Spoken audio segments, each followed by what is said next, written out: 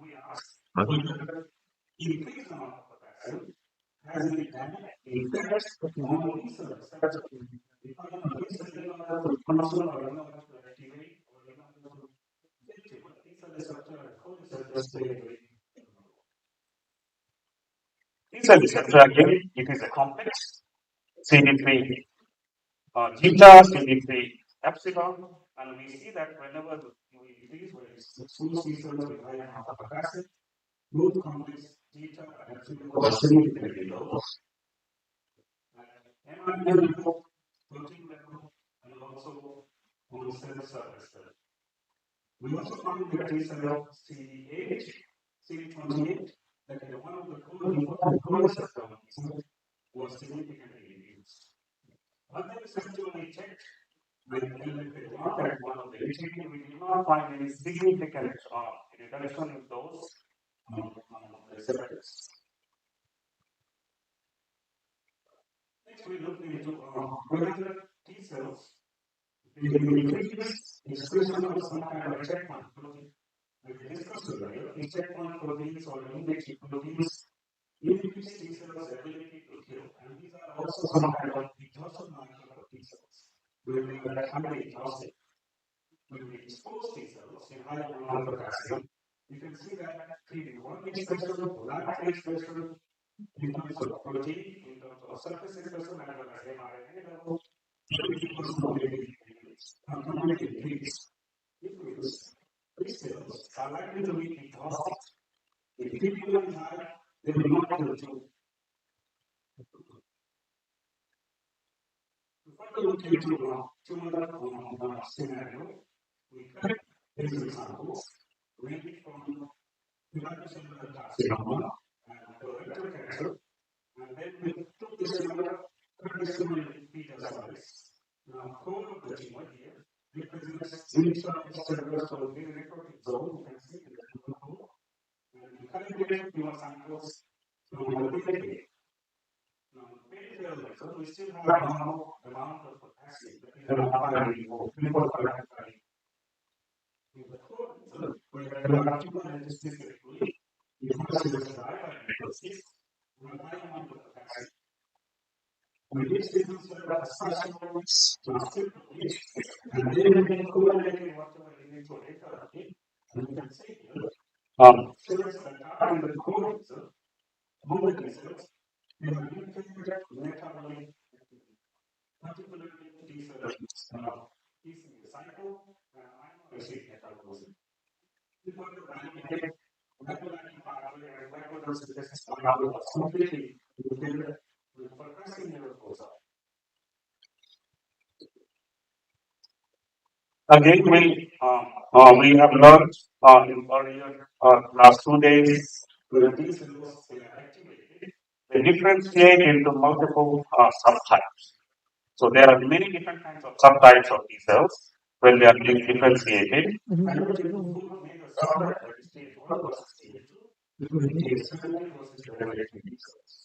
So first we looked into TH1 versus TH2. When we expose T cells with high amount of potassium, you can see here TH1 goes down. At the same time, TH1 increases. So that also again tells T cells that these T cells are because you know we need to have more TH1. Less TH2 because TH2 creates acceleration to atoms. We found similar when we put the T cells from the human core versus to the negative. So this says that because of potassium, which is one of the mechanisms that changes some kind of skills the differentiation program these cells. So somehow it creates an impact of these cells the way they differentiate. We also see some kind of translational factors, protein level, mRNA level, we use different kinds of inhibitors, cyclic pathway, and finally we found that this is the we looked into the 70 versus regulatory T cells. Now, as we know, regulatory cells are not good in the tumor environment. If you have more regulatory cells, your T cell will not function. So what we found if you expose T cells with high amount of potassium, TH17, which is important for T cell killing or T cell mediated killing, is significantly reduced. At the same time, regulatory cells, both at transcription factor level, protein level, surface expression level, with all parameters, regulatory cells were significantly high.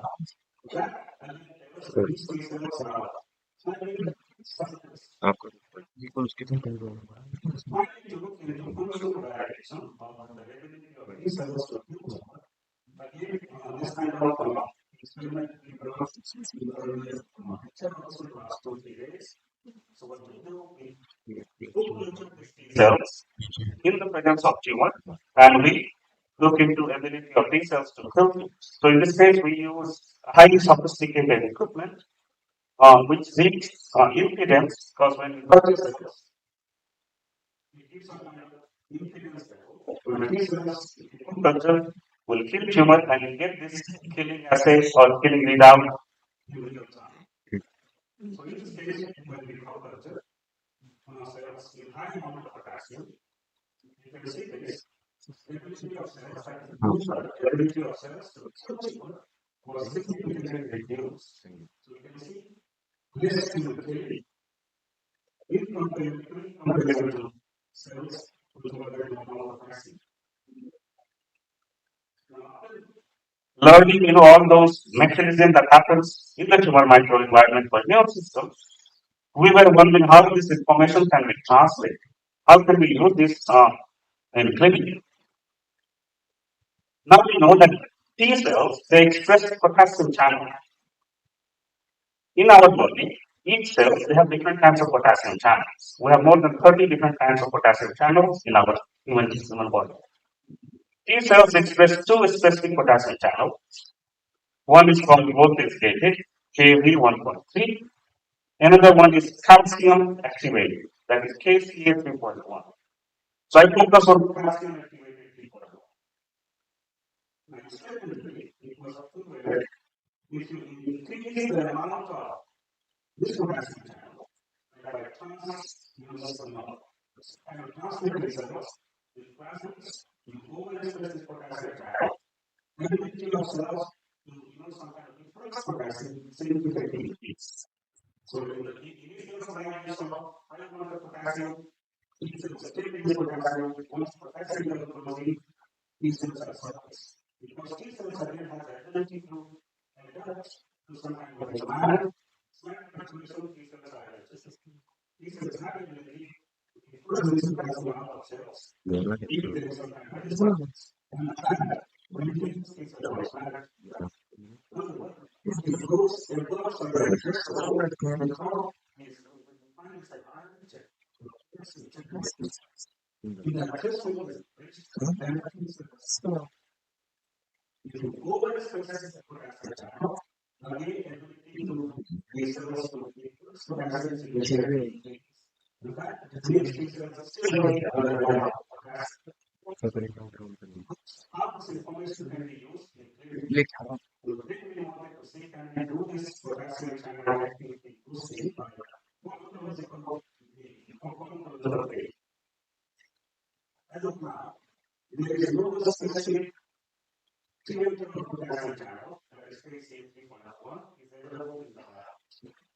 There are few inhibitors, most of the potassium Kc 3.1, open so we started from basic chemistry and we started to chemist. We use this. And then we synthesize some kind of minerals. But before that, we wanted to see whether these are in the tumor, whether they so in this case, we use aspirin and elevate these cells from colorectal cancer and colon cancer tumor. And then we aspirate these cells. Kc 3.1. You can see in the right side, we get very specific signal on Kc 3.1. That confirms that yes, tumor infiltrated T cells, they have this potassium channel, so we can try to confirm those three activity. And based on this, we optimize our screening protocol. We can see a huge number of So we started using this, and then we got some kind of somehow one of the data that is called inputs was activity is called as a channel, basically, and it will have this list. It will ask you more about but other compounds that are toxic. So you have those compounds for other analysis. So we have this two compound, SK8 for instance. And then we did specifically screening against all 30 different channels, and we see that this compound is highly specific. But the problem at the time, because of those data, we still see potency level is around 1.9 or 2 microvolt. That is quite high. So if you want to develop further, so we are working on it, and we need some kind of further analysis. Still, we are working on it to improve this potency, so that we can those see further clinical studies. And what we see again, we need co-culture. Full cells with high amount of potassium. And I wanted to see whether this compound is able to rescue these cells by highly reduced suppression. And you can see beautifully this compound is able to increase potassium, increase the ability of cells to kill tumor in terms of like gamma secretion, even cells with high potassium. So we believe that this compound can be used once we increase the potency as combination therapy in addition to any kind of therapy. Because we use immunotherapy, you kill tumor, you increase the amount of potassium, T cell will get exhausted, and efficiency will reduce. That was my last slide. I hope I convinced you that there is significantly high amount of potassium present in the requirement. It increases the molecular stability of T cells to perform some kind of anti-tumor immune response. We should be parameters in terms of T cell differentiation, proliferation, and all other markers. I also convinced you that SK8 and its own compound that is able to rescue T cells if T cells are exposed to high amount of potassium. And the work today I presented is from one of my PhD students, whose name is here. And we have actually made parameters on different aspects of work for mouse model, for chemists, bioinformatics, transcriptomics,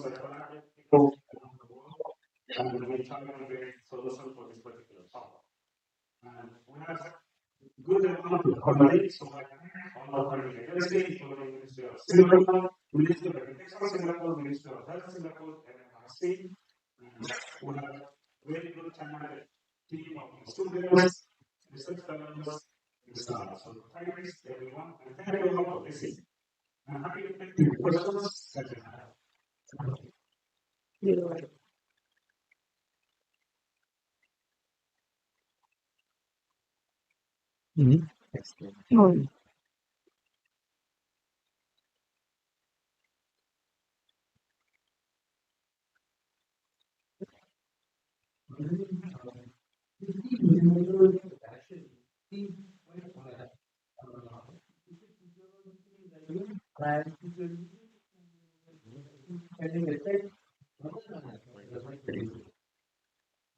So you are right. 50 million more, you will never achieve any zero. Or you don't know the zero factories. People will die even if you go beyond 6.5 hours. So people zero. So this particular case is really particular localized issues. So the zero, what happens in the tumor microenvironment, because in the tumor body, if the tumor is systemically, from inside the body, you will see huge amount of potassium. 50, 60 millimoles, in the range of 40 to 60 millimoles. That is quite common in the tumor microenvironment, not outside. What we are saying, sometimes even if tumor is still, you will also get refused. So in your blood especially the potassium level will never go beyond 6 or 6.5. Then you get kind of like a phenomenon, and people they start going. That is not physiological. And what was the second question you asked something? Yes. So in other, yes, other items. Actually, put nothing into other items. Another thing is, most of the atoms, they are very low inside the cells. For example, acid. Intracellular acid is in nanomolar. Extracellular is micromolar. So if you kill these cells, you don't get any difference, much difference in extracellular. It works in other way. However, the extracellular, if you keep cells with high amount of calcium, these cells are examples. That difference does not vary. So we actually tested many different kinds of ions. Other ions, for example, magnesium, sodium, also increases. All increase what potassium was much higher. So we actually focused on potassium. We also report on increase amount of sodium influencing these cells. So that is a particular thing. Now just on here, we made sure that when we increase potassium, we maintain this osmolarity, we maintain all of the ions, we just change one content. Go ahead and answer the question. Okay, sir. I have two questions. My first question is whether redefine to the patient or whether we can consider for which वह पूछ रहा था Yes, so we did this kind of assay with this thing with glycosis. We activated that. Now, most of the inhibitor that you see activated the research as of now, there is no specific activator for this particular channel, but most of the activators, most of the inhibitor channel, they work directly by the but potassium has not been pushing the cell. Potassium can be intracellular, there is some kind of reach. So the third one is there is some kind of conformational change, and that opens this particular channel. So it binds directly to the channel. So there is specific topic. So we published that both recently in our chemistry journal, how the drug binds to the internal cellular domain of potassium channel. This is the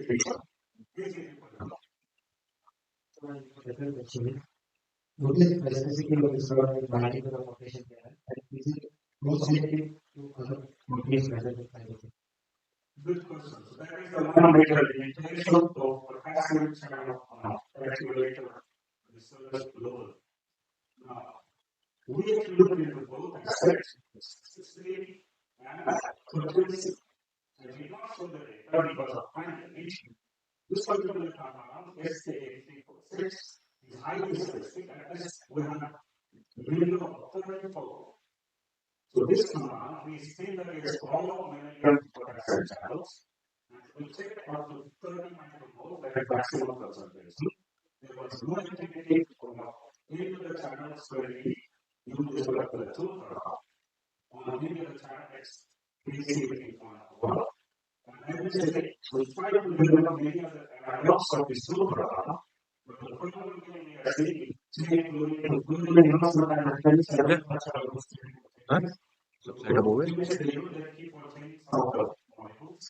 and then specificity somehow reduces. So specificity becomes the problem. Again, we come back to this tool compound. SK346 in simple way, highly specific, 1.9 micromolar, EC50, we don't consider this as consequence.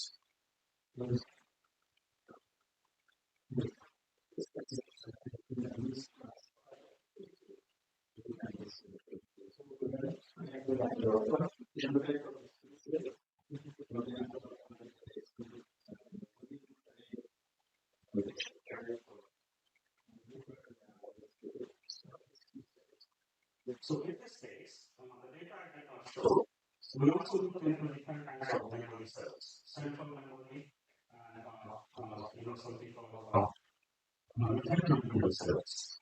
And we also looked into non-ID cells.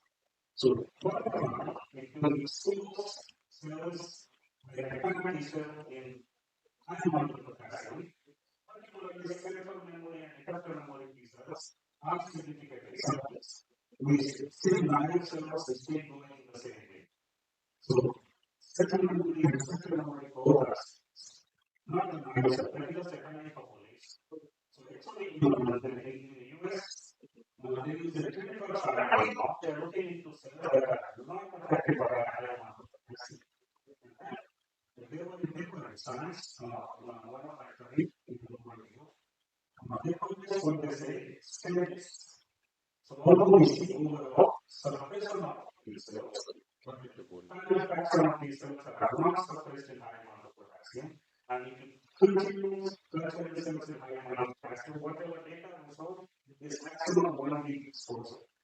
If you expose for longer, for 3 weeks and more, the final fraction of cells, it becomes very slow phenotype and T cell studies. And those T cells are again highly cytotoxic. So those T cells are what they are trying to do, they are using potassium to develop T cell stillness, and they are trying to use this T cell stillness phenotype to kill tumors. Hope that answers your question.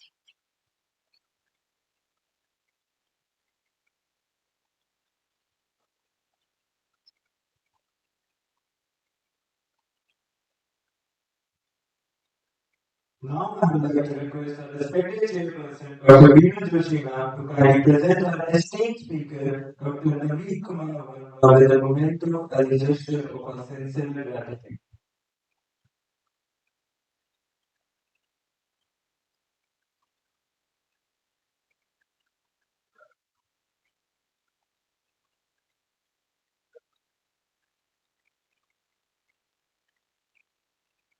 Thank you very much, ma'am, for Mr. Hall. Now we would like to invite Dr. Consul Naik to kindly come forward and in the stage and present a total of research with sir. Paul Kaushik.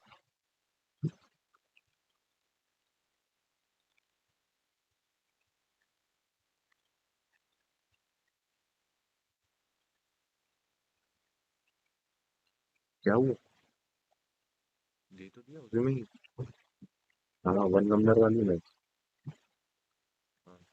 Thank you so much, sir. Thank you so much, ma'am.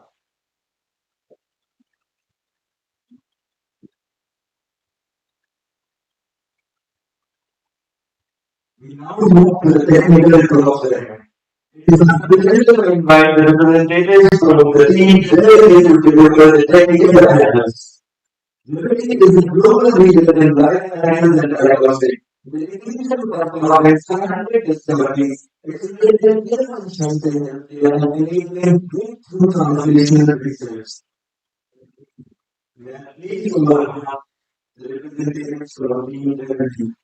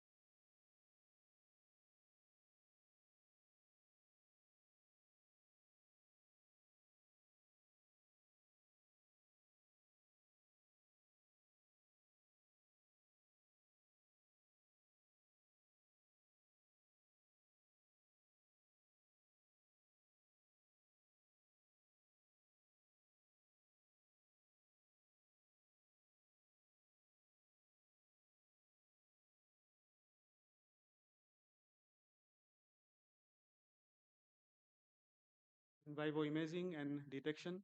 So we have a liquid handling system in under the sample prep and automation. The DNA and protein characterization platform is also there with us. We for cellular analysis, we have automated cell counting, high content screening. In the in vivo imaging, we have the IVIS spectrum too, and in the detection, we have the plate readers as well.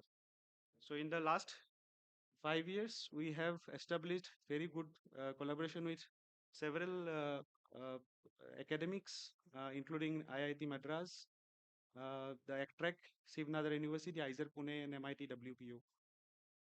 So I'll come to the main agenda now. So today I'll be speaking about our magnetic separation portfolio. We call it MOSOSORT, and we have both the column-free as well as the column-based magnetic separation platforms. Just to give a brief overview of what magnetic separation is.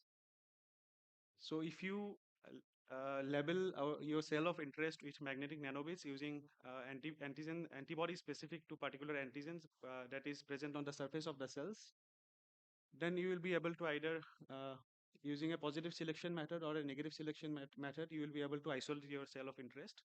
So what is positive selection?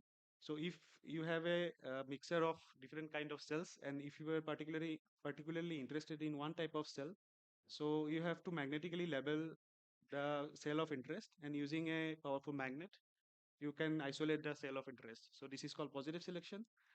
In case of negative selection, it is the other way around, where you will label all the other cells except your cell of interest, and then you can magnetically pull those cells, and your cell of interest will remain untouched. So you will get two separate populations, and this unlabeled cells are actually of interest in case of negative selection.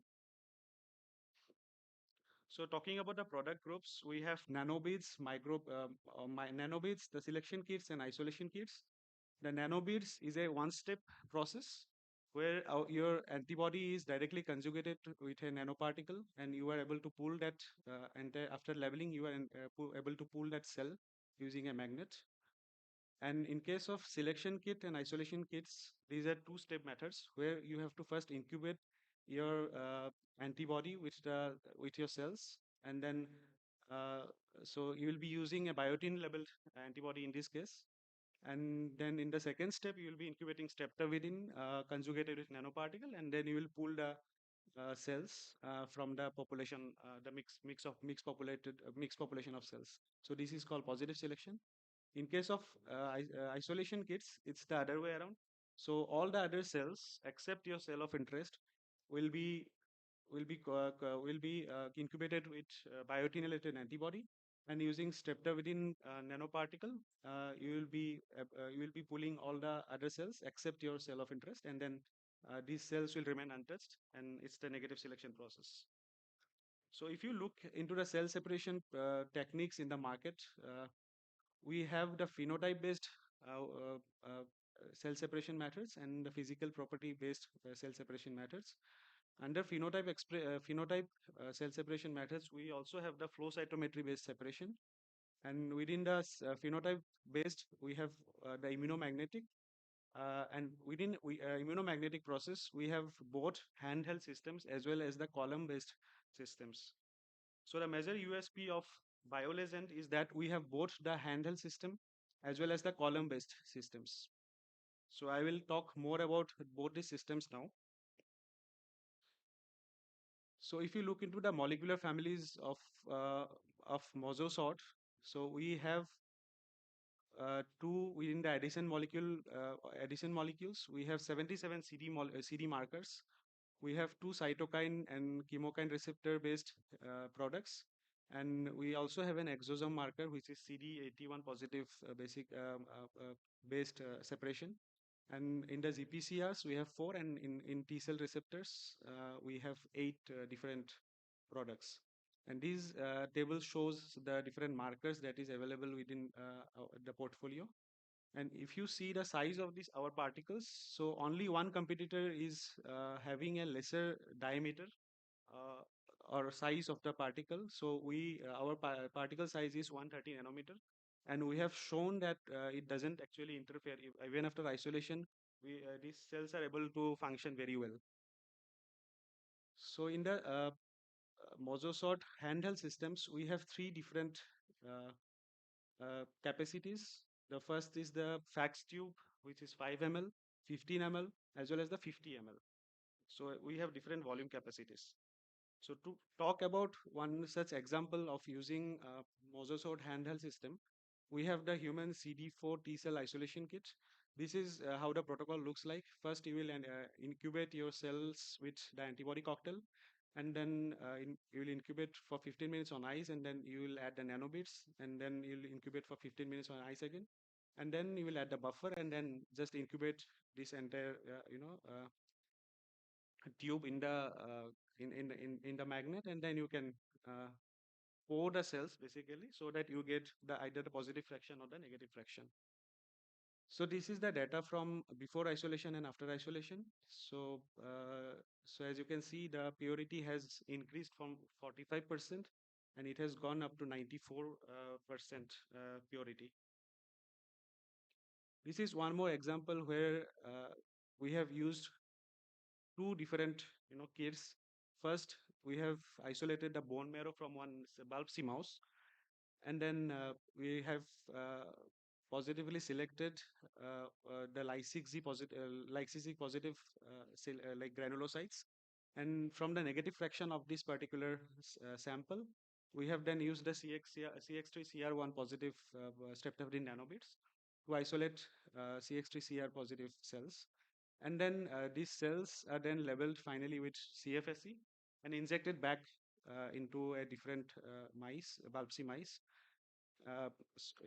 by adoptive transfer method. Then we wanted to check. Uh,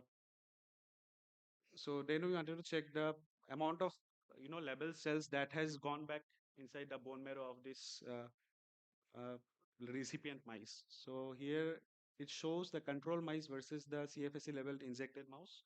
You can see that these cells are gated on CD11B positive cells, and you can see that the double positive for CX3CR1 and CFSE, it's gone from 0.1% to 0.8%, almost a fourfold, like eightfold difference in the increase in the label cells inside the bone marrow of this adoptive transferred mice. Similarly, we have the kit for CD81 exosome isolation, and it's the similar protocol, and it has been validated for several human biofluids, including cell culture soup, heparin-treated plasma, serum, as well as urine. And this is the Western blot showing the characterization after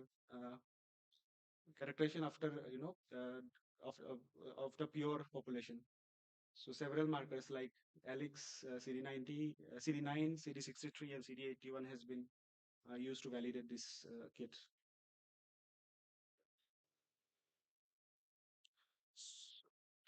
So next is the Mozosort on columns. So we are a provider for not only the columns, but we have the separator as well as the multi-stand. So separator is basically the magnet.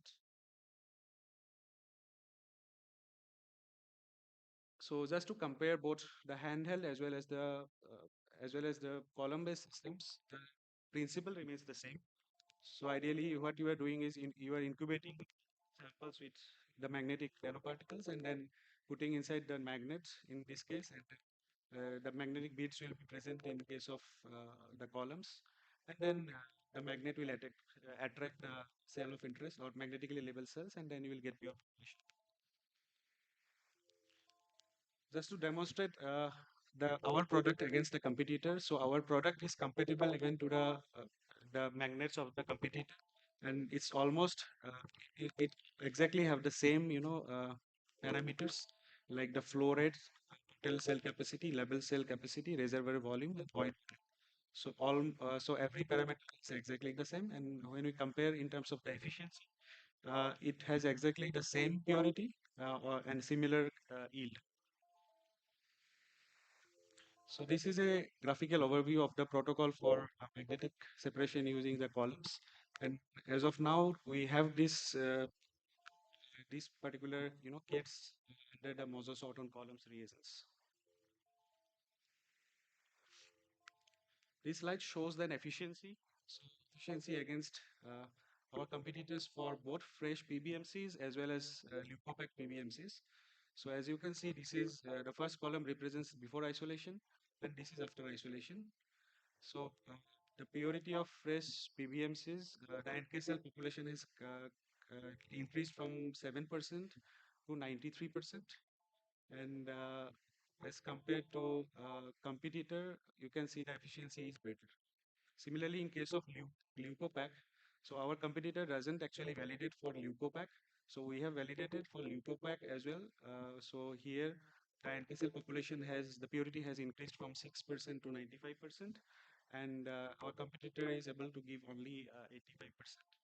And even we have compared this to the handheld magnet from competitor B, and this also has lesser purity than our system. So this is my last slide, just to summarize that we have both the handheld as well as the column-based methods.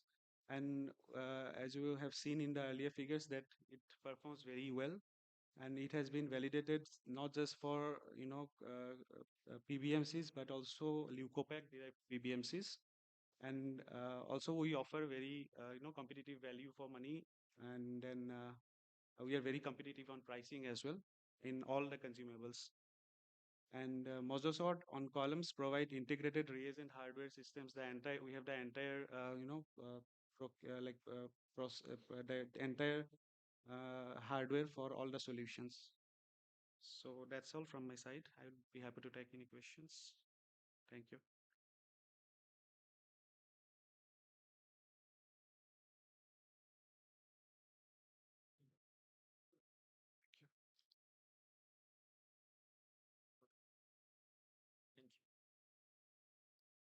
Thank you. Thank you to the Revity team for joining us and delivering today's technical talk.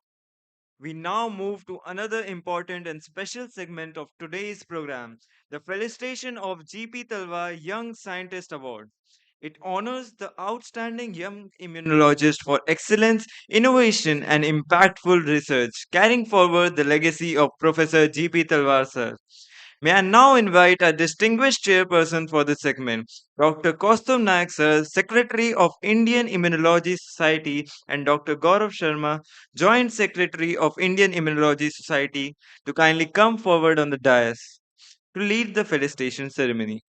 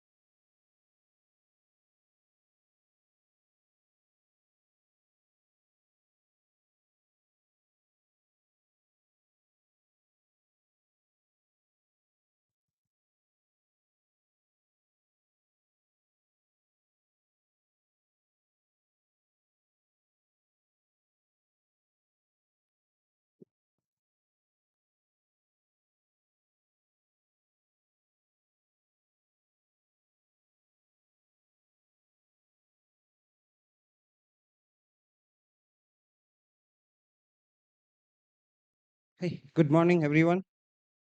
So, this is a very special session to all of us, a very encouraging session for the young scientists. So, I hope all the 5 participants are here. Pushpendra Ghosh, Digna Patel. Can you just raise your hands? Yes. Simran, Priya. Okay. And Hiral Thakur. Okay. So, this is a competition. So, please listen to the rule and regulation very carefully. You will be given 8 minutes for the presentation and 2 minutes for the discussion. So first, the judges will have the rights to ask the question, and if time permits, then the audience can ask 1 or 2 questions. You will be adjudged based on scientific merit, presentation skill, work done in India or not, time management, response to question. And there are judges in the audience, and the results will be announced during the validatory function. And this award carries a cash award of rupees 10,000, a medal, and a certificate. Yep. So after कितने minute में bell बजेगा? 8 + 2 है ना, तो इससे पहले 7 में. So we will let you know when 7 minutes are passed. We will ring this bell. You will have 1 more minute to summarize or finish the talk. So let me first invite Mr. Pushpendu Ghosh.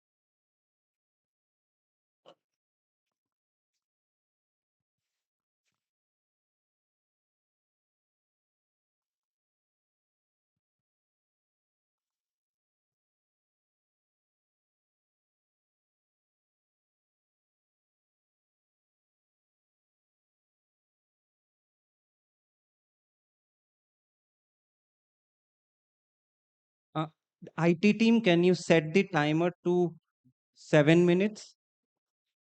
7 minutes, then they will know, they will summarize. Yeah, please set it to 8 minutes. Yeah.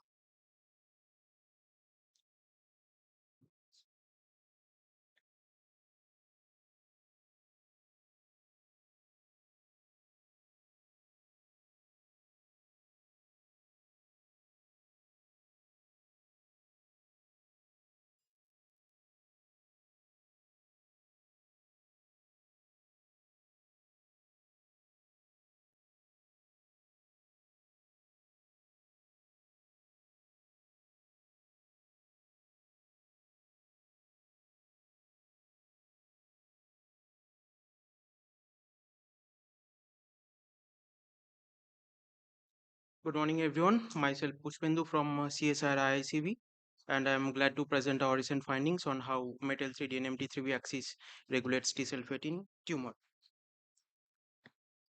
So, metal 3 is a methyl transferase regulating transcript stability via M6A methylation. And in this study, we asked whether metal 3 being an AB transcriptome modifier, can it act as a molecular switch regulating divergent CD8 T cell fate in tumor. So this is a general scenario that how CD8 T cell behaves in different situation. In acute infection after antigen clearance, most of the CD8 T cell dies, leaving behind a very short pool of the memory T cells. But in chronic infection and cancer, the persistent antigen exposure leads to T cell exhaustion, which is an hierarchical differentiation process leading from progenitor state to an terminally exhausted state. This terminal exhausted state is defined by high expression of immune checkpoint molecules such as PD1, TIM3, CTLA4, etc. They have very low cytotoxic potential and they are refractory to anti-PD1 therapy. So to check metal 3's role in T cell exhaustion, we employed two well-established murine model. The first one is MC38, which is anti-PD1 sensitive, and the other one is EM1.7, which is anti-PD1 resistant. As tumor progression advanced, enrichment of these exhausted T cells become more pronounced in EM1.7 tumor, but it has low proportion in MC38 model. Metal 3 expression was elevated from the earlier time points in CD8 T cells derived from YAM1.7 tumor, but its expression was relatively low in CD8 T cells derived from the MC38 tumor. And additionally, a correlation analysis showed that metal 3 was mainly correlated with the exhaustion associated hallmarks, whereas it was inversely correlated with the stemness marker TCF7. Then we checked whether these findings were reflecting in patient data or not. That's why we performed an integrated single cell RNA-seq analysis of divergent tumor types, identified those tumor infiltrating CD8 T cells, further subclustered them in three distinct subsets. The red one is the exhausted population, characterized by high expression of immune checkpoint molecules on their surface, and the other two are the progenitor population, characterized by high expression of the stemness and self-renewal factors. Metal 3 expression is high in metal 3 expression was shown to be highly upregulated in exhausted T cells, and they were low in the progenitor counterparts.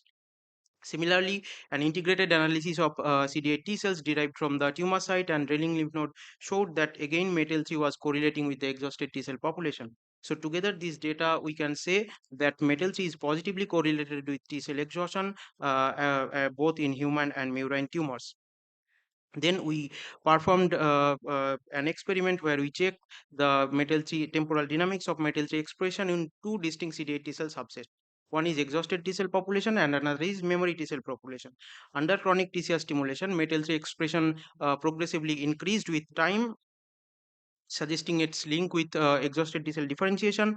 But in memory differentiation condition, metal 3 expression gradually declined over time.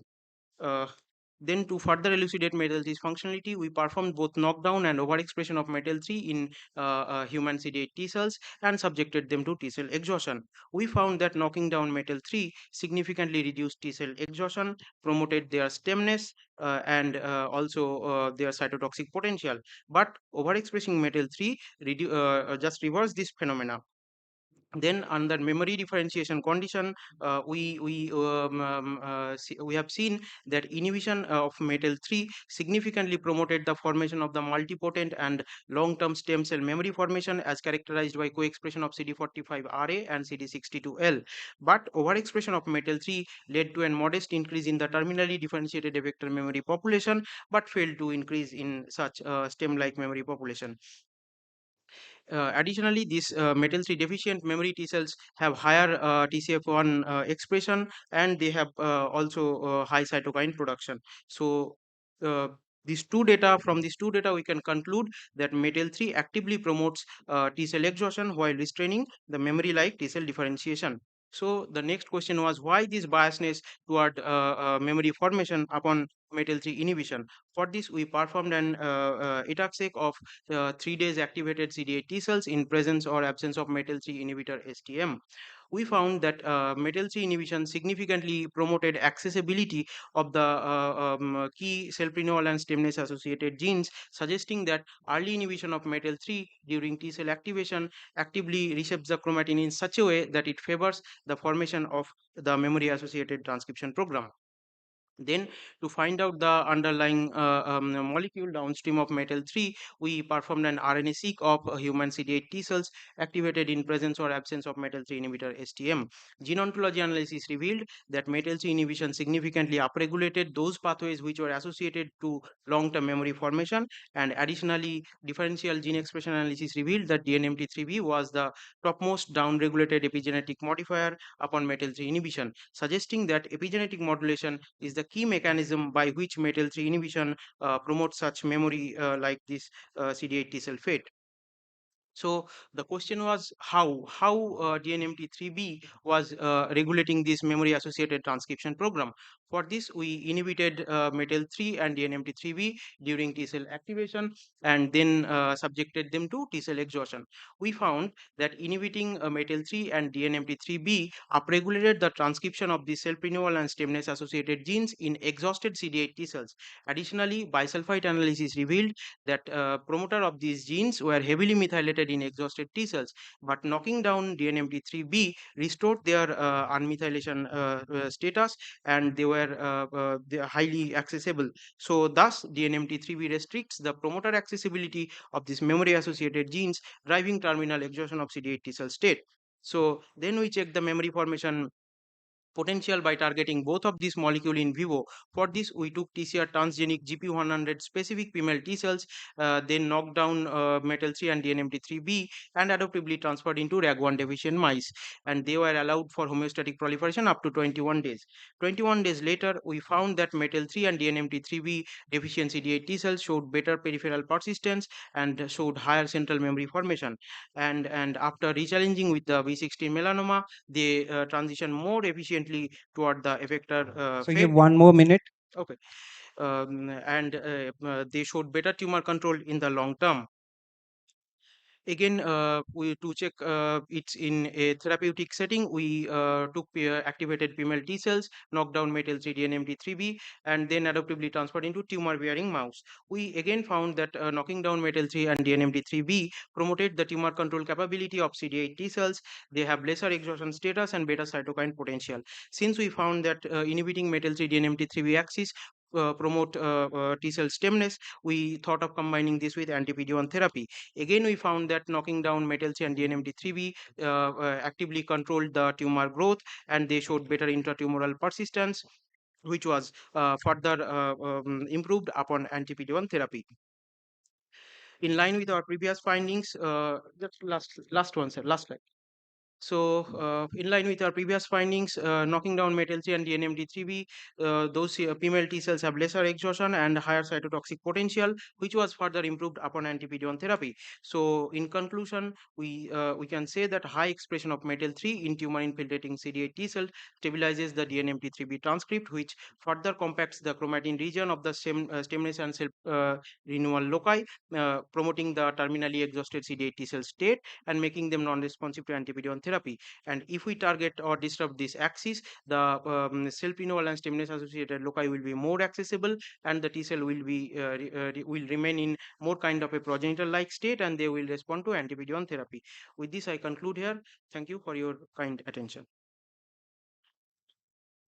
Yeah, the judges. IT, can you give them the mic, please?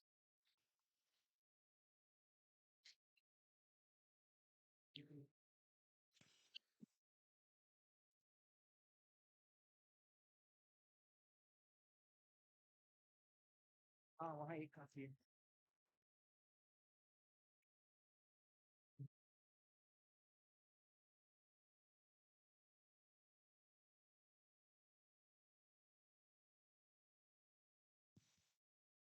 Yeah. So, with metal 3, are there any mutations or polymorphisms that are known to show a phenotype? Sorry. Yeah. Are there, with metal 3, are there any known polymorphisms or mutations that are known to show in a particular phenotype? Uh, Polymorphism, I don't know for this time being, but high expression of metal 3 promote the terminal fate of CD8 T cells. No, no. What I meant was in general, right? You know, whether you take a look at mice or humans, are there polymorphisms or mutations in metal 3 known? No, there are no such mutations have been reported for the metal 3 gene. What about polymorphisms associated with disease? Mm, they have reported as in some tumors, they have reported that to function as a pro-tumorigenic gene supporting epithelial mesenchymal transition and proliferation of tumor cells in several type of tumors.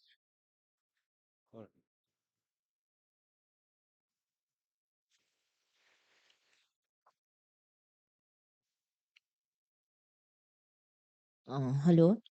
So it looks that metal 3 is a sort of a master regulator of T cell exhaustion. And one thing, in continuation with Dr. Dipankar, suppose if any polymorphism was known, for that matter, any mutation was known, what could be the implications in the once you look at the tumor in different people, its progression and other things? If there are polymorphism or metal 3 expression goes up inside CD8 T cell, it will definitely promote the exhaustion status of CD8 T cell toward driving them toward the terminally exhausted fate. But if we can regulate its expression during early phase, it will keep CD8 T cells in more kind of a progenitor like fate with better stemness. Recent papers in cancer discovery from Melbourne University, they have shown that inhibiting metal 3 in tumor cells, they promote type 1 interferon secretion and thereby recruit CD8 T cells in the TME. But in terms of CD8 T cells, they have not done such experiment to say how metal 3 regulate T cell exhaustion status or not. Is there any autoregulation known about metal 3 that after a particular time frame or a particular state level of expression, it dies down? Or Yes, they become saturated when T cell enters into the terminally exhausted state. Before that, they gradually increase with time. And I suspect this is through the chronic T cell stimulation by using anti CD3 or inside the tumor microenvironment through chronic T cell stimulation. you know, any time left? If left, then we can, if any of the Dipankar or someone or any of the public. Pushpendu, nice work, Pushpendu. Here, here. So have you looked into the inverse correlation of the exhaustion and stem cell marker, stemness marker? Yes, sir. We have So seen which of the exhaustion marker showed most significant correlation, inverse correlation with which marker? metal 3 major almost all of the exhaustion associated molecules in our RNA-seq data. We have found that team 3 was significant upon differential gene expression analysis. Team 3 CTLA4 and tox was significantly downregulated, and on the other hand we found some mitochondrial associated genes that promote oxphos, they were upregulated. I am talking about the statistical inverse correlation. Oh, statistical inverse correlation, tox. Tox was the most significantly upregulated upon metal 3 when metal 3 was upregulated. Okay, okay. Thank you, thank you. We will move to the next speaker. Thank you, Pushpendu. So next speaker is Miss Digna Patel from Nirma University. She will be talking about exploring the immunobiology of an optimized chimeric IL-15 for adjuvant use and cancer immunotherapy. So over to Digna.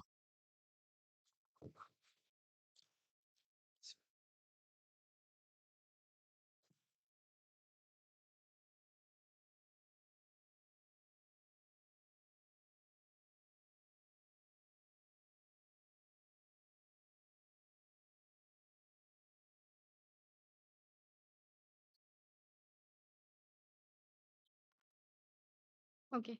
Good morning, everyone. Myself Digna Patel from Nirma University, and my research top. I would first like to thank IIS and Immunocon 2025 team for giving me this opportunity to present my work here. And my work title is Exploring the Immunobiology of an Optimized Chimeric Interleukin 15 for Adjuvant Use and Cancer Immunotherapy. As title suggests, I am working on interleukin 15, which is a cytokine and pleiotropic in nature. It expressed by all the antigen presenting cells and it activates the T cell, B cell, and NK cells.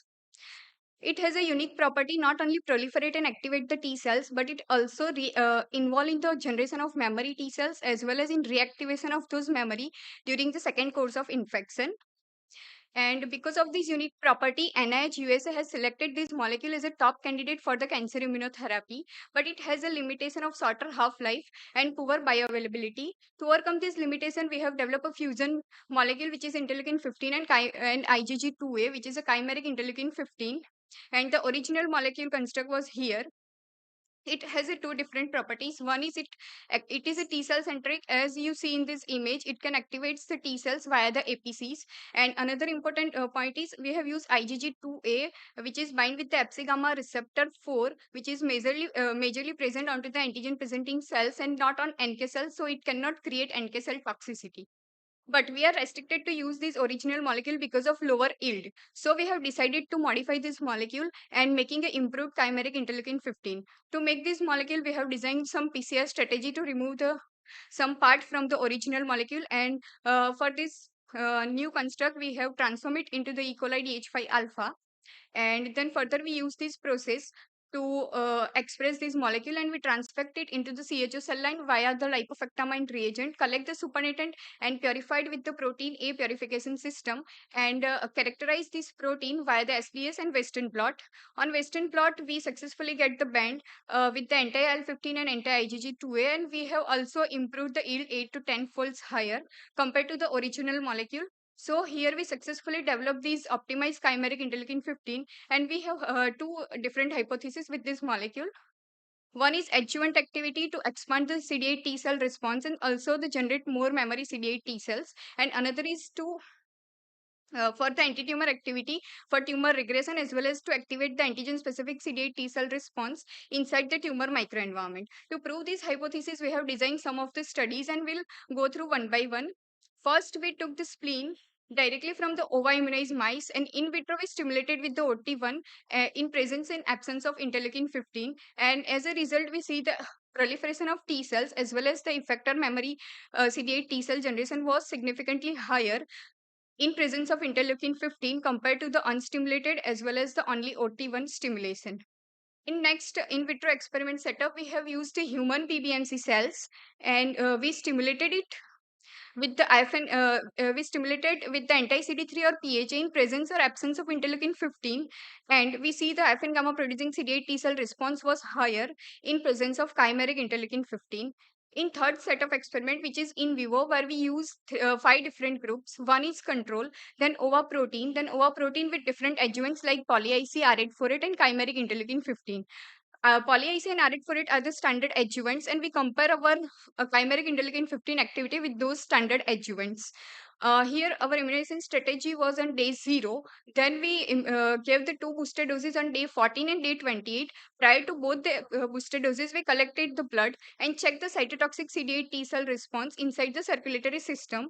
And we get the significantly higher response in IL-15 group compared to the control and OVA group. And it is comparable with the poly-IC group. And on day 56, we sacrifice the all group of mice and check the cytotoxic CD8 response and also the effector memory response and NK cell response. And where we also observed that in interleukin 15 group, the response was higher compared to the control and OVA. This experiment suggests that our chimeric interleukin 15 involved in the expansion of CD8 T cell response. And in another set of experiment where we used some unique strategy like a vaccine, we use 3 different groups. One is empty vector, then OVA plasmid, and OVA plasmid with our chimeric interleukin 15 plasmid. We gave 2 doses, one on day 0, then on day 14 we gave the booster dose, and then we challenge with the B16F10 OVA cell line of melanoma. And after challenge, we observed that the tumor development was delayed in interleukin 15 group compared to the control and OVA group, and also observed the better survival in interleukin 15 group.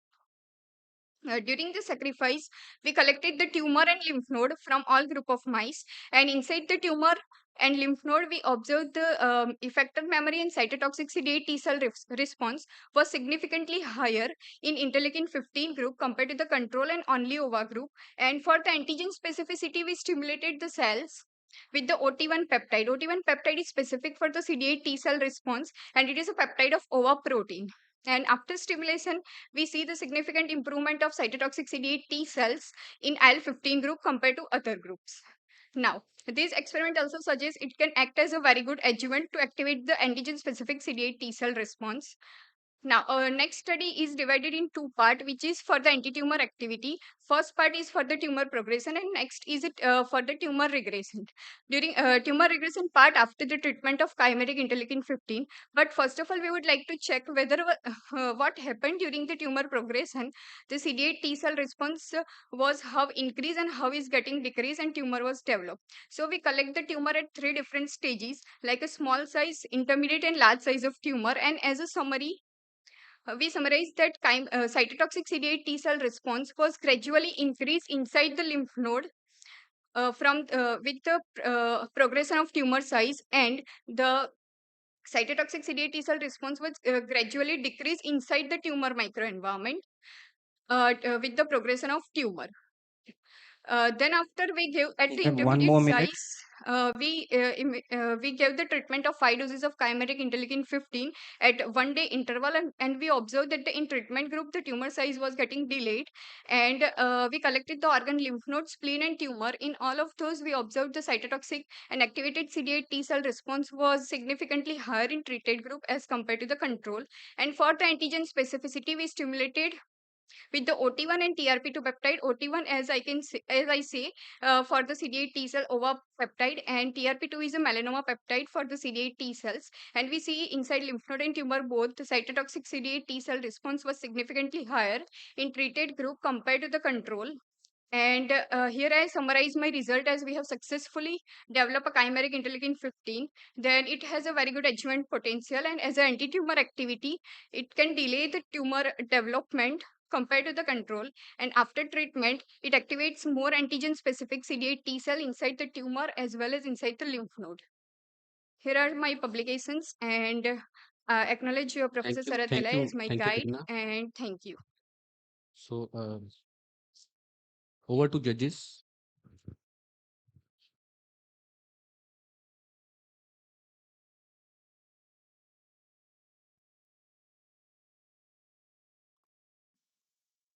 Okay, Jigna, I wanted to ask you, what is the difference between your chimeric versus the usual IL-15, Okay. right? Yes. And then I'll ask another question. Yeah, you can. Go Okay. ahead, answer. Okay. Yeah. The natural interleukin 15, which we secrete in our body, it has a shorter half-life. We have to give multiple doses in a day, so it creates a toxicity. So we have to develop a molecule which can stays in a body for a longer period of time and not secrete so immediately. So we have fused it with the Fc gamma receptor, Fc portion of IgG2A and improve the half-life of this molecule. And we specifically choose the IgG2 because we would like it bind with the Fc receptor of APCs, that IgG2 part, and interleukin 15 part bind with the beta gamma receptor of interleukin 15, which are present on T cell. So it is a one more specificity that it can bind through the APC and activate the T cells. So major possibility of activating the antigen specific T cells. Second is, do you think it would be a better idea for you compare your chimeric with the established IL-15 in your experiments? Because then you could clearly differentiate between your chimeric effects of your chimeric versus the usual IL-15. Yeah, sir. Actually, there's experiment we already did, but because of time constraint, I have not shown all the datas. But our original chimeric interleukin 15 is also have the higher effect compared to the native interleukin 15, and our improved chimeric interleukin 15 is also have the higher effect compared to the natural interleukin 15.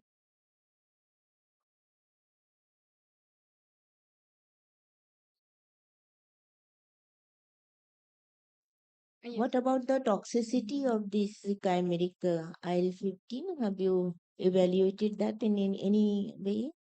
Yes, ma'am. The toxicity experiment in our lab, it is already in a continuation. We have given the multiple doses, and those experiments are ongoing. Just now, as for my work, I have done the its biological activity for the expansion, and one of my colleague, which is she's working on the toxicity part. So she's already doing the toxicity part, and in her preliminary experiment, she cannot observe any major toxicity with this molecule. Okay, good. And what about the stability? Suppose the dosing is concerned, what will be the Yeah, we multiplicity have of dosing? seen the half-life of this molecule is 40 hour in vivo system. Okay, good work. I have done. I Yes. don't know if there is any time. Hi, I So wanted one to quick ask question from one the thing. audience. Yes, ma'am. So the IL-15 receptor is a murine receptor. So how do you think your IL-15, which is a chimeric IL-15, is binding to the IL-15 mutant Yes. receptor? We have actually designed three molecules. One is interleukin 15 from mouse, IgG2A also from mouse. One is interleukin 15 from human, and IgG2A is from human. And another is interleukin 15 from human and IgG2A from mouse, because IgG2A is very specific. And as per the literatures, interleukin 15 is have 80 to 85% similarity in human and mouse both. And we tested all three molecules, and both mouse and human not giving so significant difference in the activation. So the receptor also has homology. Yes, it has a same 80 to 85% similarity with the receptors as well. Okay. So thank you, Dikna. So we move to the next speaker now, Thank you so much. Miss Simranpreet Kaur from AIMS New Delhi. She'll be talking on Lactobacillus acidophilus supplementation mitigates inflammatory bone loss by modulating the ILC3 IL CRAG XL axis. So Simran, please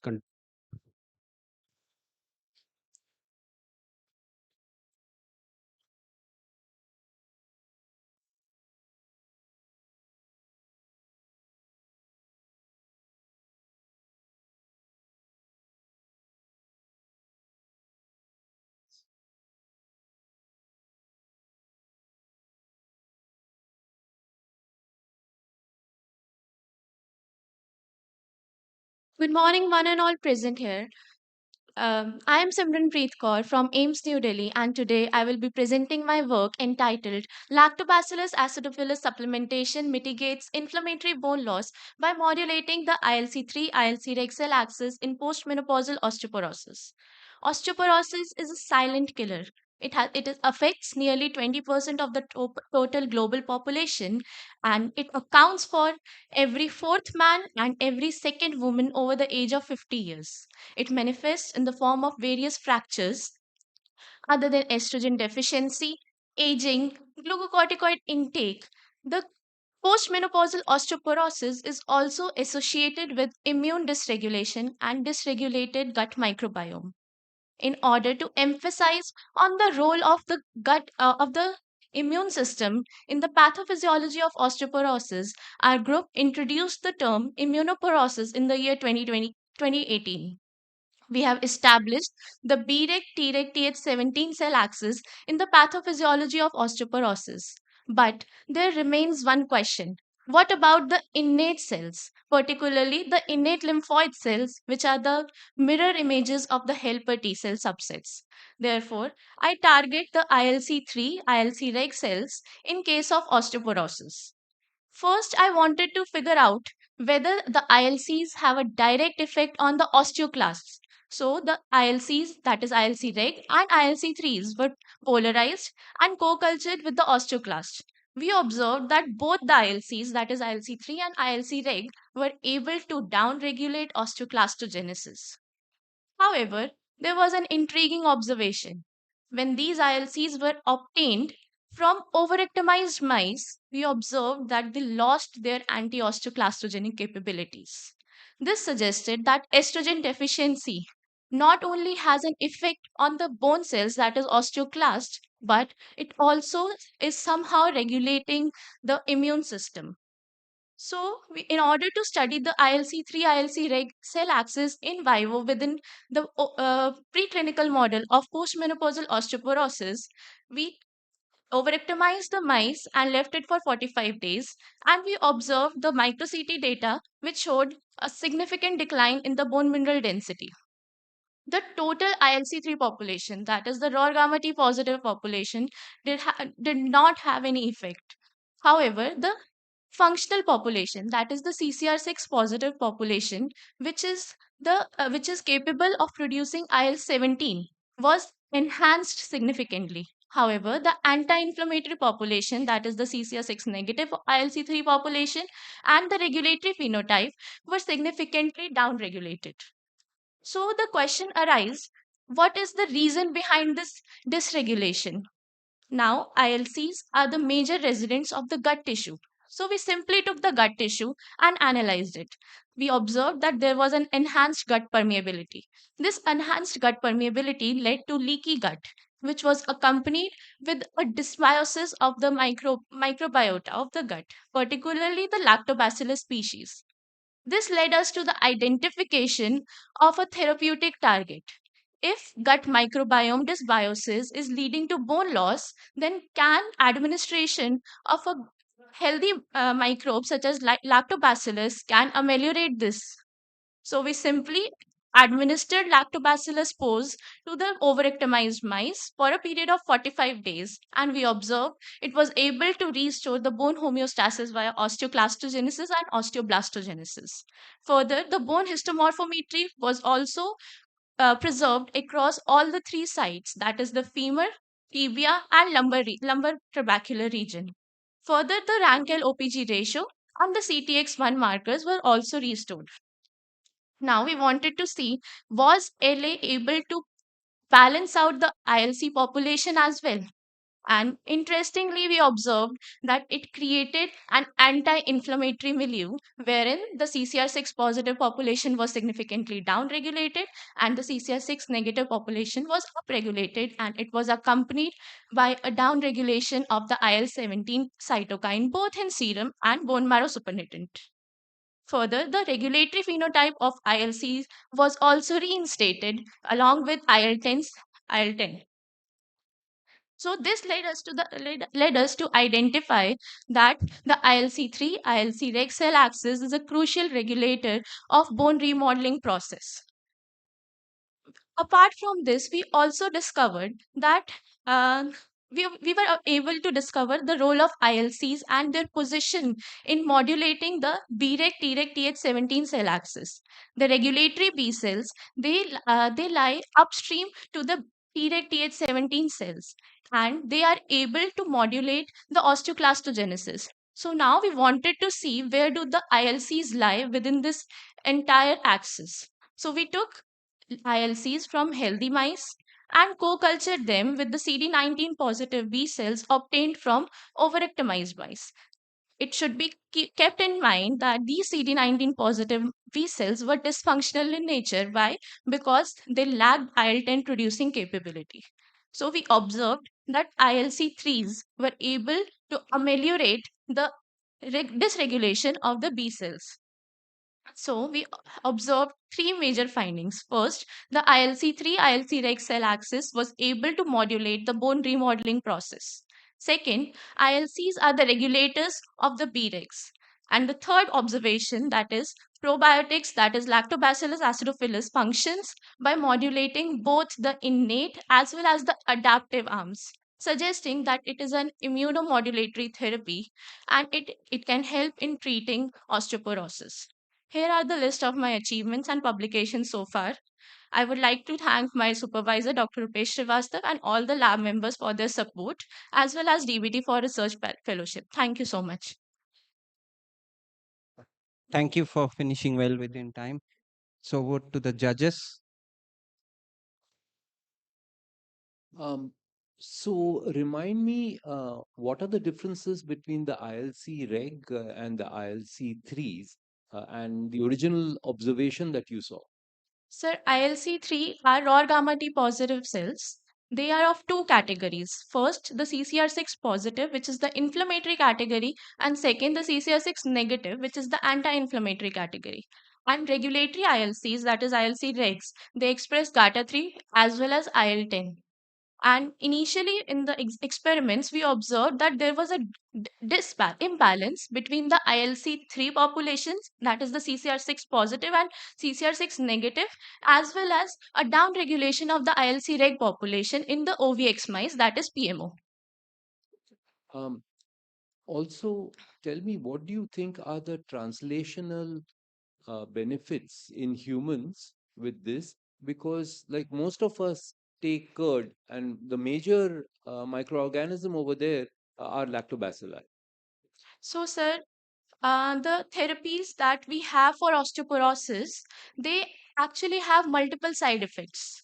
So if we take a probiotic, it is pretty safe and it does not have any side effects. So taking probiotics as a adjuvant therapy for osteoporosis can be beneficial, and it can also reduce the side effects that are there with denosumab or bisphosphonates. No, what I was trying to say is that most of us take curd anyway, and most of it, contains lactobacilli. So we are already quite high on lactobacilli, but still there are people who get osteoporosis and all. So how do you correlate these? Sir, with aging and when the estrogen is deficient in a woman, that is postmenopausal time, the lactobacilli, the relative abundance of lactobacillus reduced drastically, and this can lead to immune dysregulation and ultimately osteoporosis. Dr. Nibrit. As you say that because of the aging and for that matter reduction in estrogen, that reduces the lactobacillus flora that we get from the curd. I mean, any experimental evidence saying that there is a correlation of lactobacillus getting down despite somebody is taking regularly curd and having osteoporosis at the same time? I mean, just it can be an assumption, but is it really done well to find out? Ma'am, I didn't really get your question. Can you please See, repeat it? you says that the normal lactobacillus Hmm. also gets reduced because during aging, and for that matter, also uh, due to estrogen deficiency, right? So first thing, perhaps my question is that, I mean, exactly what is the correlation of these two with the reduction of lactobacillus? If you see, even those who are not, perhaps were not that particular about having curd, with an aging, doctors always say they increase their this thing intake of curd and other things. So is there any evidence to say that on aging and also correlation with the estrogen level that lactobacillus falls and therefore to take probiotic which will be more beneficial? Okay. So, ma'am, there is evidence that estrogen deficiency can lead to gut dysbiosis, and moreover, uh, there's a thing called leaky gut. Once we start aging due to estrogen deficiency, there is an increase in the gut permeability, and this increased gut permeability will allow the bacterial antigens to penetrate into the systemic system. This can ultimately increase the inflammation. And despite of the fact we are taking curd, which has enough amount of lactobacillus species in it, yet there's a certain level of inflammation in the body that is ongoing, and it can ultimately affect the entire osteoimmune network, leading to osteoporosis. Thank you. So, if there are no questions from the judges, I think audience, yeah, Dr. Patil. Yeah, Simran, there are two things which is one is this probiotic and one is osteoporosis, but something in between is missing. Is a irritable bowel syndrome is in between, which is playing a role. If you cover up with your lactobacillus, then rest of the things are all right, and your osteoporosis is not there. Okay, sir.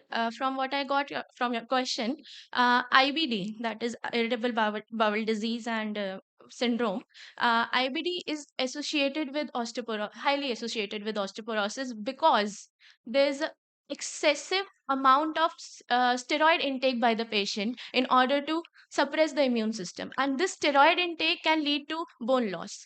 It can increase the osteoclastogenesis and osteoblastogenesis, and once there's estrogen deficiency, that is at the postmenopausal age, there is an increase in the gut permeability. This increased permeability is somehow mimicking the IBD, but it not to those drastically high levels.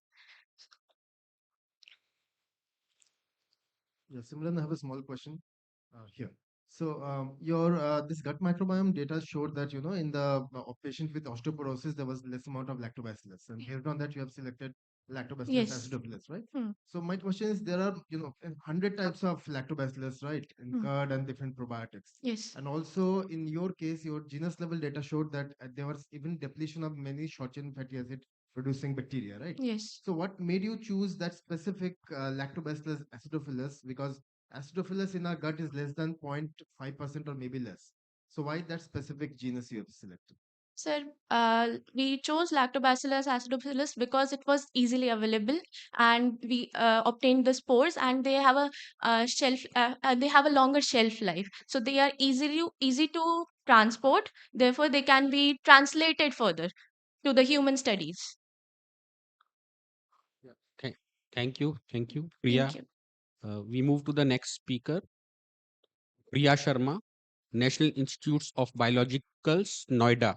She'll be talking on LY6G positive granulocytes derived IL-17 limits protective host responses and promotes tuberculosis pathogenesis. So, over to speaker.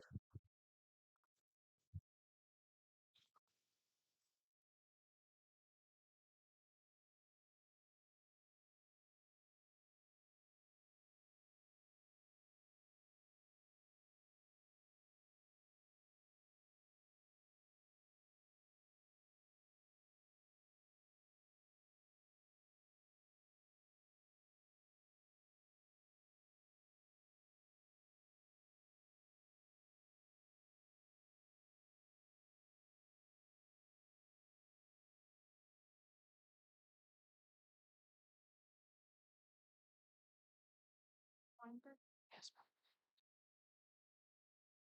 Cursive and USDS point.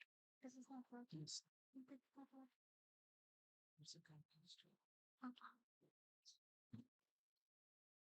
So first, I would like to thank the organizers, MNNIT and IIS, for giving me this opportunity to present my work here. So today I'm going to present my PhD work that I have done at ICGB under the supervision of Dr. Dheeraj Kumar. The title of my work is Ly6G positive granulocytes derived IL-17 limits protective host responses and promote TB pathogenesis. Now, starting with a brief introduction, as we all know, TB is an infectious disease and is a global threat caused by a bacterium known as Mycobacterium tuberculosis. And for prevention, we currently have BCG vaccine, which is available since 1921, but has shown very limited efficacy in adults. For treatment, we have 4-drug regime known as HREJ, but the treatment is very long, and the drug-resistant cases further impose significant challenge. Now, this is the life cycle of MTB. A healthy person inhales MTB via aerosol, and macrophages inhale the bacteria, and they help other innate immune cells for help that leads to the formulation of granuloma within the lungs.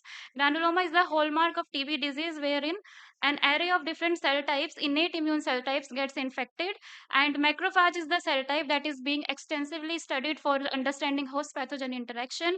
But to understand the complexity of host pathogen interaction, we sought to characterize other innate immune cells that are being present inside the core of the granuloma and are being infected.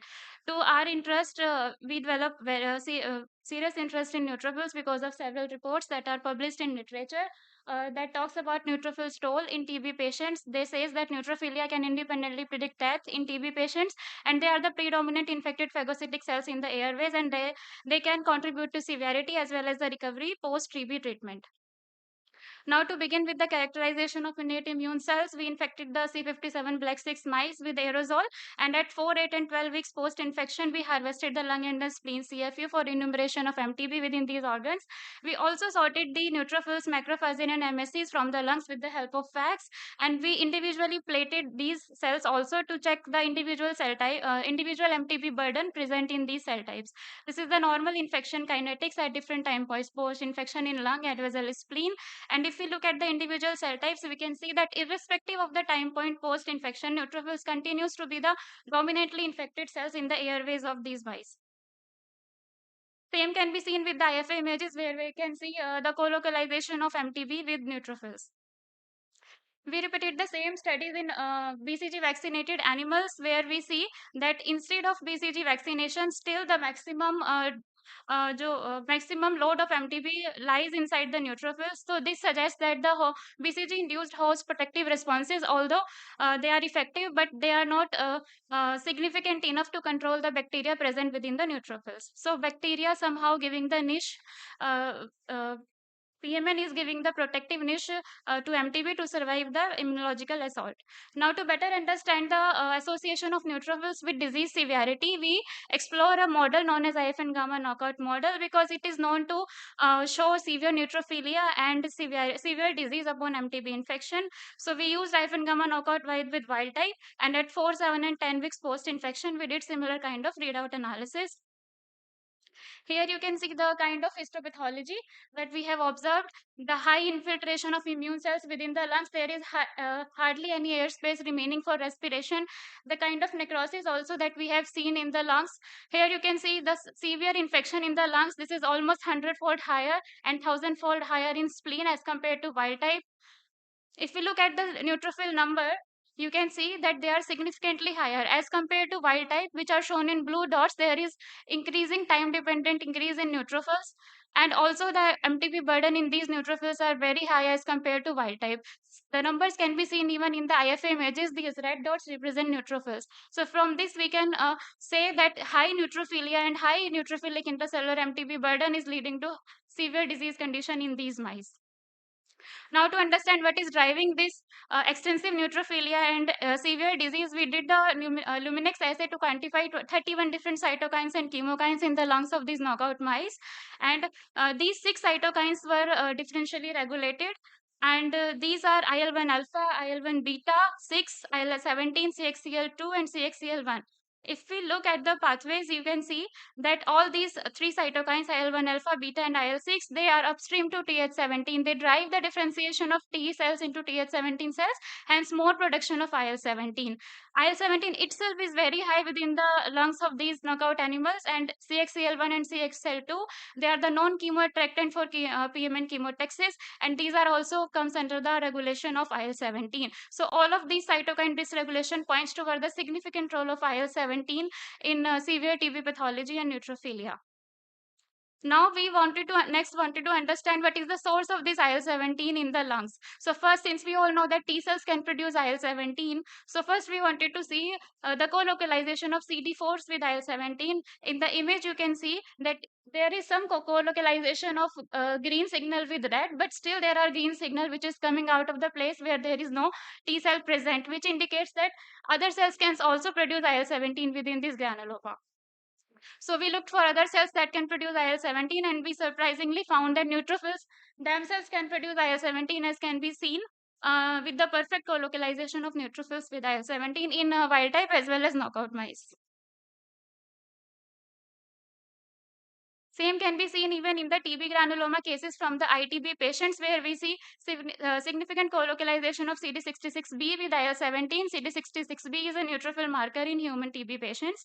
And with the facts also, we can see that more than 60% of neutrophils are showing IL-17 positivity, and their number increase upon infection in the lungs of these infected mice. So we can conclude that neutrophils themselves can produce IL-17 and then can sustain extensive neutrophil infiltration into the lungs. Now, next we wanted to check if we lower down these IL-17 levels, what will be the effect of TB pathology in these mice. For this, we use two strategies. One is to neutralize IL-17 using anti-IL-17 antibody, and another to use celecoxib that can lower down PGE2 level that are very high in these mice lungs, because PGE2 can also trigger the differentiation of T cells into Th17 cells, hence more IL-17.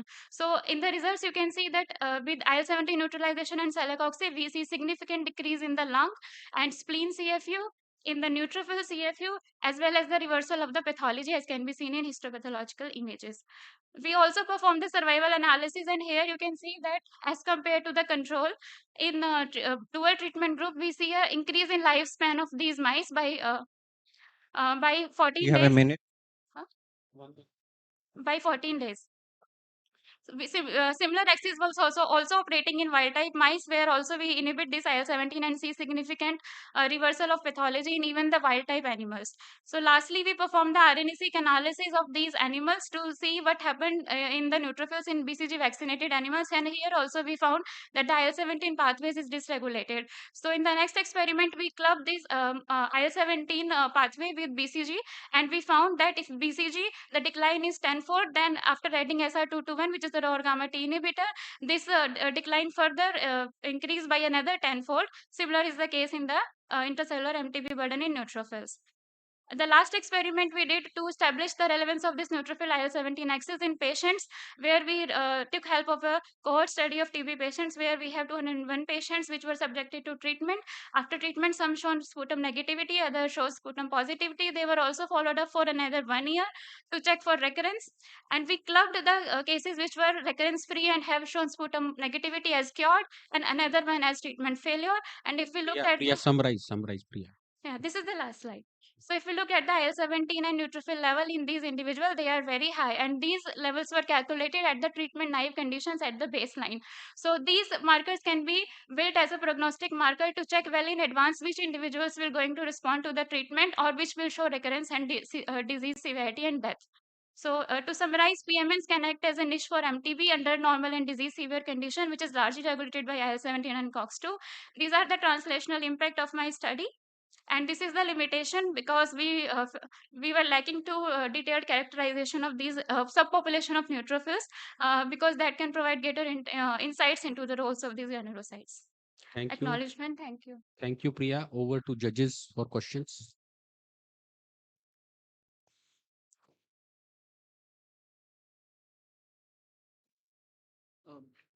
Here, Priya. So, you're showing that neutrophils in the lung are the major source for MTB. Is that correct? They harbor maximum They load. harbor the maximum Yes. load, Yes. right? But neutrophils have very short half-life. Yes. So how is it that, and over time you're seeing this, right? Yes. The kinetic study. Hmm. So how do you think these are being passed on? Because the neutrophils, a lot of them have short half-life. They're going to die, right? Yes. So the newer ones are also getting infected. How is that? Yes, sir. There can be two, three answers for your question. First is neutrophils are shown to increase their lifespan upon MTB infection. So MTB can increase their lifespan. It is known. Second, because there are very high neutrophil number inside the lungs, so the neutrophil dies by necrosis. They release the bacteria, and the fresh neutrophils can get infected with the free bacilli. So this is the strategy of the bacteria. They infect neutrophils which are short-lived because they can undergo death very fast, and then they can come extracellularly, and this niche is very nutrient for MTB to survive because all the cellular content is outside. So it will help bacteria to spread, and it can further infect other host cells and spread to the other areas also. Dr. Nibruti.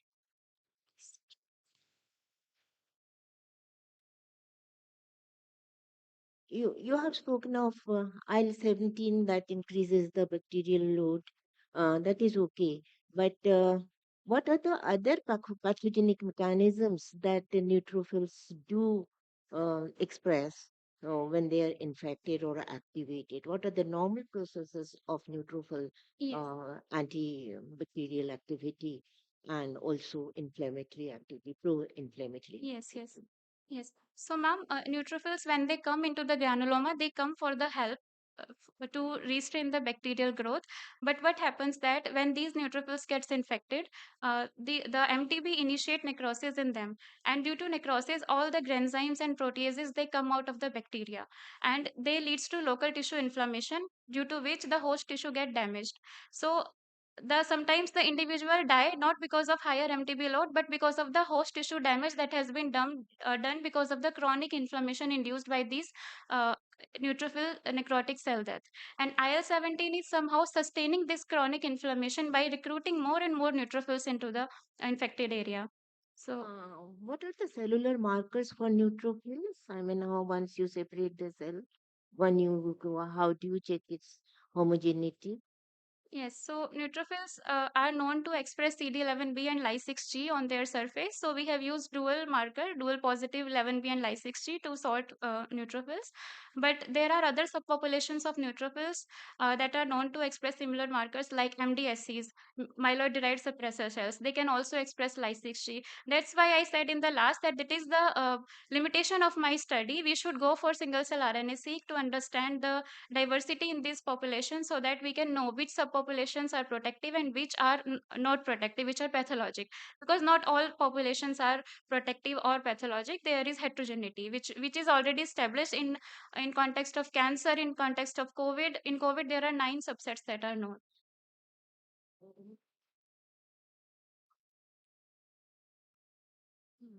You have taken patients, no? Yes, ma'am. So have you taken T cells or neutrophils, IL-17 production? Ma'am, we have checked for IL-17 level in the blood. In the blood. Not by the cells.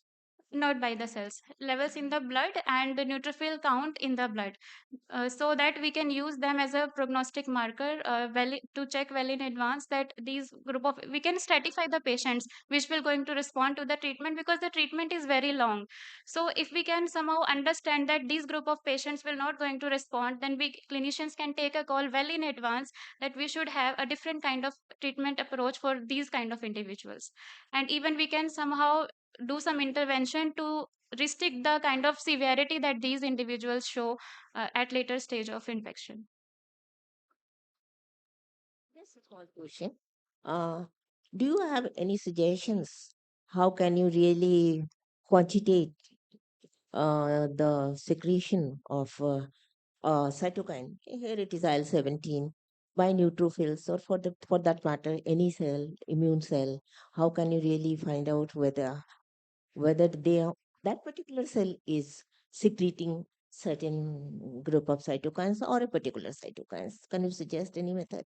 Yes, ma'am. We should do the cell type specific depletion of these cytokines. We can, if we want to establish that this IL-17, which is pathologic, is coming only from the neutrophil, we should deplete neutrophils from the system, and then we can check the readouts that still the disease is severe and it is showing pathology. Then we can say that yes, the neutrophil specific IL-17 was really creating this havoc. Dr. Shripad. Yes. Ma'am, Crelox system can also be used. We can use depleting antibodies, anti-Ly6G antibodies that specifically deplete neutrophils into the mouse. And we can also use Crelox method to generate a specific strain of mouse that is depleted in neutrophils. Yeah, Priya, this is your PhD work. You have partially mentioned that neutrophil pathology will tell about the prognosis. Yes, sir. And then you mentioned about the clinician's role also, whether they can understand that. But can you certainly say that in the beginning, only if we see the neutrophil pathology, and we can say that the patient, may be going towards the severe type. That is one thing. And second thing, what you have told is BCG's vaccination also has not changed the neutrophil Neutrophils. pathology. Yes. So, or maybe I think if we consider any vaccine for that matter, if BCG is not working, if any else vaccine is there and it can play on pathology, that would be very valid. Yes, yes. So that's why I said that it has a translational impact. We can have better vaccine strategies where we can modulate these IL-17 pathway in neutrophils so that this BCG vaccine can lower down the pathological effect of IL-17. And since I have done experiments in IF and gamma knockout mice, even in TB patients, we have a group of populations that have shown MSMD phenotype, Mendelian susceptibility to mycobacterial disease. These individuals also have IF and gamma mutation in their genome. So these individuals are so susceptible, they can even get infection with even BCG also.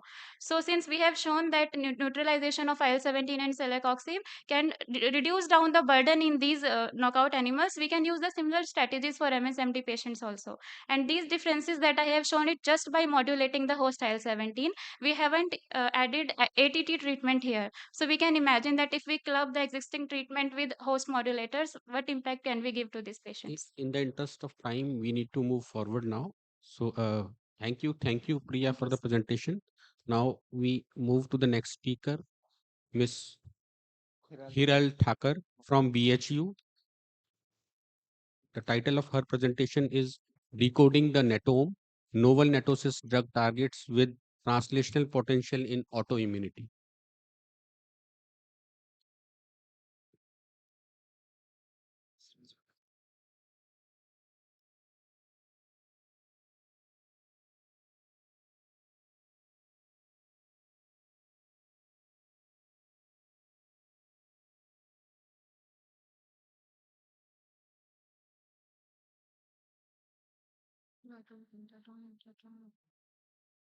Can you stop my timer?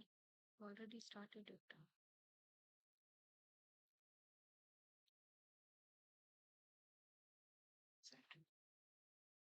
Okay.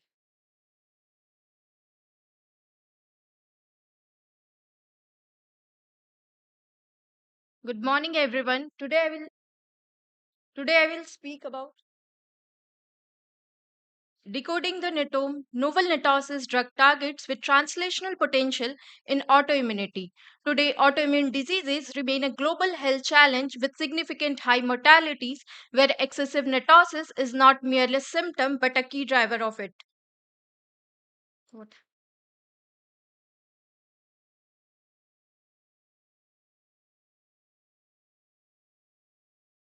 Sorry for the inconvenience. Today I will speak about the netome, decoding the netome novel netosis drug targets with the translational potential in autoimmunity.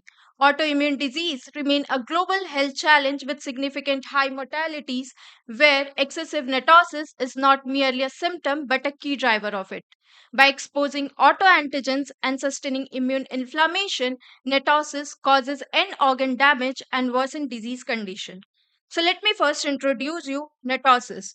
It is a unique antimicrobial neutrophil death mechanism where it extrudes out its DNA along with antimicrobial proteins. If the remnants of net not cleared properly, they trigger autoimmune diseases. Low birth weight newborns, as defined as the babies born with a birth weight of less than 2.5 kg and has been identified as a global concern. As per the report of WHO, every year 20 million low birth weight newborn born with India alone accounts for the 40% of the global burden. Our lab has been working on netosis, and we reported that low birth weight cord neutrophils exhibit severely compromised netosis as compared to the normal birth weight newborns and healthy adults. In contrast, in autoimmune disease like lupus and rheumatoid arthritis, excessive netosis causes end organ damage and causes bone erosion with chronic inflammation. Thus, netosis has been identified as a key therapeutic target in autoimmune as well as other diseases. In my research work, I focused on the identification of novel netosis target utilizing the proteomic study of the low birth weight newborns, which I further validated ex vivo on lupus and RA patient samples. Then we developed the lupus mouse model in our lab and did the in vivo live quantification through photoacoustic imaging. My first objective was to identify the novel netosis target utilizing the proteomic study of the low birth weight newborn. And the netome of the low birth weight newborn revealed 378 differentially expressed proteins, out of which 336 were downregulated and 42 proteins were upregulated. We did the enrichment analysis of the differentially expressed proteins and found that the proteins involved in the NET and SLE pathway were the most enriched ones. So, based on the bioinfo studies, literature review, and some basics experiment, we finally selected the glucose 6 phosphate isomerase, that is GPI, and glutathione S transferase PI1, that is GSTP1, as our novel targets. GPI is basically an enzyme which is involved in the metabolic process and found to be pathogenic autoantigen in arthritic mice, whereas GSTP1 results from the degranulation of neutrophils. Due to the lack of any support claiming GPI and GSTP1 as netosis specific, we did the validation study and we found that upon induction of NET with LPS and PMA, the expression of both the proteins becomes upregulated in normal birth weight, healthy adult, and SLE patient neutrophils, while no change was observed in case of low birth weight neutrophils, justifying both the proteins is a netosis specific protein and is not associated with growth and development. Similar results were found in case at protein level. Next, to validate the role of GPI and GSTP1, we did the pharmacological inhibition study by recruiting the SLE and RA patient samples. And we found that upon inhibition of GPI by 6-PG and GSTP1 by TLK199 significantly reduced netosis, mitochondrial ROS, and cytoplasmic ROS in the autoimmune patient neutrophils. Qualitative assessment by confocal microscopy showed that inhibition of GPI by 6-PG significantly reduced the extracellular traps in the autoimmune patient neutrophils. And similar results were found in case of GSTP1 inhibition. Next, the marker study revealed that GPI inhibition by 6-PG results in reduced expression of netosis markers, citrullinated histone and neutrophil elastase, as mentioned in green and red color respectively. As you can see, when the patient neutrophils were incubated without any inhibitor, well-documented expression were observed, while the inhibitor was added, no expression of the markers were observed. Similar results were found in case of GSTP1 inhibition. Interestingly, GPI and GSTP1 inhibition also lowers the frequency of the netting neutrophils. Next, we developed the lupus mouse model in our lab, and this is the immunization and treatment protocol that we followed along with the validation of lupus-like characteristics. Post-successful development of the mouse model, we found that this anti-dsDNA and proteinuria were increased along with new limb inflammation and organomegaly. We then administered 6-PG and TLK199 to the lupus mouse model and found that on day 7, the entire dsDNA level were significantly reduced in both cases. On day 7, we also found a reduction in the netosis in the mice receiving GPI and GSTP1 inhibitors. The marker study showed that when the healthy mice were not administered or challenged with any kind of netosis stimulator, and receiving the normal saline, no netosis was observed, while the lupus mouse, in absence of any netosis stimulator, a well-documented netosis was seen, whereas the mice received 6-PG showed no netosis at all. Similar results were observed in case of mice received TLK199. Next, we did the live quantification of NETosis markers in the different organs of the lupus mouse using photoacoustic imaging. We did the phantom study, a parameter of photoacoustic imaging, and found that the mice received TLK199 and PG have reduced NETosis with reduced MPA DNA complex in the heart, in the liver, and in the kidneys of the lupus mouse. Thus, our ex vivo findings showed that inhibition of GPI and GSTP1 by the respective inhibitors significantly reduced NETosis, mitochondrial loss, cytoplasmic loss, extracellular DNA, along with the markers of the NETosis, while our in vivo findings showed that the inhibition of both the proteins reduced lupus pathology, NETosis, its markers across the different organs of the lupus mice. To conclude our study, low birth weight newborn model can be utilized as the model for understanding the dysregulated NETosis, and that GPI and GSTP1 are the novel NET-based drug targets for the autoimmune diseases. These are the awards, publication, and patent of my PhD work. I would like to thank my supervisor Geeta Rai and the Indian Immunology Society and Organizing for the providing me with the opportunity. Thank you. Yeah. Thank you, Hiral. Over to the judges.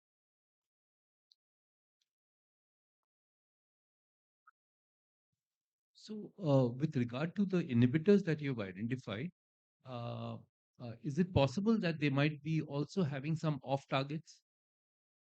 I actually checked with the cytotoxicity. They are not toxic to the mice. Even we cultured it for the neutrophils. We cultured it for up to 72 days.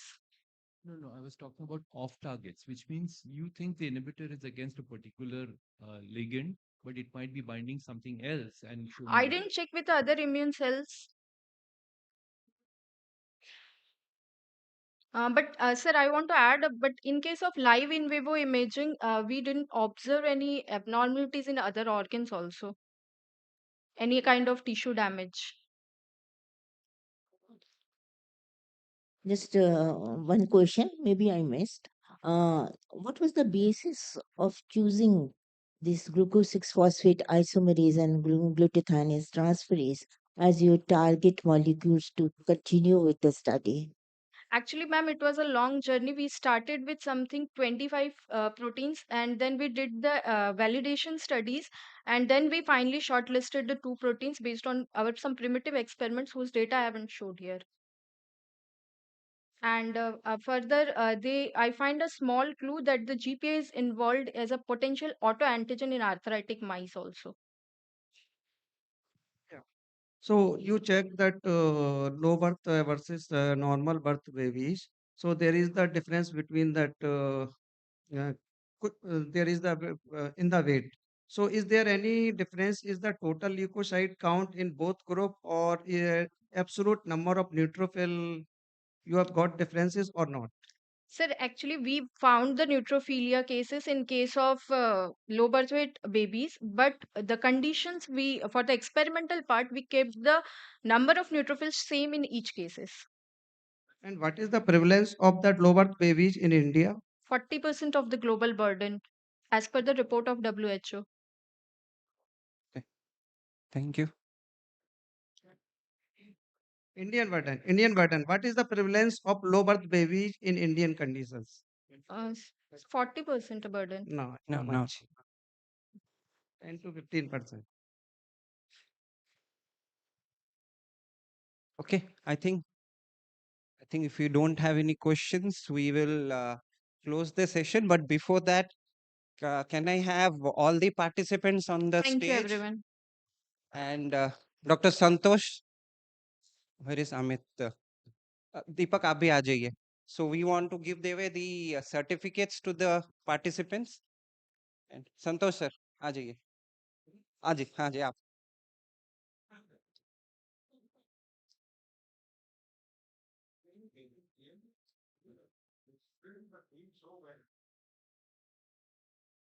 Amit आ जाइए.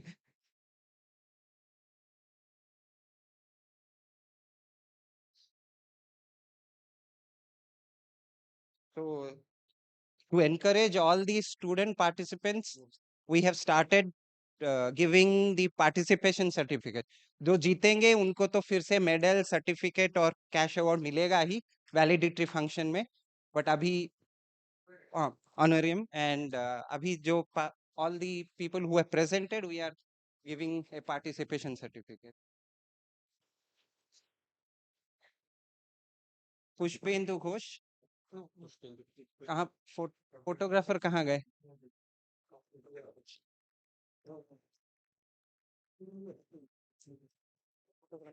Where is the photographer कहाँ गए?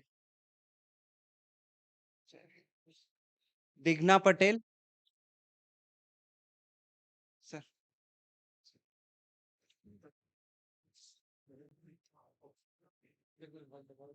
दिग्ना पटेल कहाँ गई? सिमरन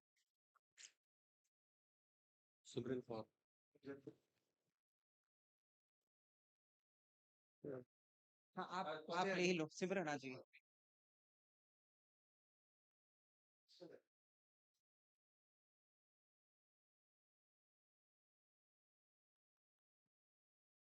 Priya Sharma group हाँ सब रहिए sir इधर photo.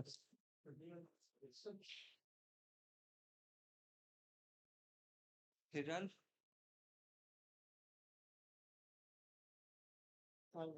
हाँ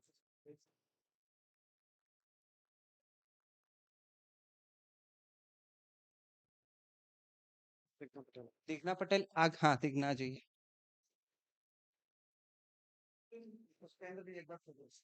हाँ वो फिर से विल रीडू आप आ जाइए। नहीं नहीं प्रोफेशनल फोटो कर लेते हैं।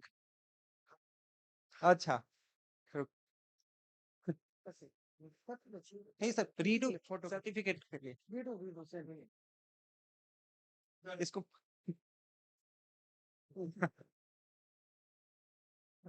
थैंक यू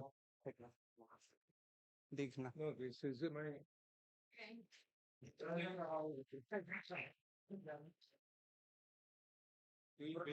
नहीं अब जिनका हो गया उनका रीडू कर लें फोटो के लिए। नहीं प्रोफेशनल नहीं हुआ है आ जाइए ग्रुप कर one of it gets a Nobel Prize, I can show that I was there. Yeah.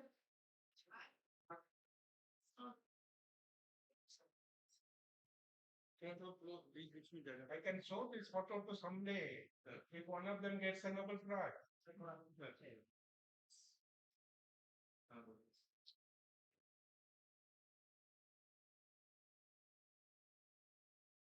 अब ये करना चाहते हैं सर मॉक कर लीजिए student want to have a professional picture of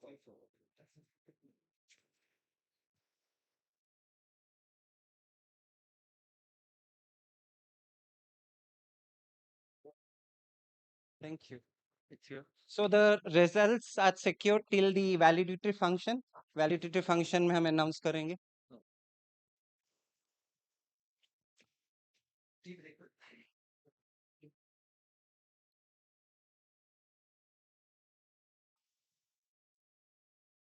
Thank you to all our dignitaries for leading the session.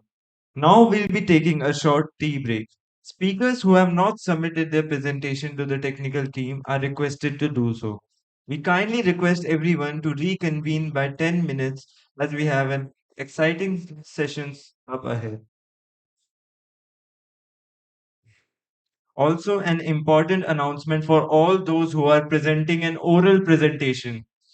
I request Isha Pahuja, Tuba Kamar, Shivangi Taneja, Sarayasi Maji, Rajesh Yadav, and Jyotsna Dandotia to kindly give your presentations to the technical team on your left. May I repeat, all those who are presenting an oral presentation are requested to give your presentation to the technical team on your left.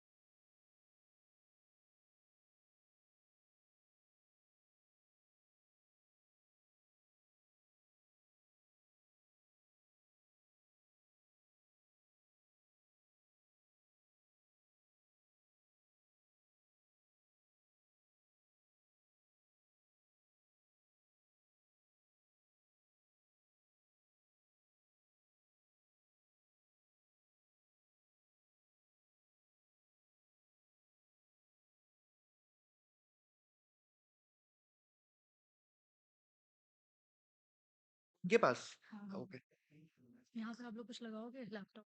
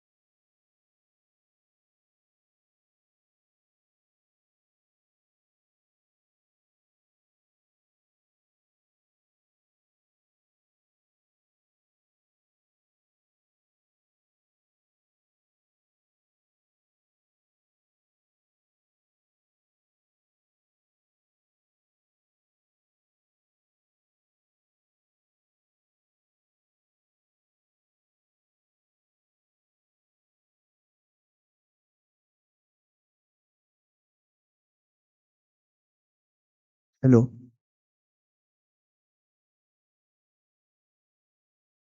Hello.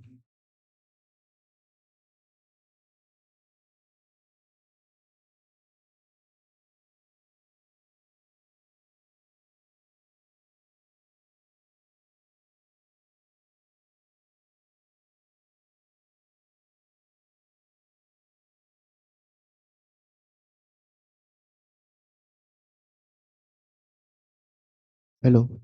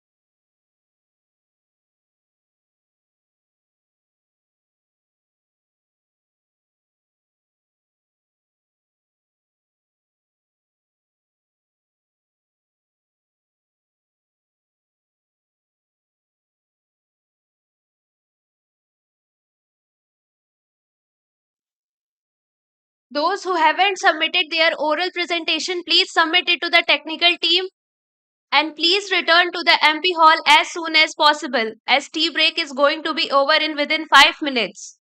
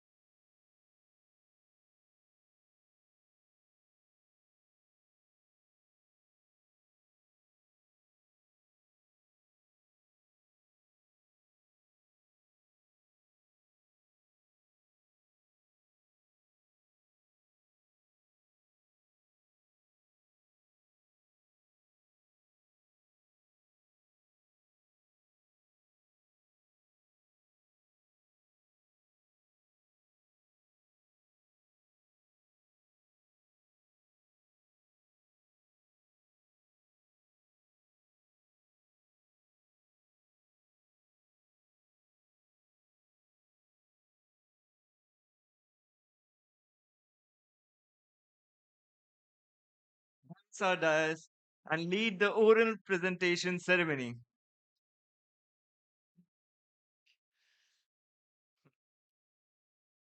This special segment features participants who have been carefully selected from the poster presentation and given the distinguished opportunity to present their work in the oral presentation platform today. So, first, for the oral presentation, may I call upon Ms. Tuba Kamar.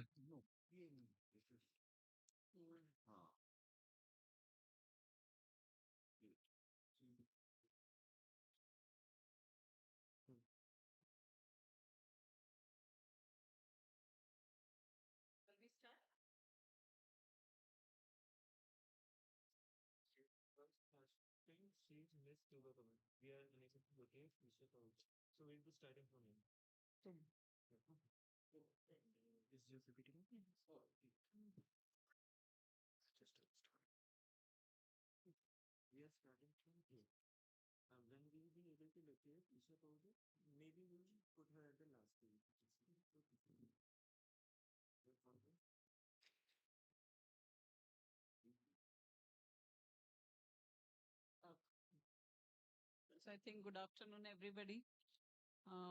We are starting with another interesting session. So, Miss Tuba, you are ready? Yes, ma'am. Yeah, I think you can start your presentation and request that all of you stick to time so that we have time for question answer as well as we finish on time. Thank you. Okay. Good afternoon, everyone. I am Tuba Kamar, DST Inspire Fellow from Department of Clinical Immunology and Rheumatology, STPGI, Lucknow.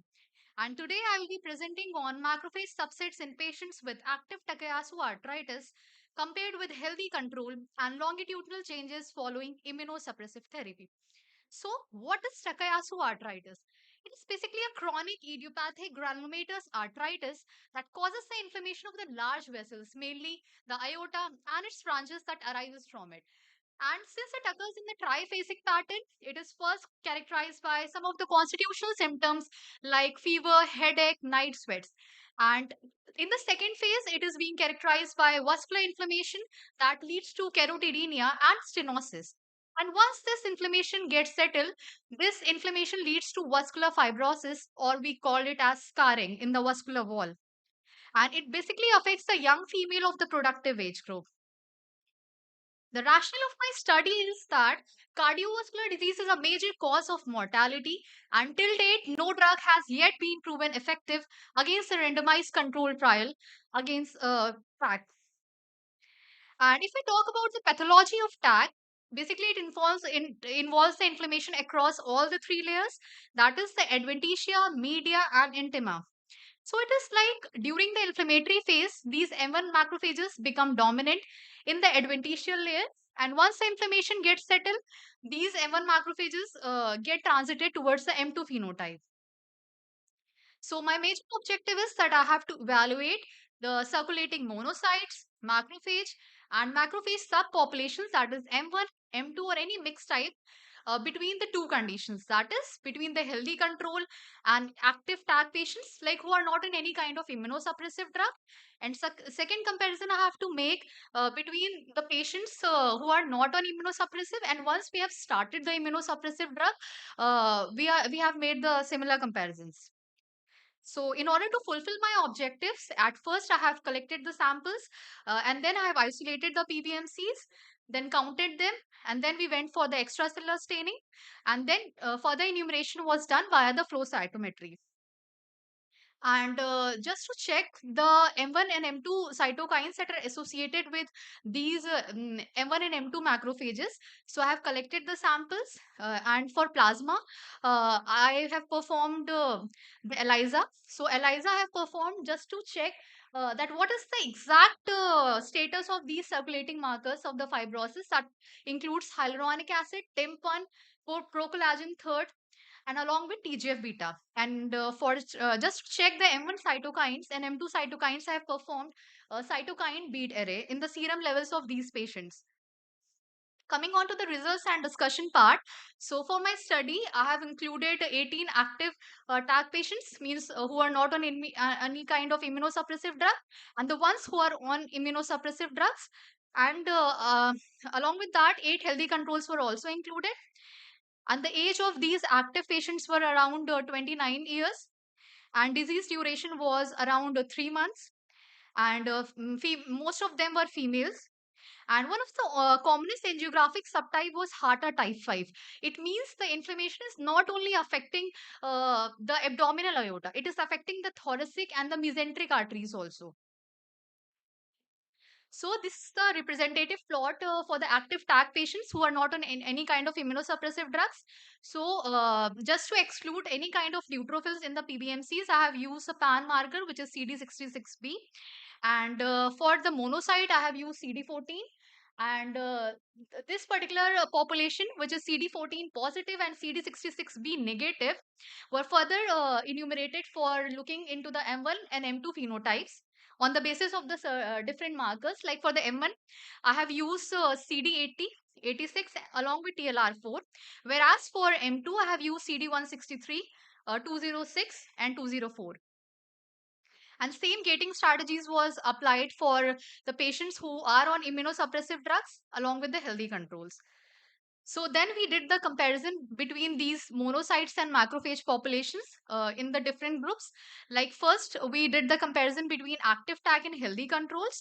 So here I have used the man Whitney because here I am using the two independent groups. That is, one is a disease condition and second is a healthy control. That is why I have used the man Whitney. So we found that in the active tag patients are having much more monocyte as compared to the inactive patients as well as healthy control. And as you can see that in the case of active tag patients, we have increased monocytes, increased M1 macrophages as compared to the ones who are on immunosuppressive drugs. So Wilcoxon match pair I have employed because these are the two paired analysis, that is before and after immunosuppressive drugs. And we found that once we have initiated the immunosuppressive therapies, after 6 months we have collected the samples and we have observed that in the case of inactive tag patient, there is an increased level of M2 like macrophages. And the mixed populations are the ones like we have also checked that whether these M2 macrophages have any kind of remnants of M1 macrophages. So we found that the inactive tag patients have a large amount of M1 phenotype also, which gave us a clue that there is a transition between these M2 and M1 phenotype. So we have also checked the mean fluorescence intensity of individual markers, and we found that there is an increased expression of CD14 marker in the case of active tag patients as compared to healthy control and inactive tag. Whereas, as you can see that in the case of active tag patients, there is an increased expression of all the M1 macrophage markers, which include TLR4, CD80, and 86, as compared to inactive tag. And once the immunosuppressive drugs were initiated, these M1 phenotype get transited into the M2 phenotype, which you can see by the increased expression of these CD204, 206, and 163 markers. So apart from that, I've also checked the plasma levels of these circulating markers of fibrosis. For that, I have looked into the enhanced liver fibrosis score. Basically, it denotes they have seen in the serum levels of the patients, which includes hyaluronic acid, TIMP1, uh, procollagen third, and TGF beta. And we found that as compared to active tag patient, there is increased fibrosis in the inactive conditions as compared to healthy control and active tag in all the fibrotic markers, whether it is a hyaluronic acid, TIMP1, procollagen third, or TGF beta.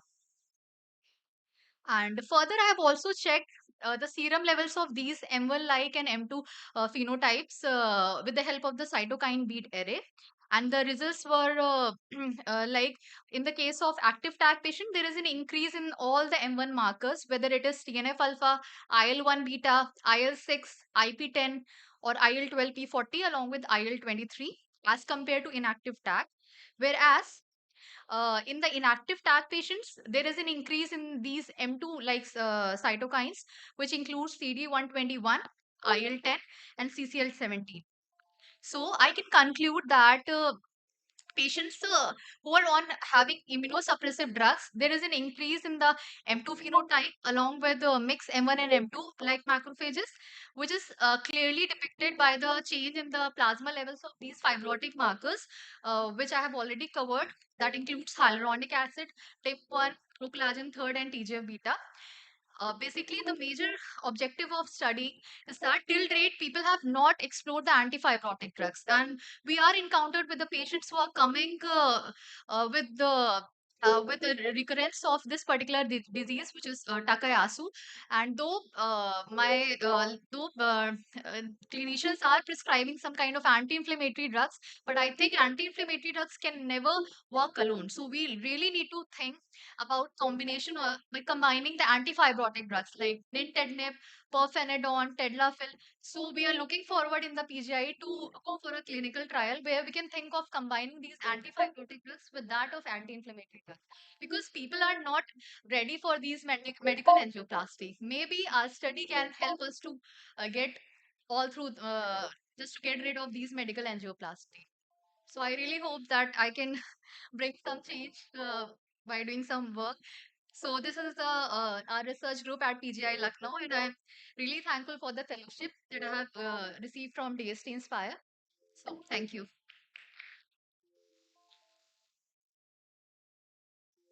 Very interesting presentation. I think you have a large collection of these rare diseases. So it's a real cardiovascular autoimmune disorder. Right. So I was just curious, what was the clinical presentation in all of them? They, apart from, means what is the major clinical symptoms that they come to you with? Actually, this particular disease is called pulseless. People are coming with like they cannot, we cannot get the proper BP. You cannot measure. So that is why it is called pulseless. And secondly, they are coming with headache, and there is an inflammation in the aorta. So my guide, he's a clinician. So generally, they go for PET scanning and PG PET scanning. So there they get a very clear picture that there is an inflammation in the aorta, and there is a pain in the left arm. So all these are interconnected. That is why most of the patients are coming with a heart attack type 5. Matlab, it is not, inflammation is not only affecting the mesenteric artery, it is affecting the whole lot of uh, So arteries. they have varied clinical manifestation Yeah, depending it's a on very, it which has a very arteries. broad manifestation. Okay. Thanks. Uh, you, if there are any questions, It is the same, question from Manisha asked, but it has to be very clear which patient should be sent for your, Hmm. MRI and things.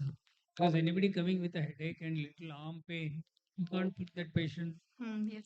It, you should have some cardinal signs of this condition. That is why we follow the ULAR classification criteria, which basically includes that the patient should be less than 40 years, or if there is a vascular bruit or it's a carotidemia. Vascular bruit is an abnormal sound that is occurring in the aortic wall. So since I said that my boss is clinician, so he has to follow the whole lot of ACR criteria. That is why all the patients we are recruiting in the study has to follow that ACR criteria.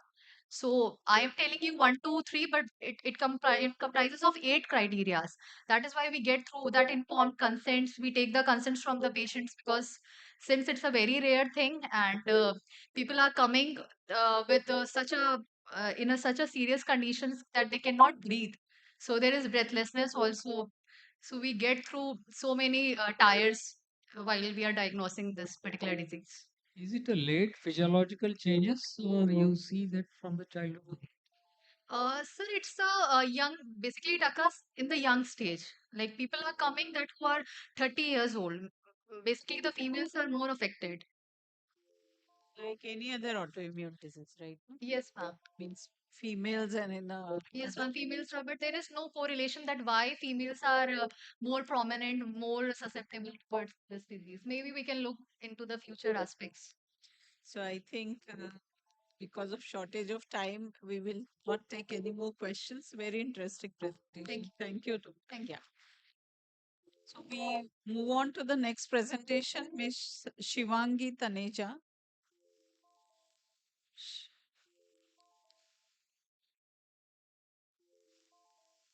Is Shivangi ready?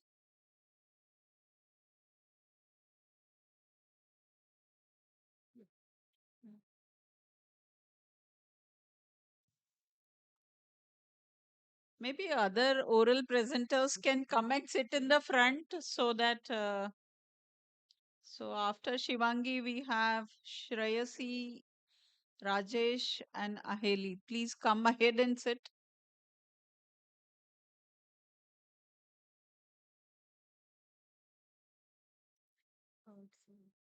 Actually, she hasn't submitted yet. So okay, just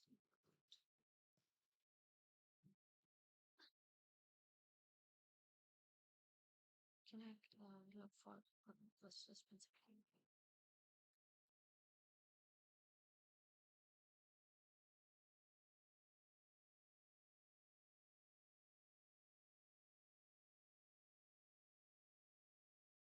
I need to hide these slides. Just I need to hide this. Hide? Yeah. Just press. Hide. Yeah.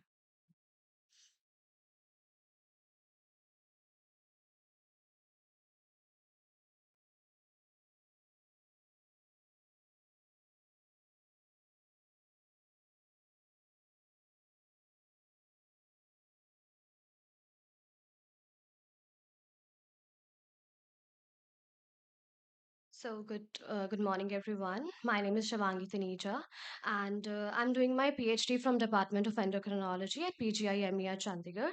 I'll be presenting my work on topic molecular and immunophenotypic signatures of stem-like memory CD8 positive T cells in type 1 diabetes.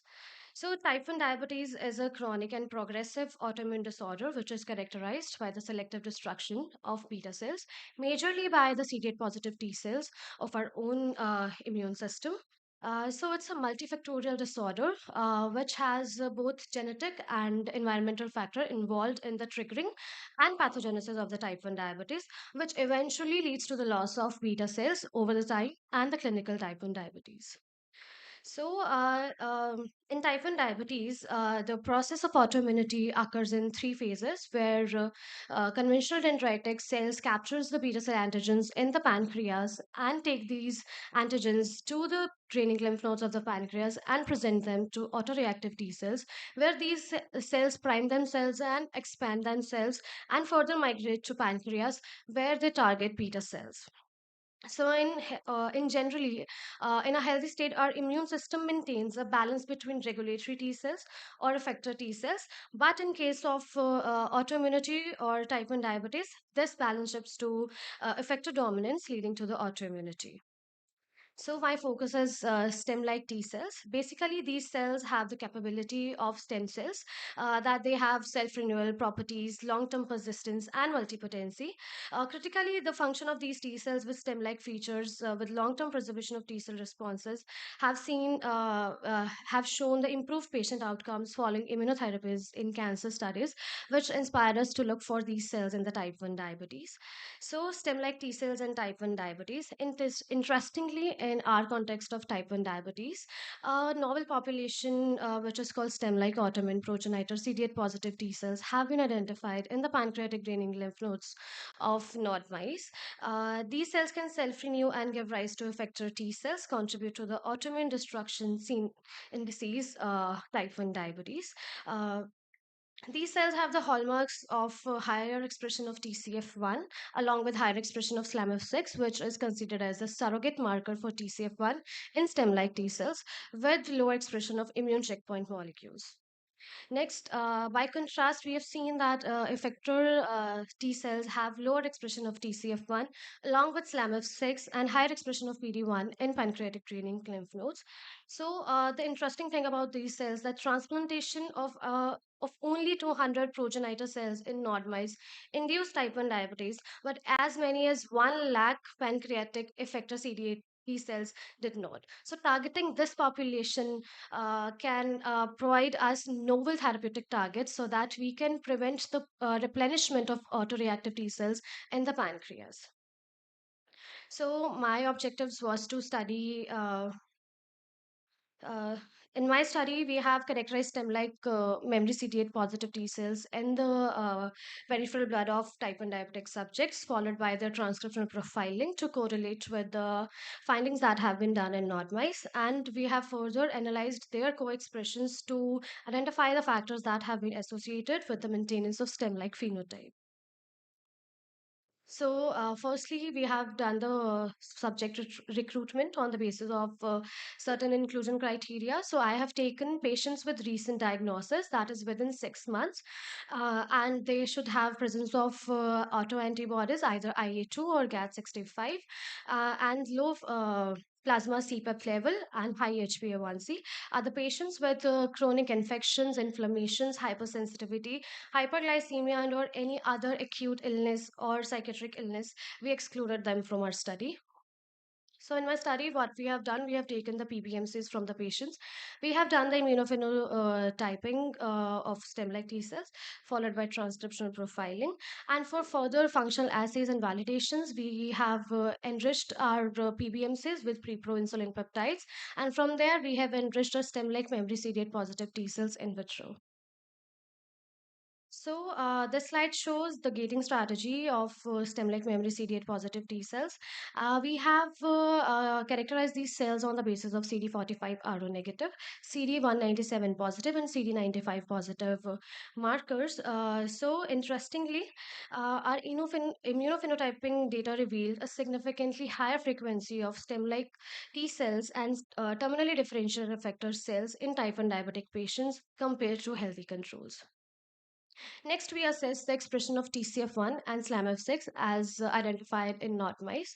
So, as I said, the SLAMF6 is used as a surrogate marker for TCF1, but in our case, we have got the contradictory result in peripheral blood that in stem-like memory T cells, we have got the higher expression of TCF1, but contradictorily, we have got the lowest expression of SLAMF6. But among the subsets, we have got inverse relationship of TCF1 in all the subsets. Interestingly, we have got higher expression of TCF1 in our type 1 diabetic subjects than healthy controls. So, to correlate these markers with each others, to check for the non-mice phenotype they have provided, we have done the correlation analysis of TCF1 and SLAMF6. So among all the subsets where we have got the inverse relationship of TCF1 and SLAMF6, we have found only the positive correlation among the subset which is stem-like memory CD8 positive T cells, suggesting that these cells when migrate to lymph nodes, they get highly activated and express higher expression of SLAMF6. Next, we have checked the expression of IRF4. It is also a transcription factor required for expansion and survival and effector differentiation of the memory and effector cells. In NOD mice, they have found the stem-like T cells have a higher expression of IRF4 in stem-like T cells compared to effector T cells. So our results align with the same finding that in stem-like memory T cells and central memory, we have comparatively higher expression of IRF4. And also interestingly, between healthy control and type 1 diabetes, the expression of IRF4 was comparatively high, elevated. It's not significant because the number of patients we have recruited till date are very less, but maybe in future we'll get a significance out of this data. But it is suggesting that IRF4 can be one of the target in the stem-like T cells. So to prevent the effector differentiation into the effector cells. Next, as we have got the inverse relationship of TCF1 and SLAMF6 in the peripheral blood, so we thought either maybe we are missing some population which has SLAMF6 positivity and TCF1 positivity. So what we did, we analyzed the publicly available data set of single cell. From where we have taken 3 healthy controls and 5 recent onset type 1 diabetic subjects. Shivangi, you should try and summarize, huh? So, we have done the standard pre-processing, and from the subcluster CD8 T cells, again, we have found the inverse relationship of TCF7 and SLAMF6 in the peripheral blood, suggesting that this is the only relationship that can be found in peripheral blood, not SLAMF6 positivity and TCF positivity higher on same population. So next, again, we have enriched our PPI-specific T cells, where we have got higher proliferation index of PPI-specific CD8 positive T cells in type 1 diabetic subjects compared to healthy controls, suggesting enhanced autoreactive T cell response in type 1 diabetes.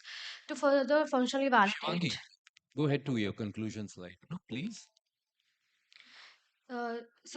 Basically, we have found that TCF1 and IRF4 can be the major targets in stem-like memory T cells, where that can prevent the replenishment of autoreactive T cells. So these are the future directions we'll be doing further to conclude with our study. This is a small part of my work. Thank you so much. Thank you so much, Shivangi. Are there any questions for Shivangi? Okay. In the absence of questions, let us once again thank you. Very good talk. Thank you. Thank you. We'll move to the next one. Next talk is by Suresh Maji. Yeah.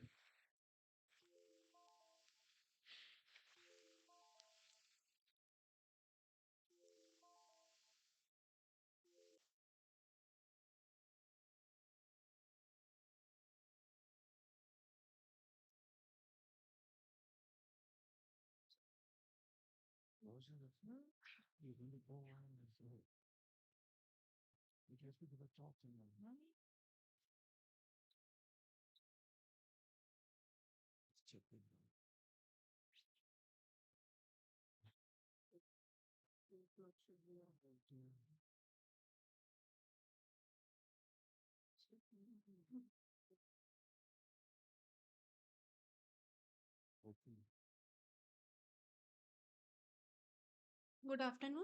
I'm Shreyashi from IIT Kanpur, and today my talk will be on atherosclerosis and the effect of piezo-1 ion channel modulation in atherosclerosis. So, in our lab, we explore different disease models and try to find out immunotherapeutic preventive measures. So, atherosclerosis is a cardiovascular disease in which there is lipid deposition. There is lipid deposition beneath the endothelial layer.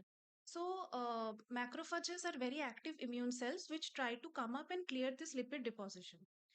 But in that process, macrophages end up taking up too much of this oxidized LDL and they get converted into foam cells. And foam cells have sticky properties. These foam cells stick further to these lipid depositions, and that causes progression of the disease, leading to a thinning of the lumen of the blood vessels. So I have tried to find out different options to treat this disease, and we have come across this piezo-1 ion channel.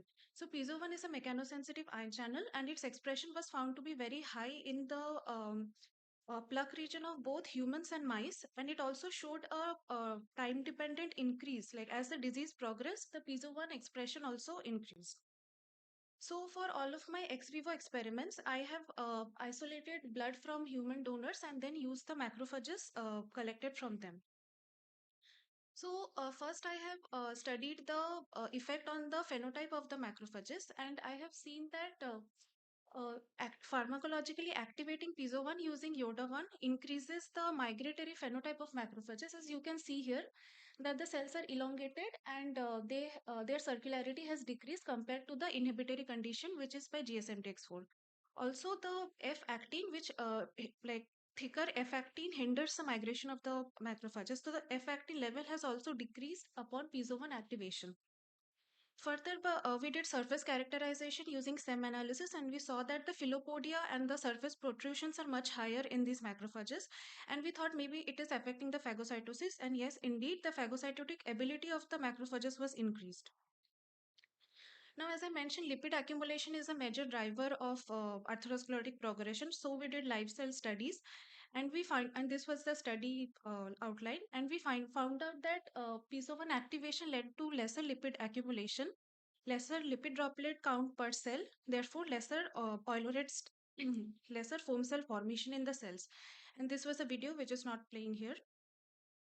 But the efflux rate was not affected. So this was another study, and we studied the efflux. And as you can see here, that between the three conditions, the efflux rate did not get affected. So further, we went on to check the mitochondrial ROS and the calcium levels. And as we know that PISO1 is a calcium ion channel, so the calcium levels in the cytosol increased. And we also saw that the mitochondrial ROS in the cells increased. So we went on to check the mitochondrial parameters. And we saw that PISO1 activation led to more fragmented mitochondria. And this was being driven by increase in phospho-DRP1 in the cytoplasm. On the other hand, we went on to check its effects on foam cells. So PISO1 activation led to more apoptosis of foam cells, and we confirmed it by these two studies. So we have a hypothesis here that PISO1, that foam cells are already overburdened with oxidized LDLs, and oxidized LDL induce ROS formation in cells. So in foam cells, when further ROS levels are increased, the cells are unable to tolerate it, and thereby that is leading to the apoptosis. So as of now, this is just a hypothesis, and we need to prove this yet. Next, these findings were validated in vivo ApoE knockout mice model, which was fed on high-fat diet to induce atherosclerosis, and the like the number of apoptotic cells increased in the plaque area, the lipid deposition decreased, the plaque size decreased, and collagen deposition, which is a marker of reversal of plasticity, like restoration of the plasticity of the blood vessels, that was also restored. Also, the cytokine markers were checked, and it was found out that the pro-inflammatory markers went down along with a decrease in the M1 macrophages, and anti-inflammatory marker went up along with an increase in M2 macrophages. Thereby, to conclude, as of now, we have found out that PISO1 activation can be used as an effective therapeutic tool to treat atherosclerosis, since it has a bidirectional role. On one hand, it is making the macrophages more potent in like carrying out phagocytosis, and maybe it is helping in efferocytosis. We yet have to check this, and it is decreasing the lipid uptake of the cells. And on the other hand, the foam cells which are already formed in the plaque area, it is helping in the apoptosis of these foam cells. I would like to thank my supervisor, Dr. Rakesh Maji, and the funding institutes. Thank you. Thank you, Sureshi, for finishing on before time. That's good. Are there any questions for? Yeah.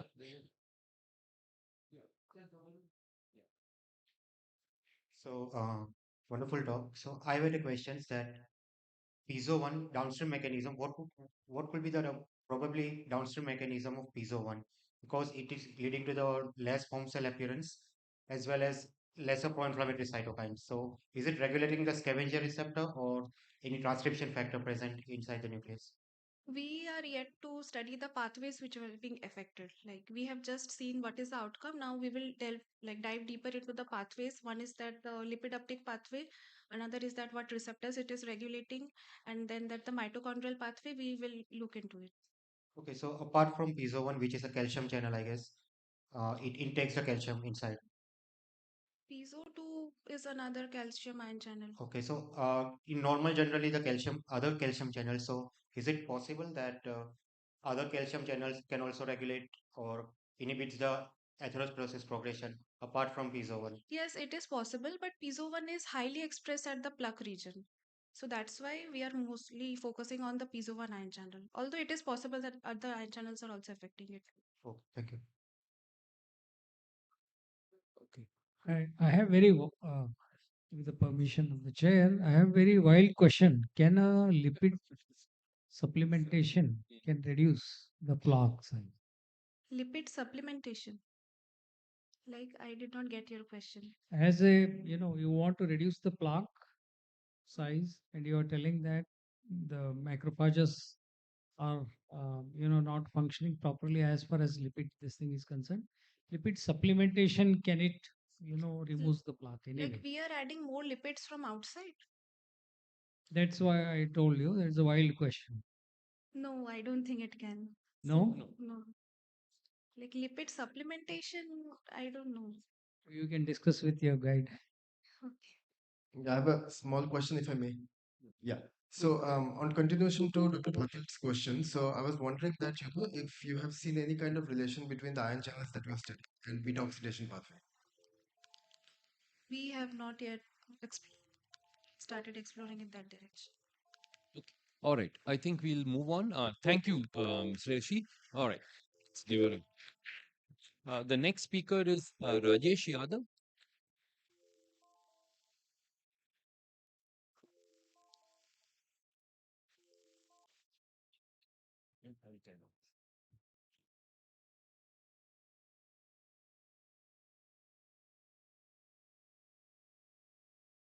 Which one is your yeah, well, it's been really, I don't know. It's a PDF. It's a PDF. Yeah. I already gave it out. Just one. Let me check.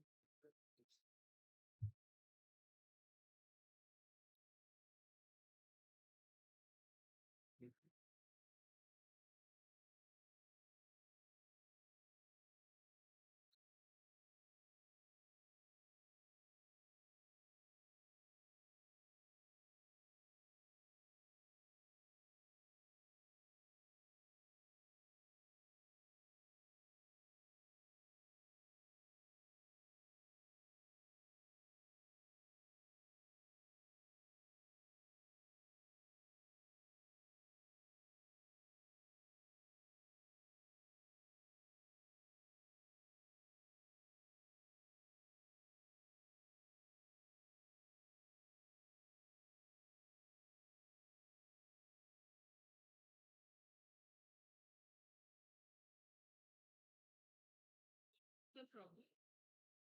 The presentation is not here. Do we have to?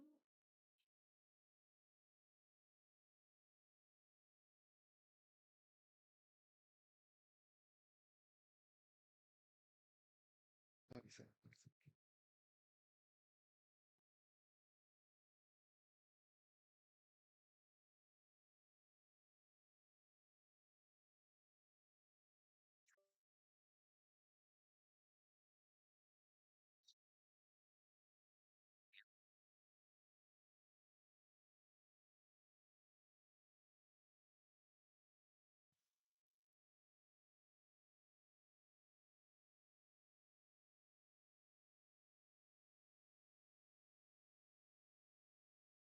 Hello everyone. I'm Rajesh. Today I'll be presenting my PhD work for developing an engineering a T cell based vaccine delivered through a PLGA based polymeric particle. So I think we don't require much.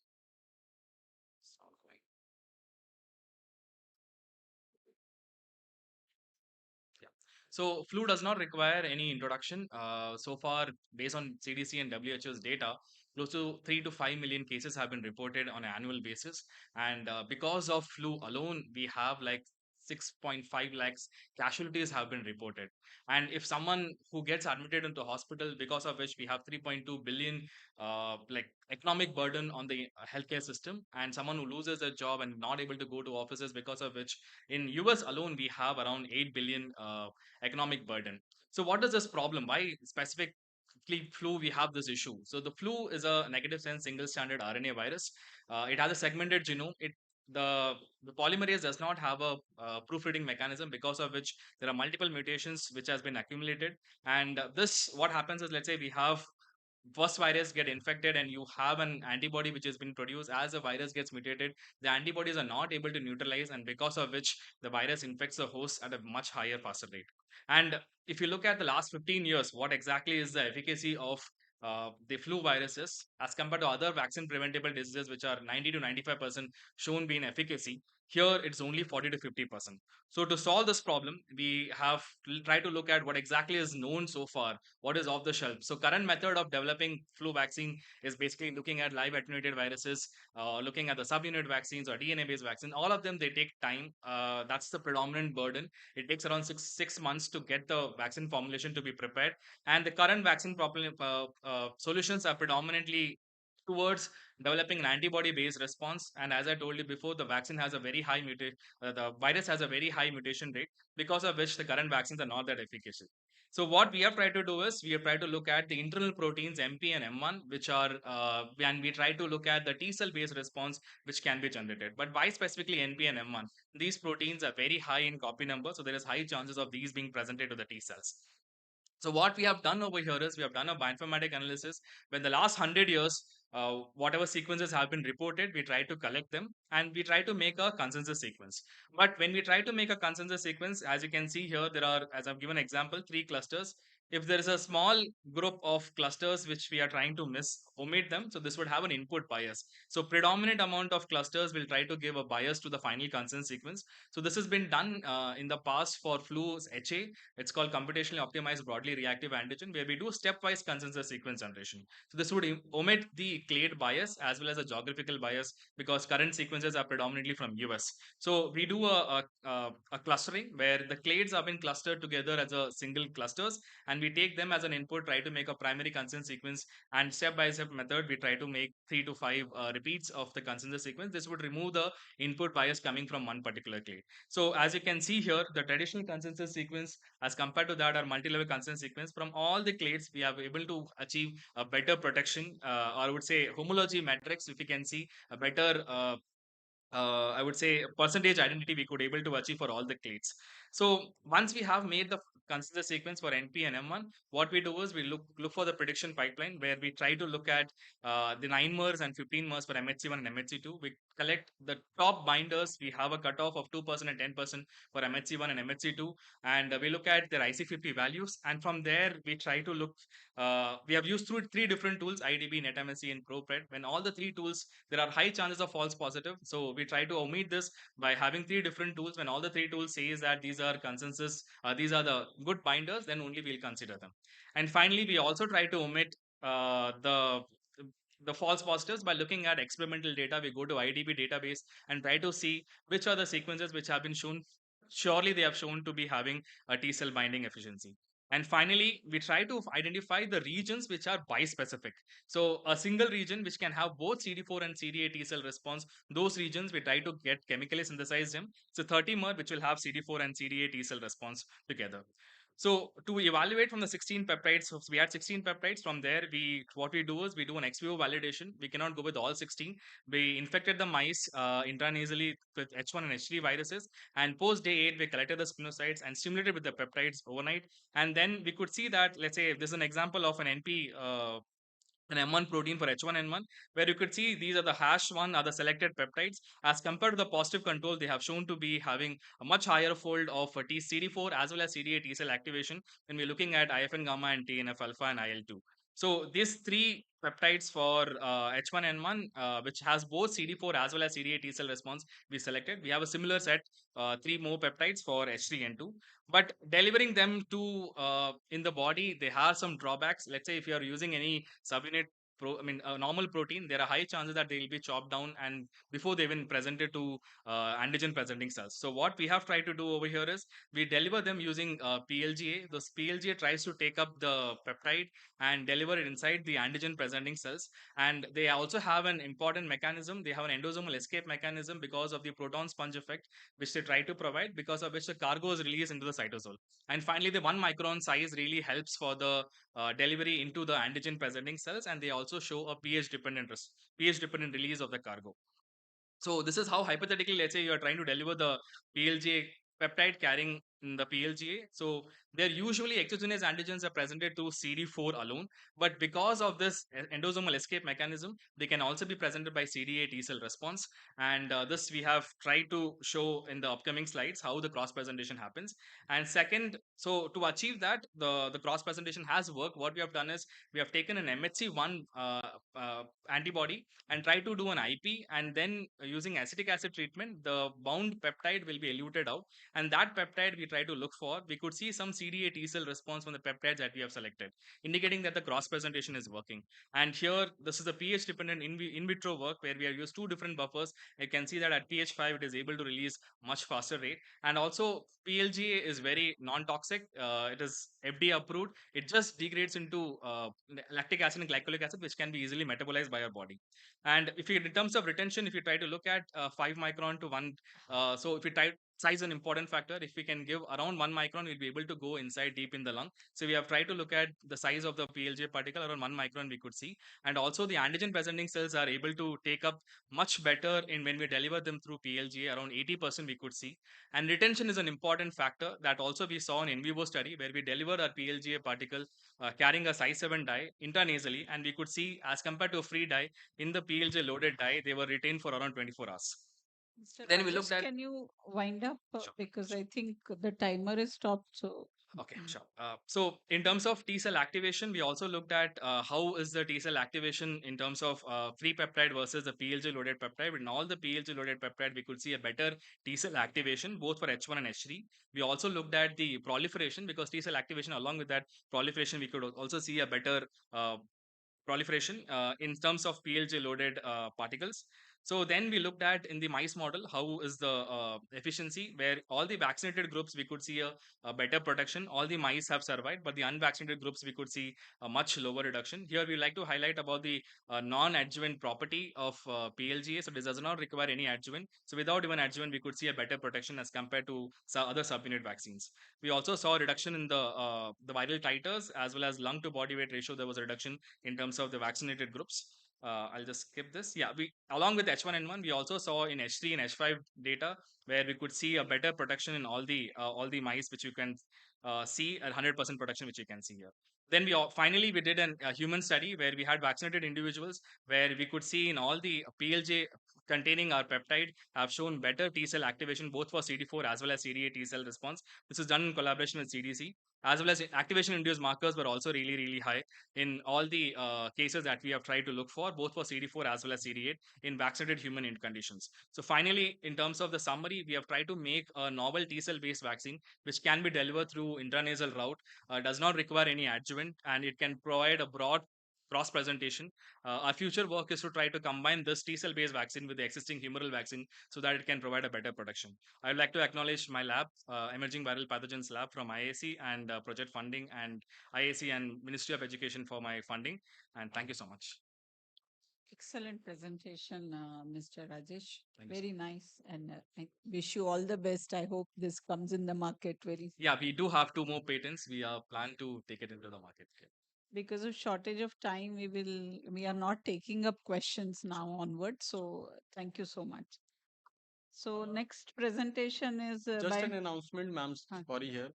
Please maintain the time and please do not pause the timer moving on the screen, right? Because you are not able to follow up in that case. Right. Thank you.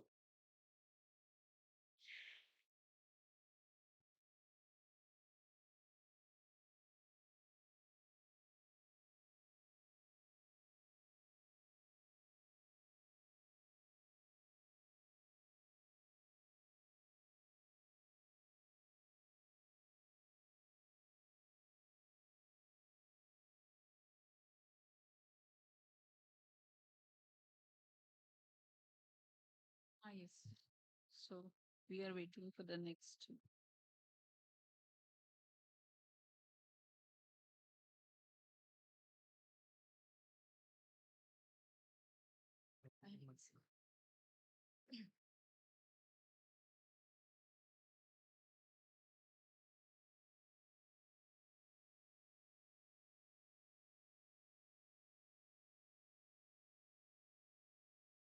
So, good afternoon. Today I am going to present on this topic. So, my story starts with the well known autoimmune disorder, inflammatory bowel disease, that occurs mainly in the gut region with these two autoimmune conditions, ulcerative colitis and Crohn's disease. Now, dysbiosis of intestinal microbiota leads to pathogenesis of colitis, and this microbial dysbiosis further causes decreased short chain fatty acid production, leading to decreased T regulatory cells, leading to enhanced inflammation. Now, the most well known SCFAs are the acetate, butyrate, and propionate.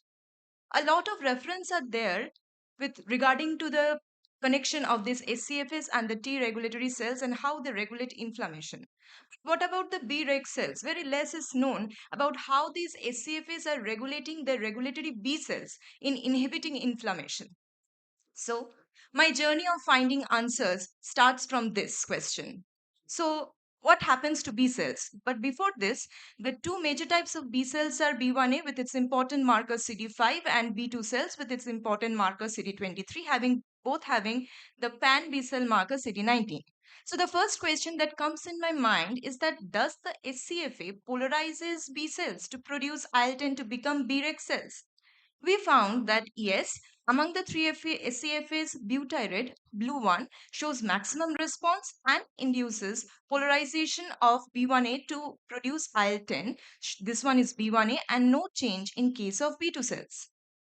So B1A cell is getting polarized to B10 cells by butyrate. But how? What are the signals that can induce these B1A cells to produce IL-10? So while finding answers, we came across a very interesting reference mentioning this interesting cytokine of IL-12 family, IL-27, which have two important subunits, P28 and ABI3, P28 being the most important subunit.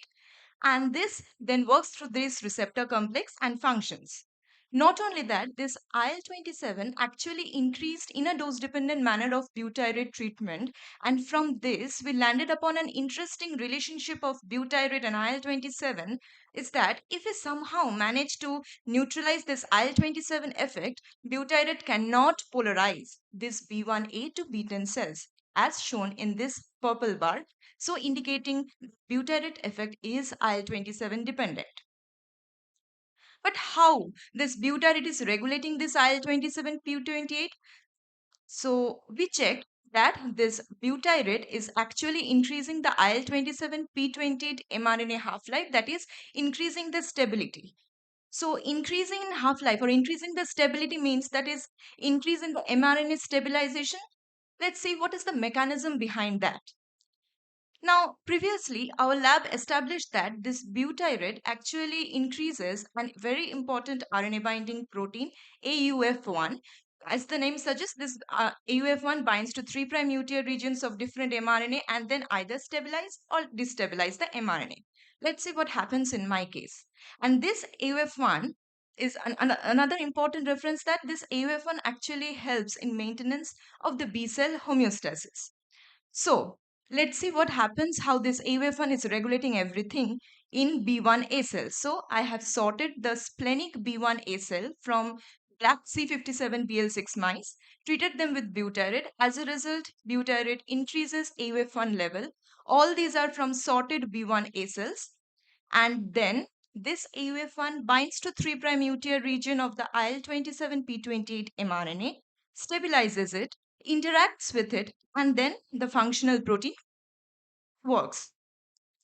Now, further establishing that yes, AUF1 is the hero of my story, we have knocked down this AUF1 using morpholino oligomer antisense technology, where we found that AUF knockdown in mice leads to decreased IL-27 as well as decreased B10 or IL-10 producing B1 cells as shown in the green one, which is not even recovered even on butyrate treatment, proving this axis in the mice model. Very interestingly, we came across a very important thing that this AUF1 knockdown mice actually leads to colitis like conditions. If you compare with this colitis, this red one, and this yellow AUF knockdown one, from the histological features, from the colon length, from DI score, as well as the B10 cells. So, till now, the axis is like this: butyrate increasing the activity of AUF1, increasing IL-27P28 mRNA, and then IL-10 produced inhibiting inflammation. So, now considering this AUF1 role in B10 polarization, how can we rescue this colitis-induced intestinal injury? So for this, we planned for an adaptive transfer experiment. That is, we are adaptively transferring the butyrate treated B1 A cells to already colitis developed mice. And then we find that yes, this adaptive transfer experiment works successfully very well. And this is ameliorating the DSS induced colitis condition. That is, you can see from this green bars everywhere, colon length change, histological features, and everything. But one may ask that, okay, the T cells and B cells may have the both role because they are both having the secreting the IL-10. So mainly emphasizing the role of the B1 A cells there. So we performed a similar type of adaptive transfer experiment. That is, we adaptively transfer the butyrate treated B1 A cells from wild type mice. But two, already colitis developed rag knockout mice. So everyone knows that these mice don't have T or B cells. So whatever cells we are transferring to them, that will be implicated in the result. And yes, we found the same thing as you can see from the green bars, that is the butyrate treated B1 A cells is actually arresting the colitis condition or limiting this or rescuing, it can be used as a rescue model. So, finally, concluding my story in two steps. Step 1, activation of IL-27 by butyrate. This increases AUF1, increasing IL-27 P28 mRNA. IL-27 protein is produced, which acts both in autocrine as well as in paracrine manner. And then it steps in step 2, it polarization of B1A to B10 cells by IL-27. That is, it produces IL-10, gets B10 polarized. So whenever there is colitis, everything gets hampered. So we can confer that yes, AUF1 is having a new role in surveilling gut homeostasis. So I would like to thank my guide, Dr. Momita Bhomik, and my lab mates for their immense help and support. So thank you. Very nice presentation, Ahili. Thank you, ma'am. Thank you so much. We are not taking any questions Okay, because ma'am. of shortage of time. Okay, ma'am. So Thank you. yeah. So we'll move on to the next presentation. It is by Mr. Puspendu Ghosh.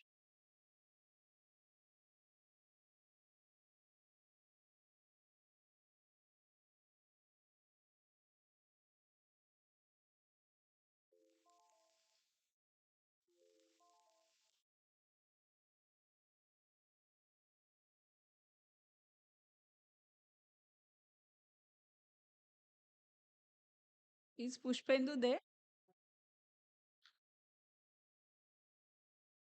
If he's not there, can we move on to Jyotsna Dandotia? Yeah.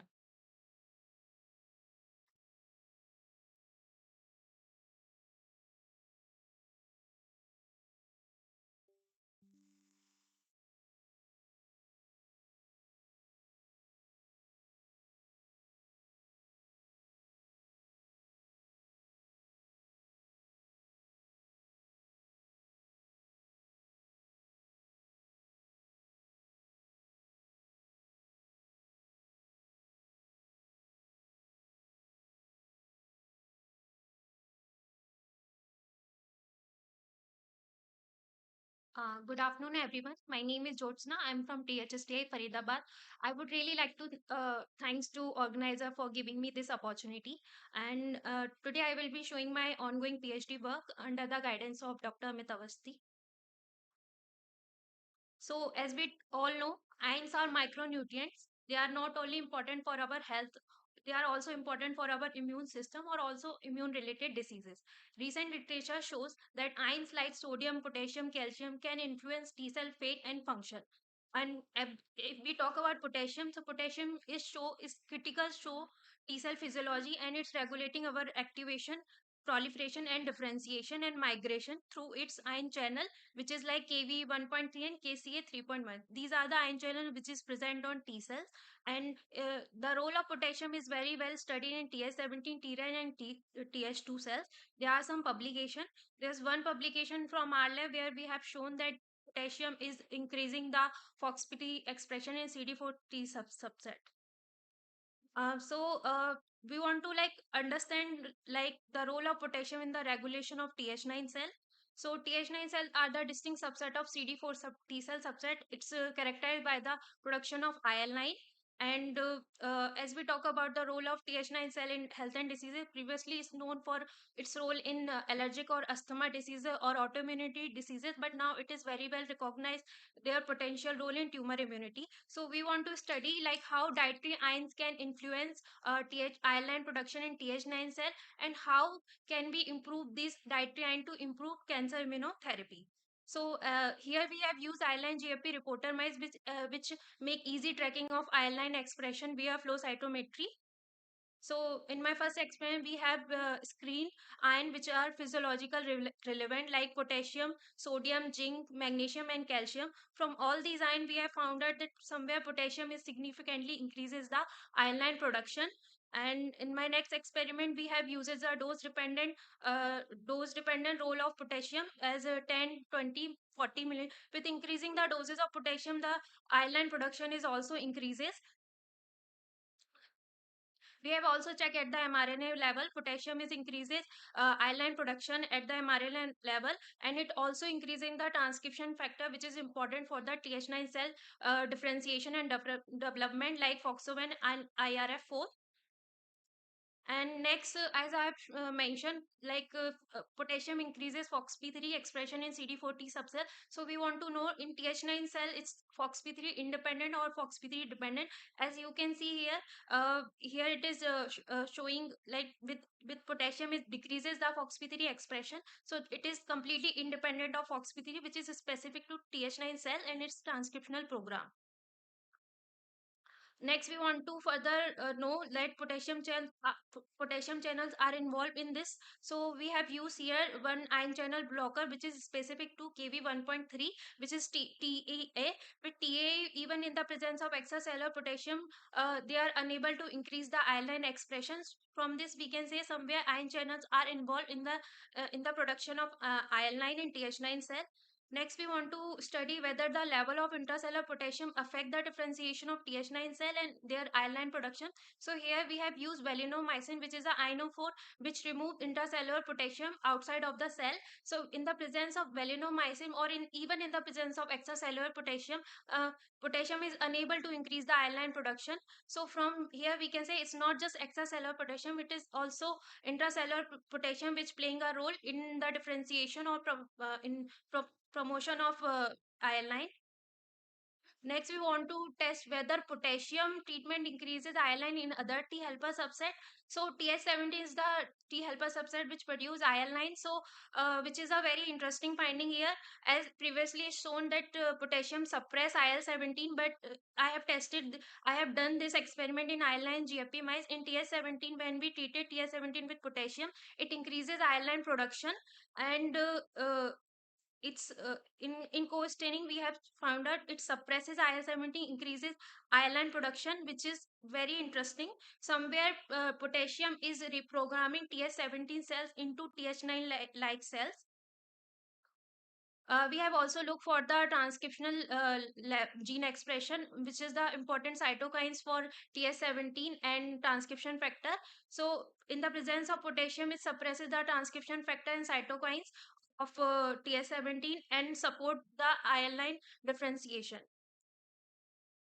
And next, we have determined that FOXO1 potassium is decreasing the phosphorylation of FOXO1. So, as I have mentioned, FOXO1 is an important transcription factor of Th9 cell. So, here we can say somewhere potassium may promote a more active FOXO1 transcriptional profile, contributing to the upregulation of IL-9 and suppression of the Th17 program. So we have also tested in other T helper subset. Here we have shown that the potassium is showing minimal effect on Th1 and Th2 subset, and majorly increase in Treg, Th17 and Th9 cells.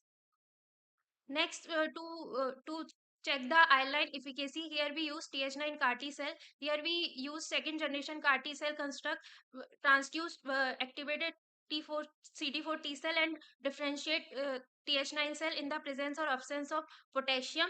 And after confirm the transduction efficiency, we co-culture these Th9 CAR T cell with CD19 expressing B cell. The green one is showing the more efficacy with potassium. So from here we can say potassium somewhere enhances the anti-B cell activity of Th9 CAR T cell, likely by increasing IL-9 expression and stability of Th9 cell. Uh, So in summary, I'm showing here potassium increases iron and TH9 cells through the ion channel, or it is also increasing the transcription factor which support TH9 cell differentiation and function. Next is potassium somewhere reprogramming TH17 cells into TH9 like cells, and it also enhances CD19 TH9 card direct cytotoxic activity to CD19 positive B cell. This is my I would like to acknowledge my mentor who support me and guide me, and facts facility to Dr. Deepak Kumar Rathor and all my lab senior member Dr. Shikant Sadhu, Dr. Jagam, and my junior Atul who have done this CAR T cell experiment, and all the lab member of my lab. And thank you. Thank you, Josna. Excellent presentation. Thank you. Very good work. Since we don't have time, we are not asking questions to any one of you. Thank you. I think with this, we end this session. Thank you so much to the organizers for this opportunity. Thank you. Thank you to all our presenters. The result of the Best Oral Presentation Award will be evaluated soon. Now I would like to invite Dr. Amba Kumar Rai sir to kindly come forward and present the token of appreciation to our respected chairperson.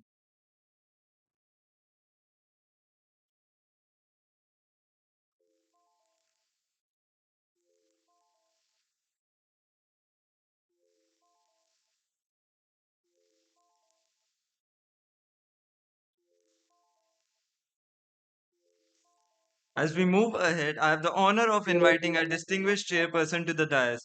We are privileged to welcome Professor Sarat Dalai from the Institute of Science, Nirma University. Professor Dalai is an accomplished researcher known for his impactful work in molecular immunology, host pathogen interaction, and translational science. I request Professor Dalai to kindly move forward directly to Professor Dr. Manisha Matkayakar's talk as she is running out of time and has a flight soon.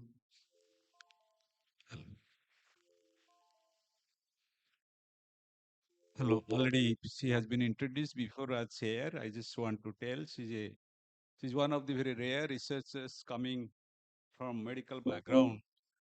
She's a medical doctor and she's director of National Institute of Immunology, and her research interest primarily on immunodeficiency disorder and hematological malignancy. And as you're going through her CV, I realize she has also made a center of excellence in primary immunodeficiency disorder. Without delay, I request Madam to deliver his talk.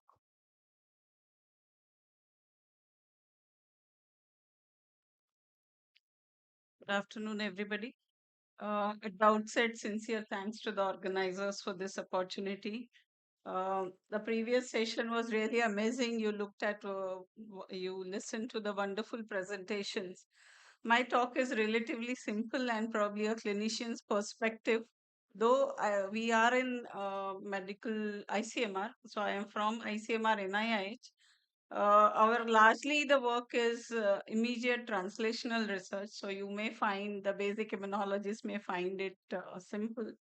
Nonetheless, we would like you to take back some lessons that we have learned from our studies on inborn errors of immunity. So I bring greetings from ICMR National Institute of Immunohematology, which is located on the 13th floor of KEM Hospital, which is the busiest hospital. And we are fortunate to have many hospitals within 1 kilometer distance around us, which help us with interesting patients, which pose a lot of questions. And inborn errors of immunity, we say, are experiments of nature which tell you the critical, which give you insights into critical pathways that are important for either handling the infections or for autoimmunity or immune dysregulation. So, a little bit of background on what are inborn errors of immunity. This was the person who gets the credit of first describing immunodeficiency. He came across a young adult with 19 episodes of pneumococcal sepsis. And he looked at his serum electrophoresis, noticed that the gamma globulin band is missing, And when he replaced, he gave the globulin concentrates, the clinical manifestations improved, his infections improved. He labeled this patient as A gamma globulinemia, and it took us almost 20 years to identify the mutation, or more than 25 years to identify the mutation behind it, which is a Bruton tyrosine kinase protein mutation leading to X-linked A gamma globulinemia, one of the common immunodeficiencies that you see. So over the years, this was the first classification that came in 1968. 1971, we had less than 15 diseases that were described under primary immunodeficiencies. And over the years, because our ability to sequence human genome has improved in, especially in last 1.5 to 2 decades, we have exponentially identified a large number of these immunodeficiencies, and now we know that these inborn errors of immunity or monogenic diseases can explain not only susceptibility to infection, but many of them can explain the immune dysregulation in the form of autoimmunity and autoinflammation, or even the susceptibility to malignancy. So that is why 2 years or 4 years back, the terminology from primary immunodeficiency has been shifted to inborn errors of immunity. All these 500 plus immunodeficiencies are categorized into these 10 major categories. And except the last one, which is phenocopies of primary immunodeficiencies, which looks at somatic, either acquired somatic mutations, like you see in malignancies, in certain cells you get these mutations which then drives either autoimmunity or immune dysregulation, or they have certain auto antibodies, like you have anti-interferon antibodies or anti-interferon gamma antibodies, which can mimic inherited immunodeficiencies. Rest all of them are monogenic diseases. Majority of them are monogenic. Some of them can have even an acquired form. They've been classified into both ways. One is from pathway, so you have a mutation and then they link it to the phenotype, or you have a phenotype and then they show what are the different genetic mutations that can lead to those particular phenotype. So when we started working in this area way back in 2006, it was known that these primary immunodeficiencies predispose individuals to different infections, be it bacterial, fungal, or opportunistic. And depending on the pattern, which system is involved, what organism that you isolate, and it could give to clues to an underlying which defect that you are likely to see. Suppose you have recurrent sinopulmonary infections which are above the diaphragm with common organisms, common virulent organisms like pneumococcal H influenza, you would suspect a B cell defect. If you had opportunistic infection or like PCP, or you had severe viral infection like interstitial pneumonia, you will think of a T cell defect. And for phagocytic, you had severe gram-negative septicemias and aspergillus. You would think of an phagocytic defect. So when we started, we used to start from clinical and immunological phenotype. Depending on the clinical phenotype, you would target your investigations to look at what component of immune system is likely to be defective, and then deduce a gene and sequence that gene. So this is how we started. This was my one of the early PhD students. So we started looking at severe combined, clinically suspected severe combined immunodeficiencies. The children which come with recurrent infections within first 6 months of life and have lymphopenia, the ones that Janvi took, and when the secondary immunodeficiency was ruled out. So we used to do simple lymphocyte subset looking at TB and NK cells. Beyond that, we used to look at, depending on the pattern of abnormalities, if the T cells are absent, we would look at specific protein expression like CD132, which is a common gamma chain receptor essential or can cause, if defective, can cause X-linked skid. So if CD132 is absent, you know that this is a gamma chain skid, and then you sequence that particular gene and identify the molecular defect. This was before the NGS era, so that is the reason why we had to go algorithmically. Otherwise, sequencing 17 or 18 or 20 genes was a humongous task. So we had more than 100 cases where we suspected a severe combined immunodeficiency. We could work up to a reasonable extent 57 of them and molecularly characterize them. But what we realized that when we use this algorithmic approach, less than even 30% we could get a molecular diagnosis, and eventually, we had to go to NIH, do next generation sequencing to identify the defects. What pattern that we see in our India is different from what you would see in Western countries. Their X-linked diseases are much more common than the autosomal recessive. We found many novel mutations and autosomal recessive was more common. Then, when we looked at patients with lymphopenia, we realized that many of them get transient lymphopenia.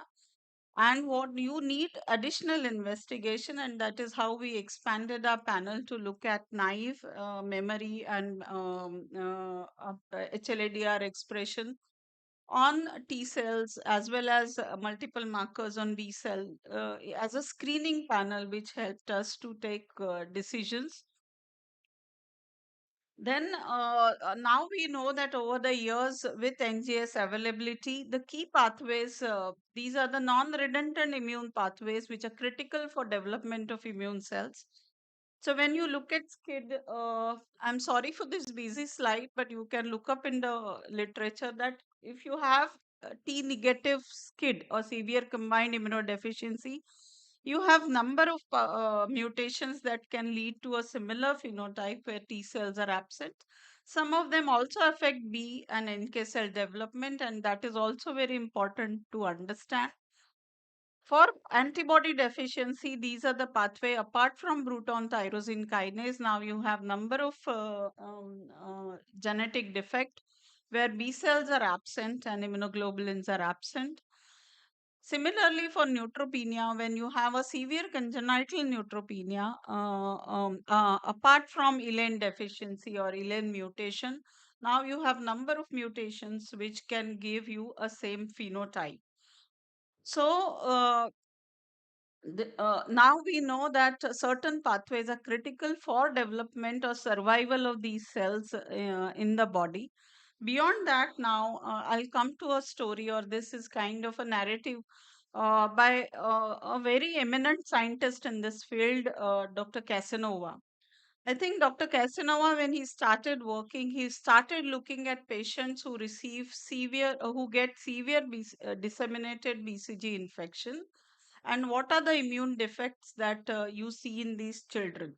So he first went on to describe classical immunodeficiency, which manifests with disseminated BCG infection. Soon he realized that typical immunodeficiencies do not explain all the cases of severe disseminated infection. Then, digging deeper, he identified interferon gamma receptor 1 deficiency, which led to a severe disease phenotype. And then he went on to identify, and now we have 17 different genetic defects which can predispose individuals to Mendelian susceptibility of mycobacterial diseases. So, all these patients will present with susceptibility to mycobacterial diseases as their primary clinical manifestation.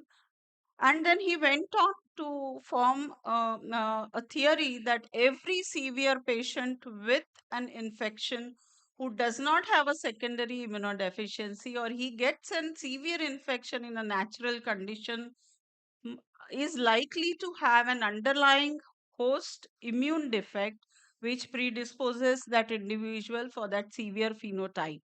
So what he did, that he collected the interested like-minded people all across India, and he looked at individual clinical scenarios and started to dissect out the underlying host genetic defects in these. So he has described now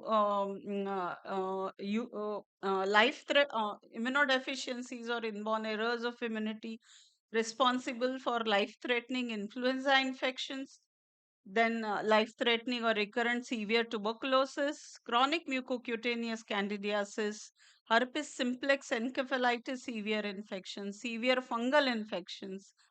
And so this is the way actually he has gone systematically in each of these severe clinical condition and has tried to dissect out.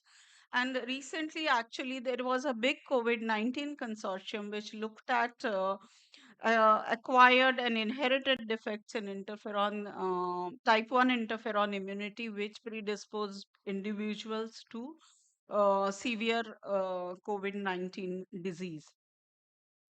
And so this is the way now the field or our concept understanding of susceptibility to individuals and contribution by host factors has progressed over the years.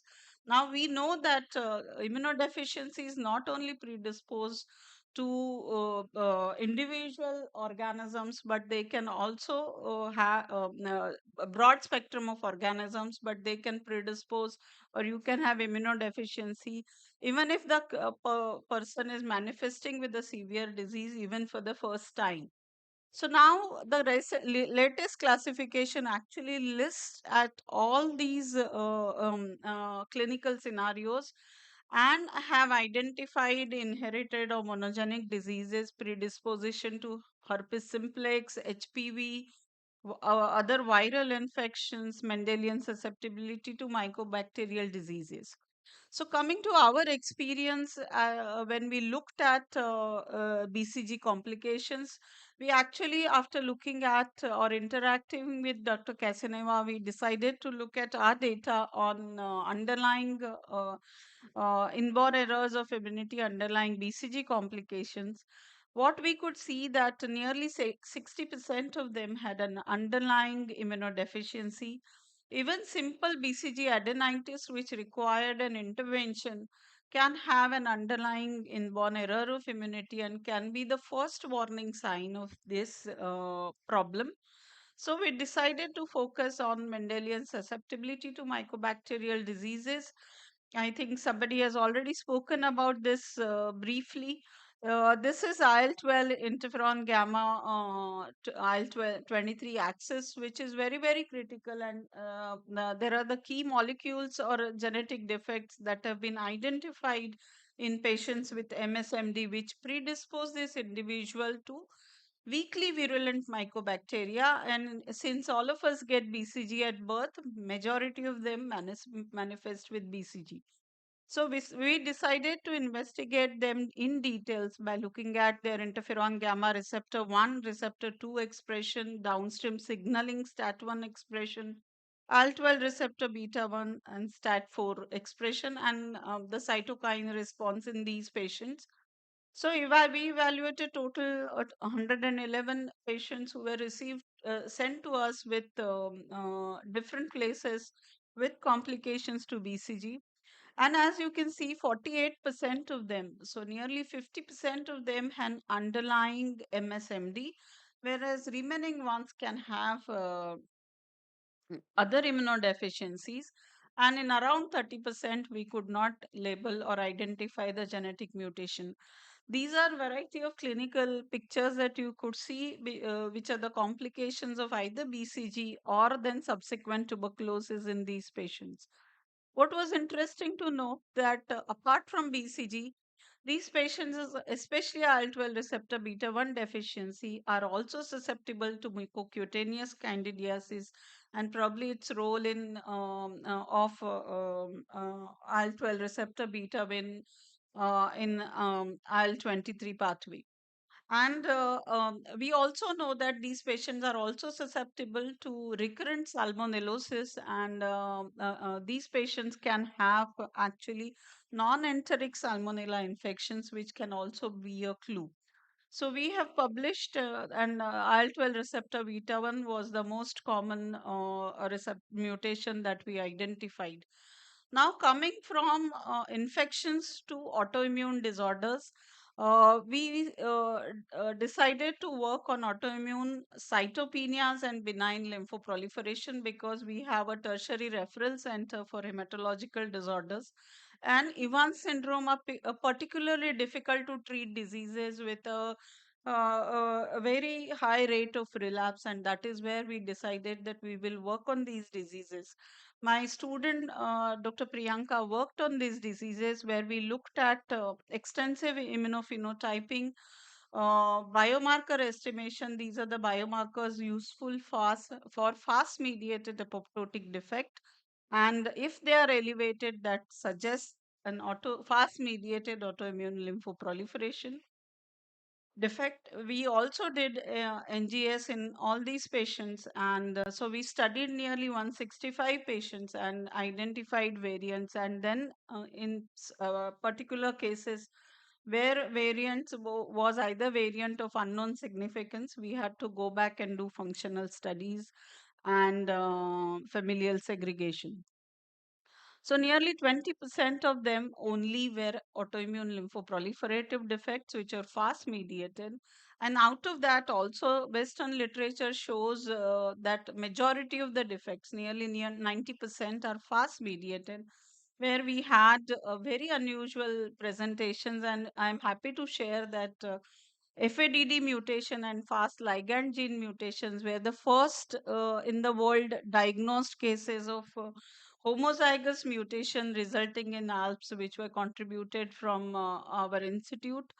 Then we also identified nearly 55 additional genetic variants, which actually you can see cover variety of pathways, right from apoptotic defect, regulatory T cell defects, autoinflammatory defects, and they have underlying different immunological abnormalities. Because of shortage of time, I'll not go into this.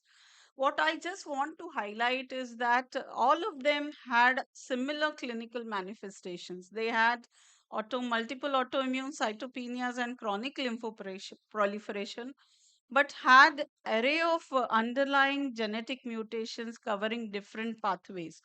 So when we are looking at our data from last 10 years or so, where we have done next generation sequencing, what we have identified is nearly only 30% of the cases we identify a pathogenic variant, or from all the cases that are referred to us, nearly 70% remain unanswered, and we have lot of potential of identifying novel genes which can contribute or which can throw light in the clinical manifestations that you see. And I end by saying one thing, that was an analysis that we did on a series of our patients where they had an identical mutation of in P47 FOX, leading to chronic granulomatous disease. But right from a severe, but they had diverse clinical manifestation. We had patient presenting with severe disease, dying below the age of 3 years, versus we had patients diagnosed for the first time at the age of 40, 45, and there were many asymptomatic siblings which we could diagnose with this identical mutation.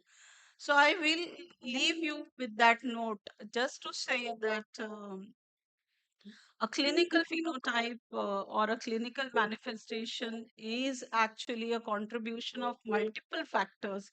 It may be genetic factors, environmental factors, epigenetic factors, and we what we need to understand that one factor may not explain, or one gene may not explain the clinical phenotype that you're seeing. So I think with this I'll end here. I thank all my clinical collaborators and my team members. because of whom I am standing here and giving this lecture. Thank you so much. Maybe we can have one question. Yeah. Very good talk, madam. So I just wondering you have mentioned about IL-12 receptor beta 1 is one of the factor for BCG thing. But IL-12 receptor beta 1 is the common receptor for IL-12 and IL-23. Yes. And I think recently from the Casanova group, they have identified IL receptor is having a kind of correlation with the tuberculosis. So do you see the same thing? Instead of checking the IL-12 receptor beta 1, you can also check IL-12, IL-23 receptor alpha in those patients. Oh, I know. Means, see, what we have looked at or what NGS gives us is a list of known pathogenic mutations and variants in the known genes. There are around 30% to 40% of the cases where we have not identified any pathogenic mutation. And now we have the raw data. It is time to go back, get them with a fresh angle and see whether any of these in the pathway of IL 12, 20, 23 loop, if we get additional mutations. And I'm sure many of us will find these if we dig deeper. The challenge is to identify them and then functionally validate. I think where all of us have to come together and work together. Thank you. Thank Now I would like to request our chairperson, Professor Sarat Dalai, to kindly present a memento to eminent speaker, Dr. Manisha Madgayakar.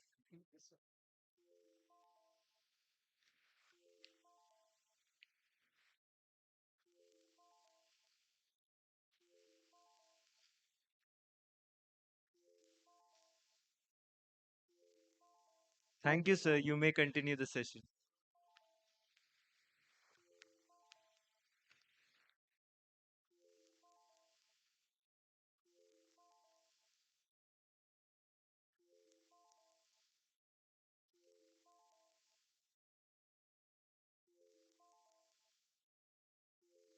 Now I would like to invite Madam Dr. Sonia Nityanand. She is Vice Chancellor of King George Medical University, Lucknow, and recipient of Padma Shri for a contribution to the medicine. She has been pioneering in the field of stem cell transplantation, management of hematological disorders. Her research focuses on hematology, bone marrow transplantation, regenerative therapies, clinical translational research, contributing significantly to the advancement in patient care and medical education in India. Madam, please.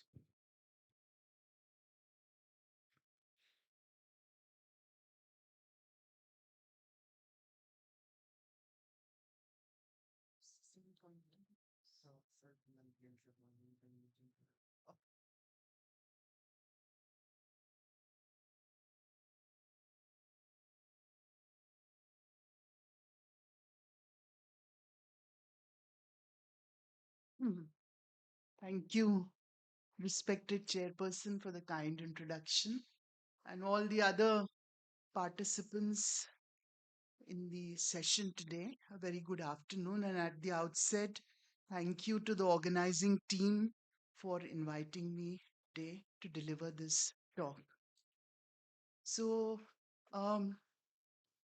I actually wanted to highlight how the field of immunology has shed light in the diagnosis and management of many medical disorders, to begin with aplastic anemia, which is actually a state of bone marrow failure where there is a reduction in the all the three lineages, the red blood cells, the white blood cells, and the platelets, was supposed to be a hematopoietic stem cell defect. But gradually, it became clear that it is an immune mediated disease. And somewhere in 1970s, There was a patient who underwent bone marrow transplantation, and the transplant was unsuccessful, but the patient recovered. And then people went back and looked at why he had recovered. The scientist was mad. And they found that he had been given a drug called antithymocyte globulin for as a part of the conditioning regimen for bone marrow transplantation. And it was because of the ATG there was a recovery of the hemopoiesis. And ATG is a polyclonal antibody to human thymocytes. So it suddenly dawned that maybe aplastic anemia is an immune mediated disease. And since then, we've come a long way in understanding the pathogenesis of the disease and how this application of immunology has also fine tuned and enhanced the treatment of aplastic anemia. So I know this is not an audience of hematologists, but one has to understand that it can be non-severe, can be severe, and it can be very severe. And when I was an MD student in medicine, we used to get to see a lot of aplastic anemia patients because there was no separate department of hematology. And I used to think to myself that if ever I get aplastic anemia, I don't think I would live. I would not like to live because it's a dreadful disease to live with when you don't have any red blood cells, you don't have platelets, you don't have WBCs. And the paradox is that it is 3 times, if the incidence is 3 cases per million in the western part of the world, it's 5 times more common in the eastern part of the world. That's the paradox. So it's like a disease which is centric to our country and to Southeast Asia. And as I said, it has a very high mortality. Patients will die within 6 months, 50% of the patients. Severe aplastic anemia. And the paradox is most cases which come to us in this country are severe aplastic anemia patients.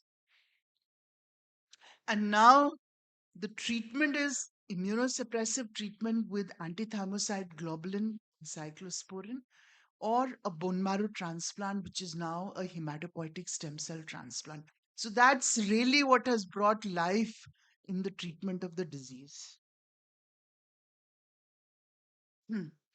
So, aplastic anemia, a lot of drugs, radiation, and other causes, which I've tried to list, can lead to aplastic anemia. But what we are interested is in the idiopathic. Most cases are idiopathic. Now we are aware of drug toxicity, ionizing irradiation. So we largely avoid them, avoid exposure of patients to them. What we are interested is in the idiopathic aplastic anemia, where the cause cannot be identified. And then on the other side, you have the genetic aplastic anemia. So, if we look at the immune basis, it seems that some environmental insult triggers the whole process in the bone marrow. It could be a viral infection. We do not know what, like any other autoimmune disease, we do not know the environmental trigger. But that leads to the activation of the T lymphocytes with the production of IL-2 and gamma, with the production of interferon gamma and TNF alpha. These are the cardinal anti-hematopoietic cytokines, which you can also see in the bone marrow plasma of these patients. And the activated cytotoxic T lymphocytes through the fast ligand pathway lead to the apoptosis of the hematopoietic stem cells. That's the end point.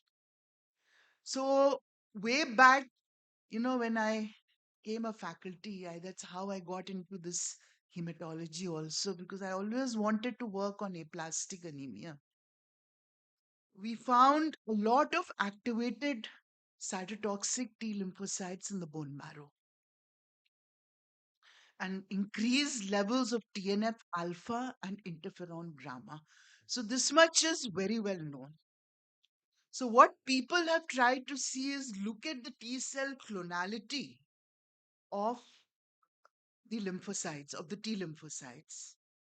And unfortunately, there is a modest increase in the clonality within the CD8 positive T cells, but no specific aplastic anemia clonotype has been established.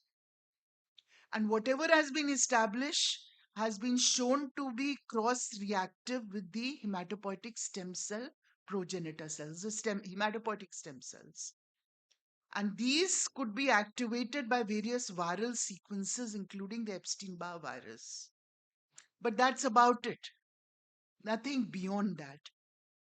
So there is an intensive search, as in any other autoimmune disease.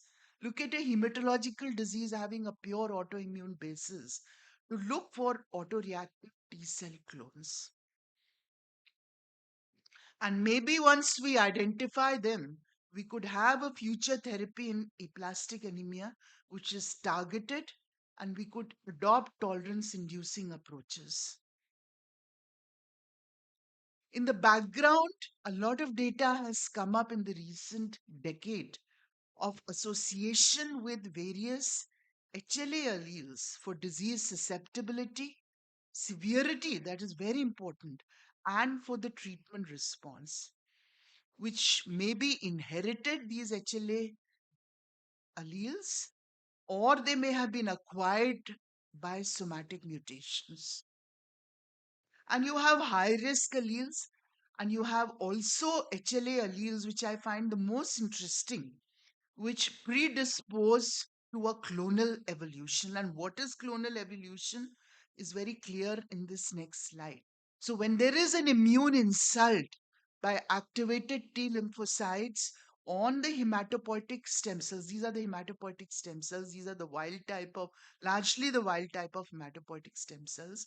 So, when there is a CTL, cytotoxic T lymphocyte attack on these hematopoietic stem cells, some of them escape and they then proliferate, because after all it's a stem cell. The cardinal property, one of the cardinal properties of stem cells is to proliferate. So they proliferate, and there is a clonal evolution of and there is a clonal evolution. So clones which escape the immune attack, which actually arise out of immune escape, then dominate in the bone marrow and produce the hematopoiesis. And most often, these clones are the piga mutations or the BCOR ASXL DN3. So, some of these mutations, not going into the details, are friendly, they're good, but some of them are bad. And they, in fact, lead to the evolution of hematological malignancies like AML and MDS. So you see how complex the pathogenesis is. You have an immune attack as an immune escape phenomena. Clones of stem cells escape and they proliferate and produce what is known as clonal hematopoiesis. So some of them, as I said, like the PCOR1 and PIGA mutations, have a better clinical outcome because they tend to disappear or show a stable size, but some of them are very unfavorable. So actually from one disease you evolve into another disease, which can be MDS or AML. And some of this clonal hematopoiesis is quite unique to aplastic anemia, which again suggests the role of autoimmunity in the clonal selection. You will not find it in other diseases. So this was about the immune attack in the bone marrow with activated CD8 positive cytotoxic T lymphocytes in the marrow with clonal escape in a genetic background. But somewhere down the line, we realized that the microenvironment, where actually the hematopoietic stem cell is sitting in the marrow, that microenvironment is equally, if not more important. Because we all know as biologists that cell cell interaction is very important for cellular functions. And one of the important cells in the microenvironment in the bone marrow environment are the stromal cells. So if you see the bone marrow microenvironment, you have a normal you have an endosseous niche and a perivascular niche. In the endosseous niche, the hematopoietic stem cells will just lie quiescently. And there you have osteoclasts, you have osteoblasts, and certain cytokines.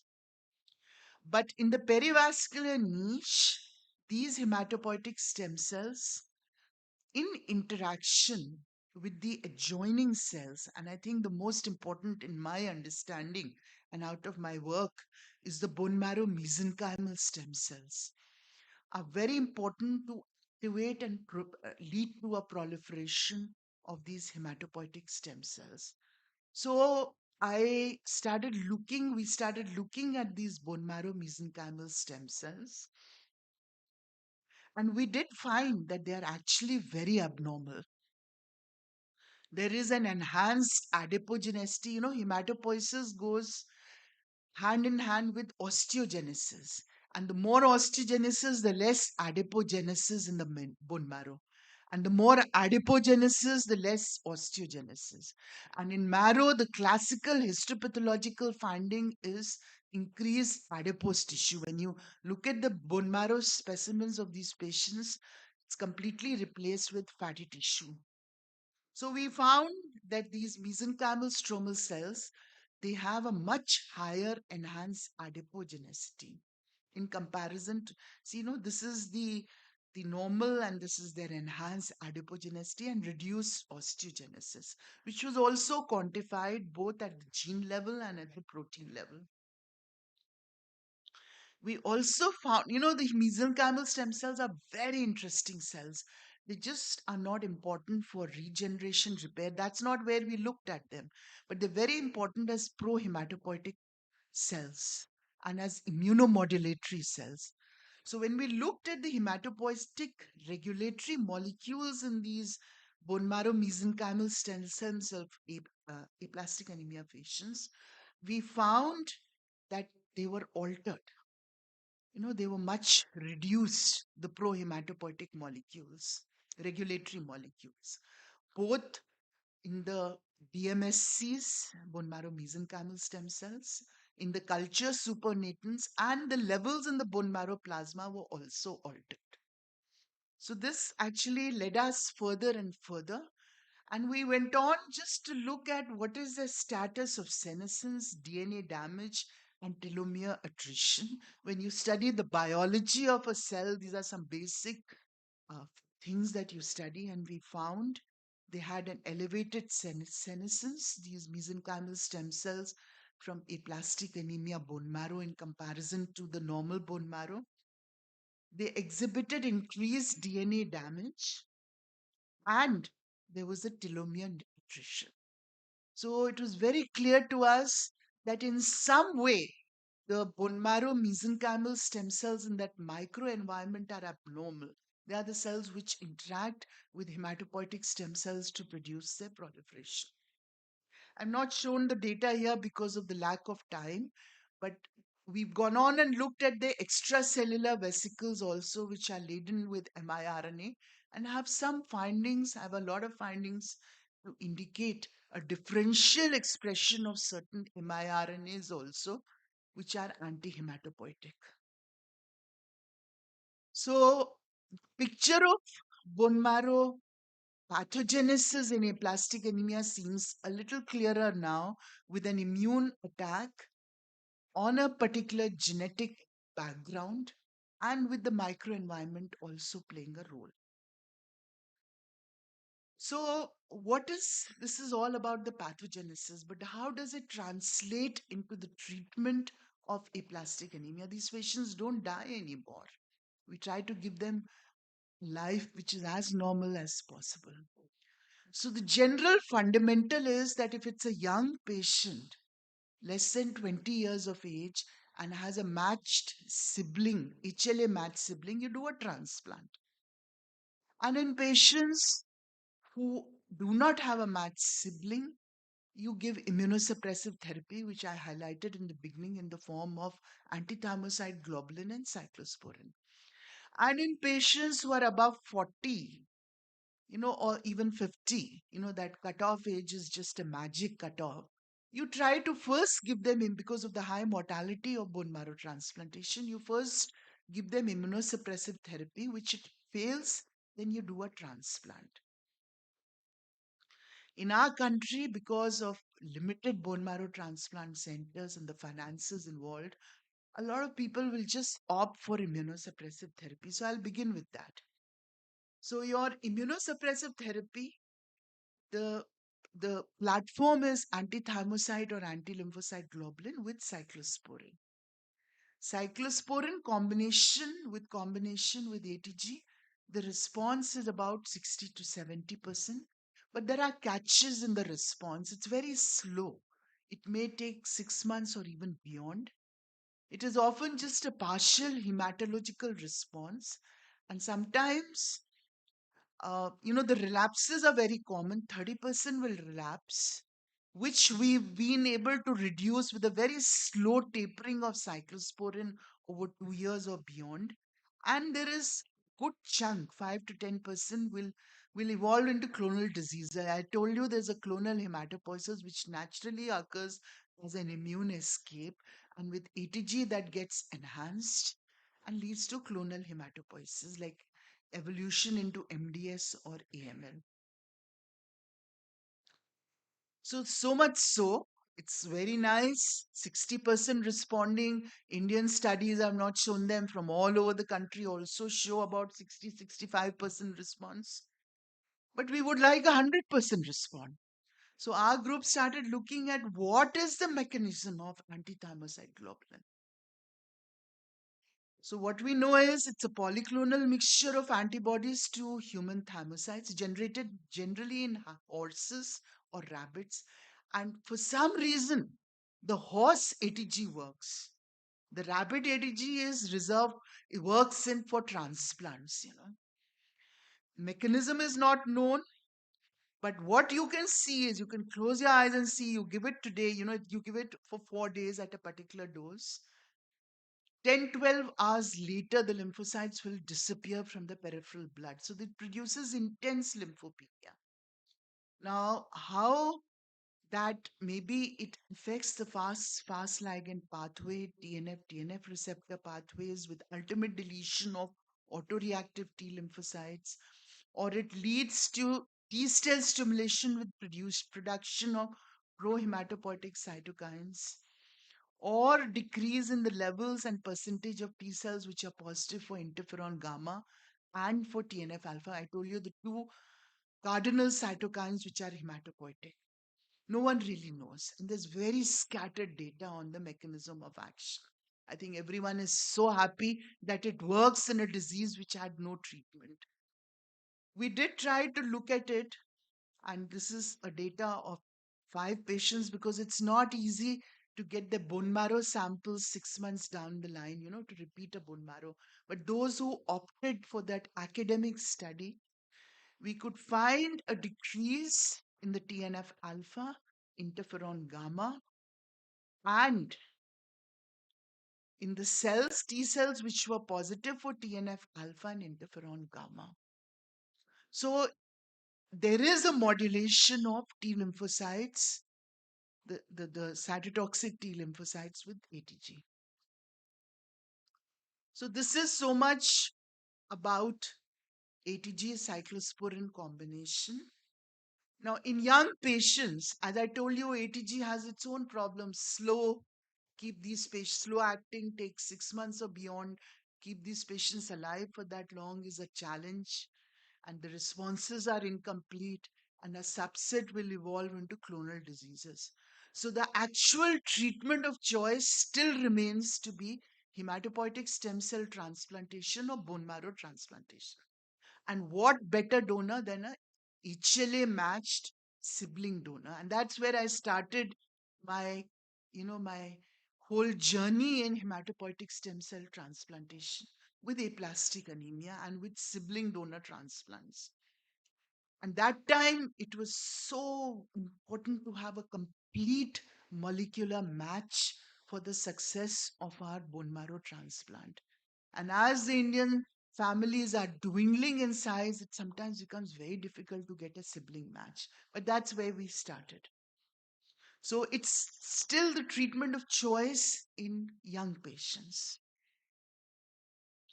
And I historically take you through this data by Basi Galappo. He's one of the pioneers in transplants in aplastic anemia, Italian. And you can see here that the curves, these are what are the survival curves. It's very good for those who are below 40 years of age, 76%, 86%. 40, more than 40 years, they drop down to 55%. And that is why matched sibling transplants was advocated in patients less than 40 years of age as an upfront therapy. Now, what has happened is with the knowledge of immunology and realizing that more and more aplastic anemia is an immune mediated disease, the conditioning, where actually conditioning means before you give the graft, a foreign graft, you try to destroy the patient's own marrow. You make it empty so that the foreign stem cells they can home and settle down there and produce hematopoiesis. What has shifted in aplastic anemia is myeloablative regimen to an immunosuppressive pre-grafting regimen. So we used to condition them with a combination of cyclophosphamide and ATG. And we have now added another drug, fludarabine, which is an intensely T cell immunosuppressive drug to prepare the patients, the recipients for the foreign graft. So you just see from an ablative, we don't destroy the marrow. The marrow is there as it is, but we immunosuppress it so that the foreign graft is taken up. And post grafting, we give them a combination of cyclosporin and methotrexate, just again a very intensely immunosuppressive regimen to prevent a rejection of the graft, or what is also known as, what is peculiar in hematopoietic stem cell transplantation, is to prevent a graft versus host disease. You're giving a graft which is teeming in T cells. Those T cells produce an immune reaction in the host because the host is immunosuppressed, known as graft versus host disease. And look at how the data has changed. I'm starting with this data. This was the first. It's a great delight to say this was the first study which was conducted, which was published by the Christian Medical College Vellore all over the world. This was the first study by CMC Vellore in India, where I just want you to focus here. When only cyclophosphamide and ALG were given, the rejection was 30%, which is very high. And I remember I did my first transplant, aplastic anemia transplant in 1999, and he rejected. And I was very sad because, when you're in the initial curve, you don't want defeats. So I turned to the CMC Vellore group because they had done a number of transplants by then to Dr. Maman Chandy. And he said, we've shifted and added fludarabine in our conditioning. And now you see that 35 patients where fludarabine has been added to cyclophosphamide and ALG. And by the way, cyclophosphamide is very, very, very defective, very immunosuppressive. The addition of fludarabine, rejection rate has gone down 3%. And the same kind of data then we got in our group also. We got all with this regimen of addition of fludarabine to cyclophosphamide and ATG, our rejection rates came down to 0%. This is the Vellore data which I've already shown. And this is a small data from AIMS, where again it's 0%. So you see how a play of immunosuppression can affect the ultimate success of the transplant. Now, this has been adopted all over the world, this regimen. And look at the beauty that initially, only less than 40 years, it was advocated to do upfront bone marrow transplant. But now you see, even if you do it more than 40 years with this regimen, with the fludarabine based conditioning, the survival curves are similar. The impact of adding immunosuppression. As I said, families are dwindling. Get match sibling donors. We have registries. Pick up matched unrelated donors where the rejections, graft versus host disease, is very high. And especially in pediatric patients, who are very young, less than 20 years of age, it's a good chunk of childhood aplastics. You don't want to make them go through ATG. You want to directly do a transplant. You can't get a sibling transplant. You often think, can I do an upfront mud transplant, matched, unrelated. And there, again, the conditioning regimens have been beautifully designed now with our knowledge of immunology. This is how day zero is the day of the transplant. Everything you give before it is the conditioning, and everything you give after is post transplant prophylaxis for graft versus host disease. So, see how beautifully ATG, cyclophosphamide, fludarabine with some single dose of total body irradiation and a post transplant profound immunosuppression with methotrexate, rituximab, and anti CD20 monoclonal. Or you can give a fludarabine cyclophosphamide campat. It's an antibody and a post-transplant of cyclosporine. And these are pre-transplant immunosuppressive conditioning, post-transplant immunosuppression. And what one can see in these, this is a data from the UK Pediatric PMT Working Group, that the overall survival of patients, pediatric patients less than 18 years of age, who have received a matched unrelated and a matched sibling donor transplant are the same for overall survival and event-free survival. So it's something which I have seen over my career, which if I is almost have a matched sibling donor transplant survival same as that of a matched unrelated survival, and it's just play of the immune system. Now in India we have another problem. We don't have registries with adequate number of donors registered. I'm sure in this audience none of you will be registered for giving your bone marrow or giving your hematopoietic stem cells.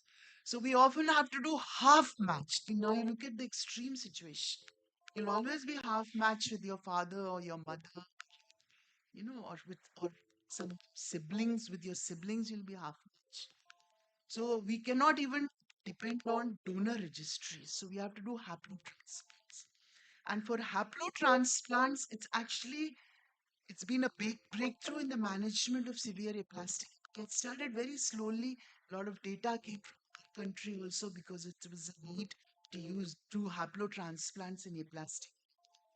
And this is a beautiful protocol which we call as the Baltimore protocol. John Hopkins has developed, where you have again very intense pre-transplant immunosuppression and a very intense post-transplant immunosuppression. Normally you give cyclosporin, methotrexate, cyclosporin, mycophenolate.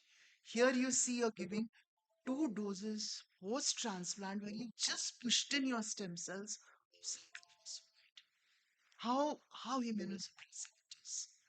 And then of course cyclosporin, MMF, that is mycophenolate. And with this is, I call, a very deep thinking arising in hematologists' knowledge of immunology. And this has led the path to good survival. These are relapse refractory patients. Flow has been done. So the worst patients. Overall survival is excellent. Graft versus host disease Excellent. So, in summary, it is the pathogenesis of aplastic anemia is immune mediated and appropriate genetic landscape with the microenvironment also being the outcome of therapy, especially transplants, has improved with our understanding immunology and the modulation of the immune system with the available tools. And now we are at a stage where haploidentical transplants in plastic anemia are showing a promise. So I'll stop here. Thank you very much. Thank you. I is open for question. Very interesting.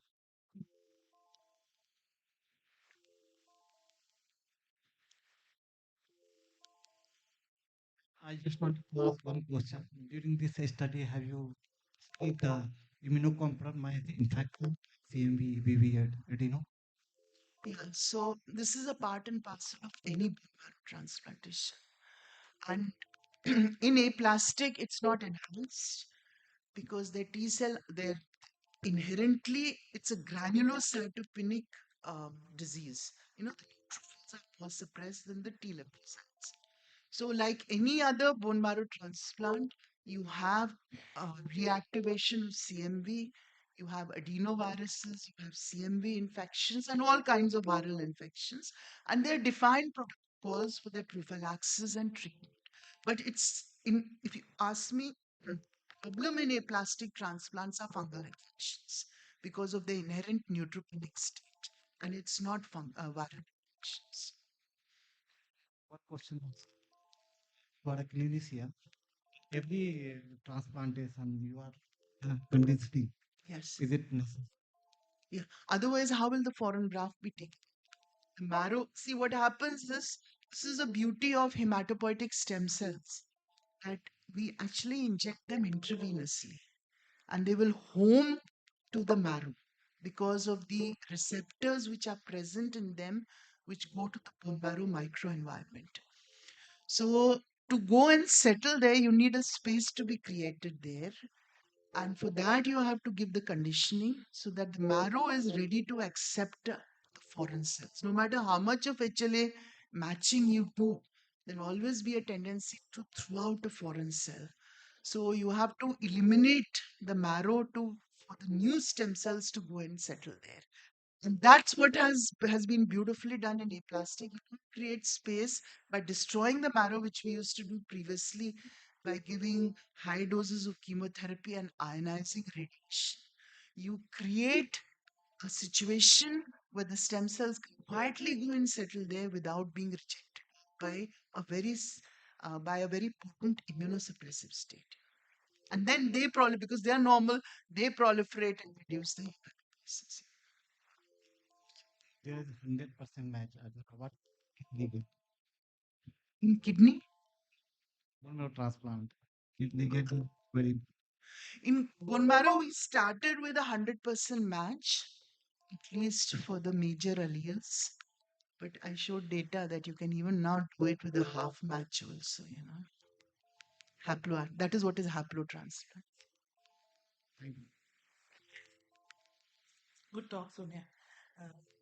I was just saying that would you recommend upfront taking transplant for category rather than going for post transplant cyclophosphamide is really good. So would you recommend just only in specific? So there'll be a lot of students here.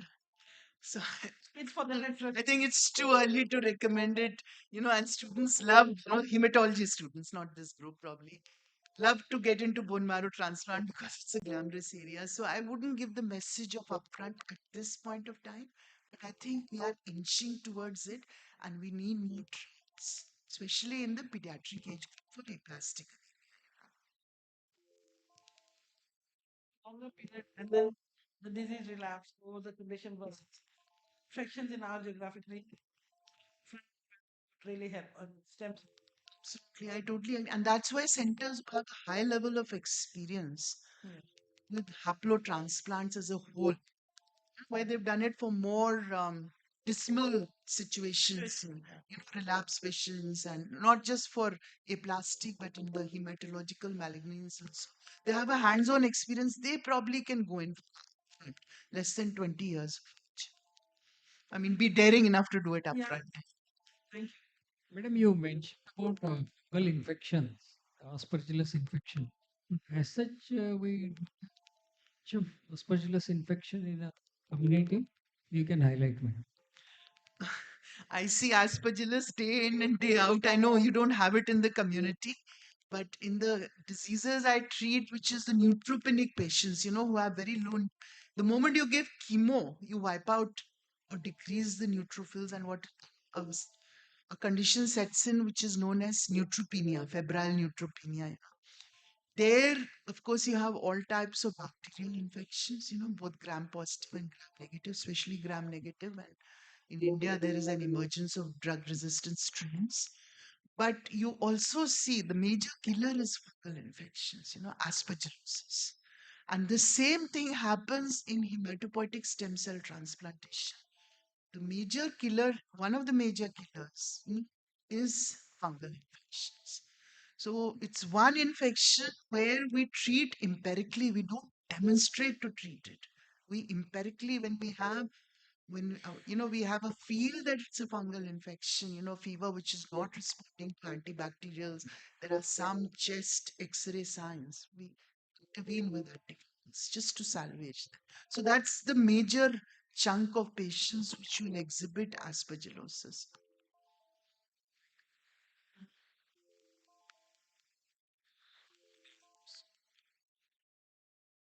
Very interesting talk. I have one question. So, post transplantation, is there any report saying the T cell, B cell repertoire? Because ultimately, these patients have to be rescued from incoming infection. B cells will play important. So there are a lot of studies on the immune repertoire post transplant in the peripheral, in general, not just in aplastic anemia, because to invade in and take out a marrow specimen is ethical issues. It's not easy. Patients have to give a consent for participation in the study. But from the peripheral blood, it's easier to take samples. And there is an immune reconstitution which takes almost 1 year after bone marrow, a hematopoietic stem cell transplantation. So you have to re-educate the immune system for vaccination also. So if you see in the allogenic transplants, where you give it from a foreign, brother or sister or matched unrelated or haplo, all the revaccination starts after 1 year when the immune system is now mature and ready with the new, which has evolved all the vaccinations.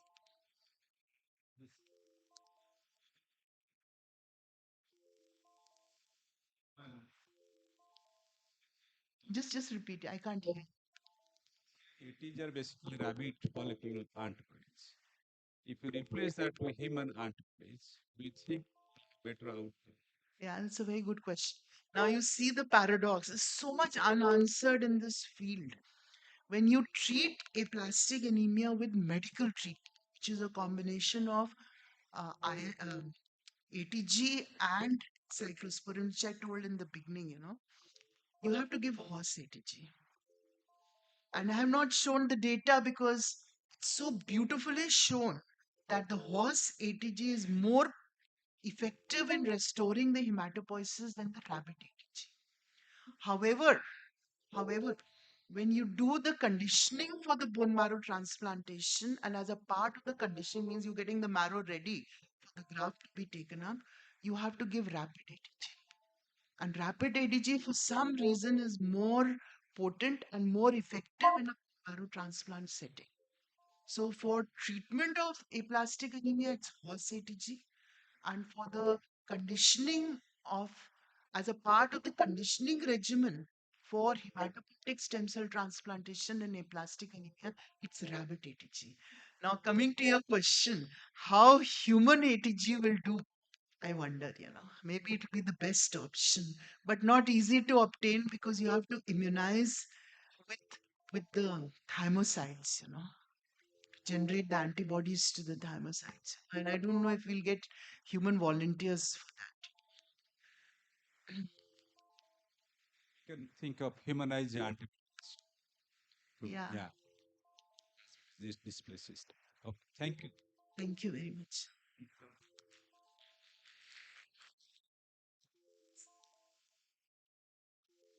Now I would like to request our respected chairperson, Professor Sarat Dalai, to kindly present our esteemed speaker, Professor Sonia Nityanand, with the memento as a gesture of our heartfelt appreciation.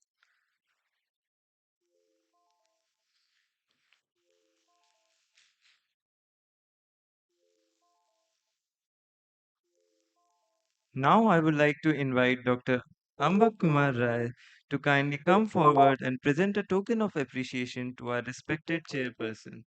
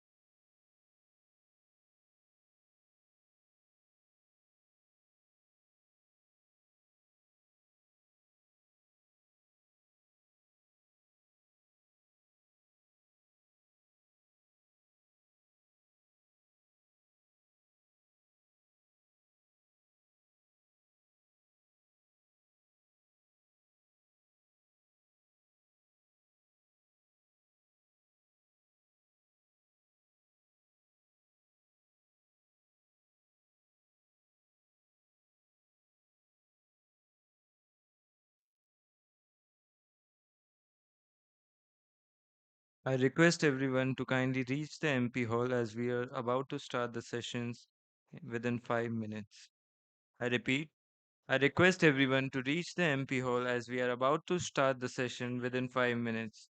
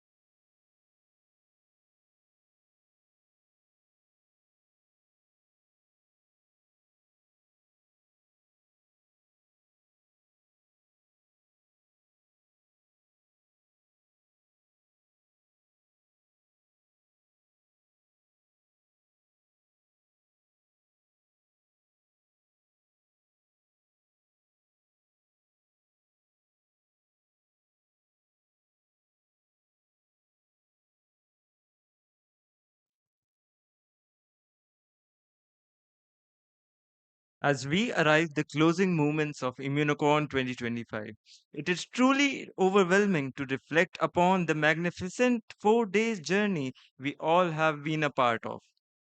What began as a gathering of mind has now transformed into a milestone in the 52-year legacy of Indian Immunology Society. Over these 4 days, Immunocon 2025 witnessed 112 distinguished speakers who enriched us with cutting edge research, pioneering ideas, and transformative perspective in immunology. We celebrated the felicitation of Senior IS member, IS Senior Scientist Award, IS Mid Career Scientist Award, Women Scientist Felicitation, GP Talwar Young Scientist Award. This conference also brought us together the power of innovation and industries through engaging technical talks from global leaders including Denher, Meltona Biotech, Sony Corporation, and Revity, each offering new avenues of thought, technology, and collaboration. Our industry academia interaction sessions added another layer of depth, opening meaningful conversation that will undoubtedly shape future research partnerships. And now, carrying this spirit forward, we move into the valedictory session of Immunocon 2025. I would like to extend a warm and respectful invitation to our esteemed dignitaries on the dais. Now, with a great honor and immense pride, I invite our chief guest for the valedictory session, Professor Sonia Nityanand Ma'am, to grace the stage. She's an Indian immunologist and hematologist. She is currently serving as the Vice Chancellor of King George Medical University, Lucknow. In 2025, she was awarded with the Padma Shri Award. Kindly join me in welcoming her to the stage. Joining her, may I also invite to the dais our esteemed dignitaries, Professor Amit Awasthi sir, President of Indian Immunology Society. Dr. Kaustav Naik, sir, Secretary of Indian Immunology Society. Dr. Deepak Kumar Rathod, Treasurer of Indian Immunology Society. Professor Shivesh Sharma, sir, Chairman of Immunocon 2025. Professor Manisha Sachan, ma'am, Head of Department of Biotechnology at MNNIT, Allahabad. Dr. Amba Kumar Rai, convener of Immunocon 2025, and Dr. Samir Srivastava, sir, co-convener of Immunocon 2025. I request everyone to please come forward and graciously present themselves in the dais.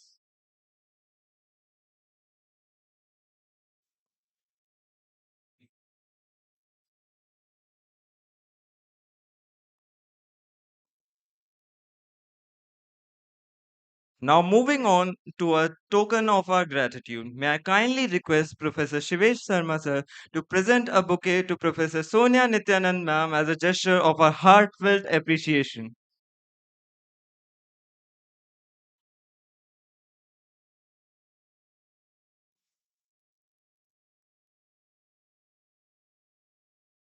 Thank you, sir. Next, I would like to invite Professor Manisha Suchan ma'am to present a bouquet to Professor Amit Avasti in acknowledgement of his support.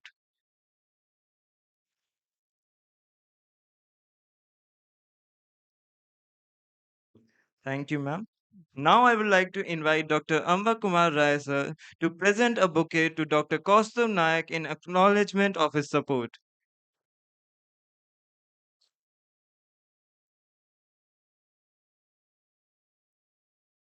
Thank you, sir.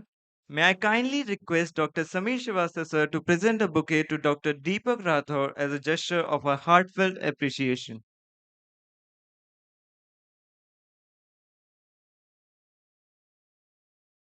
Thank you, sir. Now I would like to invite Dr. Amba Kumar Rai sir to deliver the concluding remarks.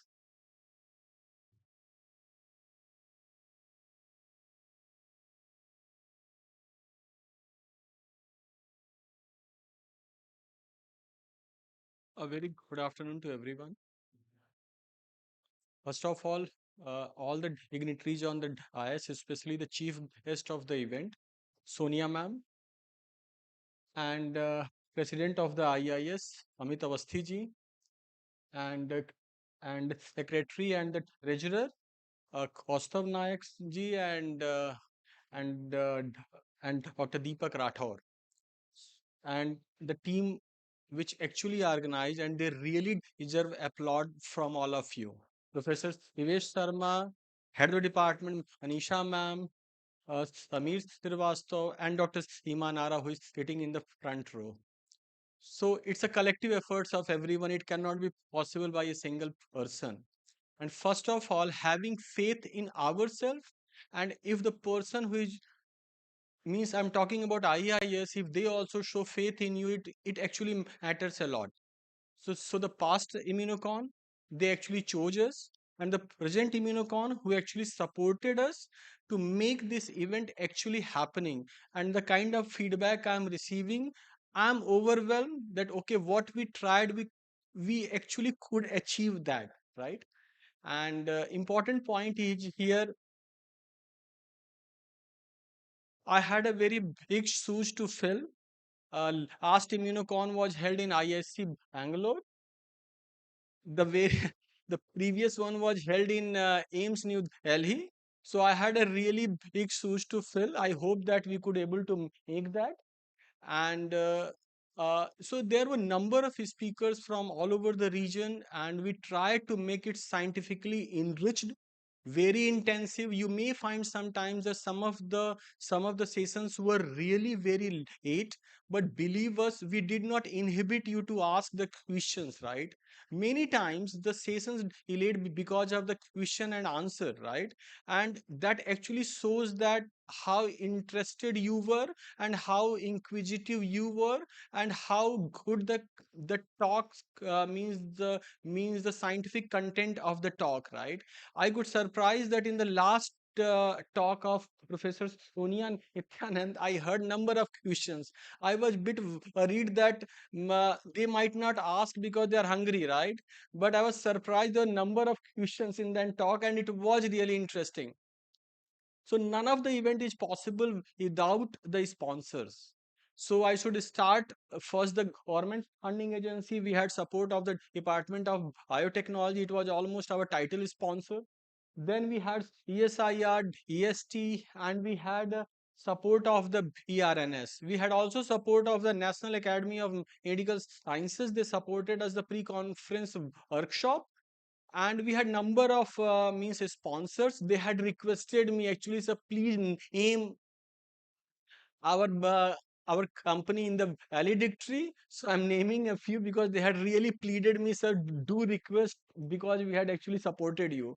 So I would start with Enaher, Ilcheni Biotech, Revity, who the company which represents the BioLegend. Then we had Sony and Becton Dickinson as our co-sponsor, and we had number of exhibitors also. So none of the event is possible without the support of our student volunteer.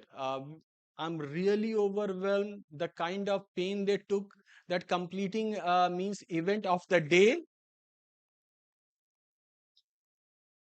completing the event.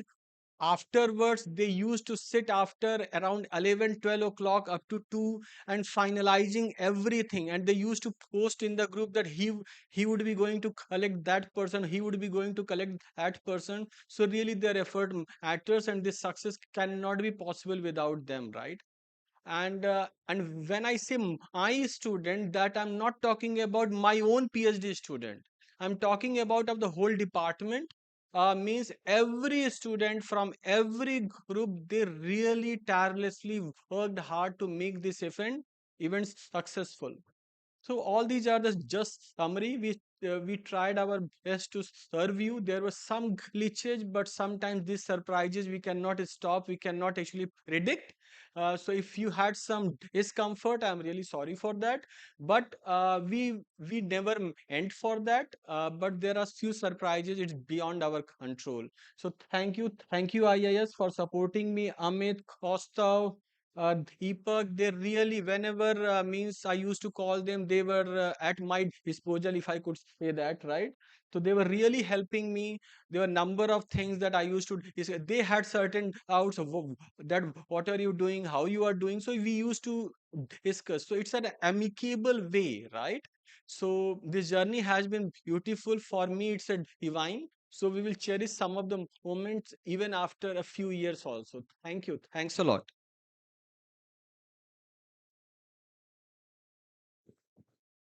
Thank you, sir, for providing a comprehensive summary and closing message. It is my honor to invite Professor Amit Awasthi, sir, to address the gathering with his closing remarks.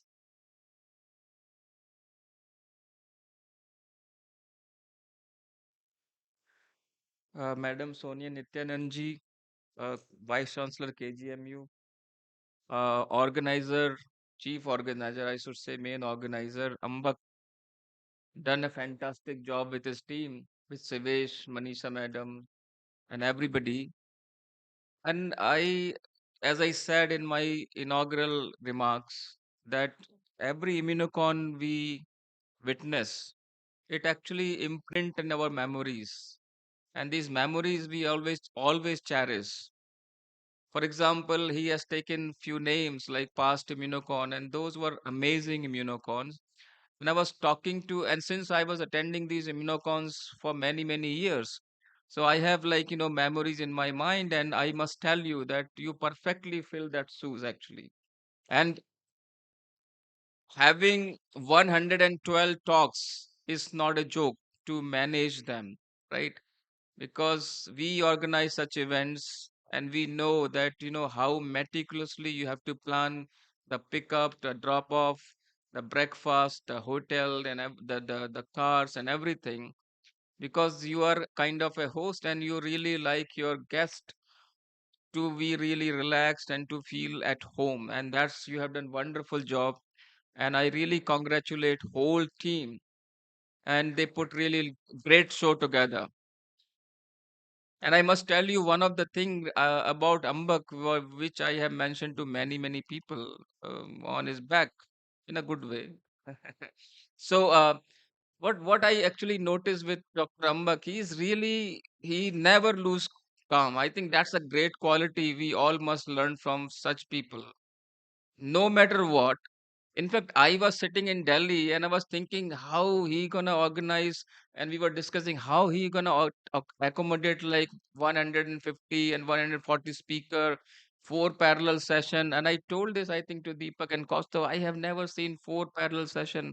How he gonna do it? But he has done remarkably great job. And in fact, some of the speakers came from all the way from US, and we have heard great talk of Dr. Bali Pulendran on vaccine. I think that was eye opener. Like wonderful work what he's doing in Stanford, and that's what he has presented. The Peter, head of the department of Erasmus Netherlands, he all the way came from Netherlands to Prayagraj. And I must tell this is really great learning experience for all of us. And as a team, we could really succeed the expectation for everyone, including the students. And one of the thing regarding this too, because these conferences are primarily for the students, for creating a next level networking in the field, because we're gonna go away, we're gonna retire, and then these you guys have to take the stage, right? So therefore, this is a learning experience for you, how you can create a network and friendship among the immunologists, and that's how you have to move forward, whether you live in America or you live in India or you live in Europe. This is the network what you created now will remain with you forever. And I give you a small example. What we did in 2004 when Dr. Kanuri Rao was the president of Indian Immunology Society, and he put together 3 4 people, myself, Dr. Deepaman Ganguly, and one more person, couple of more people, and we started the first newsletter of Indian Immunology Society in 2004. And from that time onward, because we are working on this newsletter together, and from that time onward, we become very good friends. Dipyaman now is in the Ashoka University, and we are still working together on various new horizon of the immune system. So this is an example that you should, when you come to any conference, you come to this conference, you go to any other conference, don't be aloof, don't be isolated. Don't think that why should I talk to this person, that person. You create, you go yourself and introduce yourself. That is the way you will understand. That's the way you understand the other person. and that's the way you understand the perspective of the other person and the vision of other person. So this networking is very important, and I think this conference could do that. And I must thank you again, Ambak, for organizing wonderful conference. And I will not take much more time. And I really thanks once again.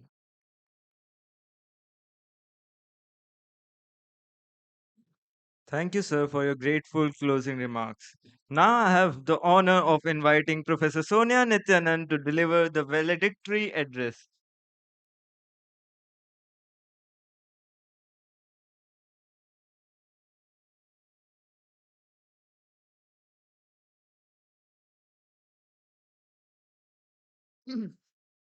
Thank you. And I know there are many dignitaries on the dais. I'll begin with the president, Professor Amit Awasthi, the secretary, Dr. Kaustav Naik, the treasurer, Dr. Deepak Rathore, and of course, the organizing secretary with the chairperson, Professor Shivesh Sharma, the actual hero, Dr. Ambak Kumar Rai, and the co-convener, Dr. Samir Shirvastav, Dr. Manisha Sachan, all the esteemed faculty who have come to deliver talks in this conference from all over the country and from within the institute, all the participants who have come.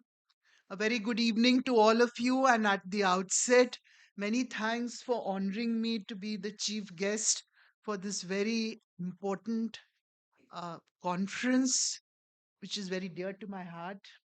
I am a clinician, a clinical hematologist, and a bone marrow transplant specialist. But for people who do not know, I've also done a PhD in immunology, and it's a field which is very, very dear to me. And I still think that as close as is clinical medicine is immunology also very dear to me. I just love immunology. And it's been a field which has brought about so many, it's been a game changer in the pathogenesis of diseases and in the treatment of diseases. I would like to begin by complimenting the organizing committee for such a wonderful conference. From the time that I've stepped in here, I've been hearing praises about it, and that speaks volume for all the efforts which I'm sure must have been put in for almost a year by the organizing team. And Prayagraj has a special place for all of us. I can tell you for myself, it has a special, it's got a mystical attraction, because besides the confluence of the rivers, and the Kumbh Mela, which I came for, it also is a very academic city where you have the university, where we have the Allahabad Medical College, which is very good. And we have the triple IT. And then, of course, we have the MNNIT Allahabad. So it's built around these academic, I would say it's built around the rivers and it's built around these academic institutes. So it's a very attractive place and a place with great depth. And then I've been here often for the National Academy of Sciences, the which is again makes it a very special place for all of us who are members and who are fellows of the National Academy of Sciences. And I could not attend the program no matter how much I wanted to, because we had an emergency executive council meeting at the university because of a court case, contempt of a court case. So I really wanted to attend it, but I could not make it. But I've seen the program. It's very, very, very exhaustive. And it's such a good play of translational immunology and basic immunology. And I think that more and more people are being inducted into it from different fields of biology and even from different fields of medicine, because immunology is in the heart of all these sciences. Very well organized meeting, multiple good lectures. I'm sure, as my my previous speaker was saying that people from overseas came and shared, their expertise, the data which normally gets published only after a year or 2 years. One gets to read it in the form of research papers which they present, the data they present here, and it makes you realize how science is going, in what direction it is going. I thank you again and congratulate the this function is actually for the organizing team, to really praise them and to pat them for all the effort which must have been put in for almost a year.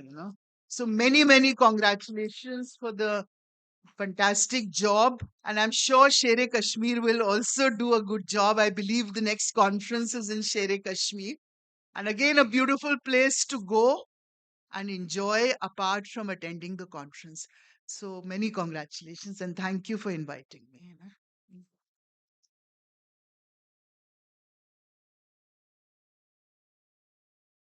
Thank you, ma'am, for your closing address.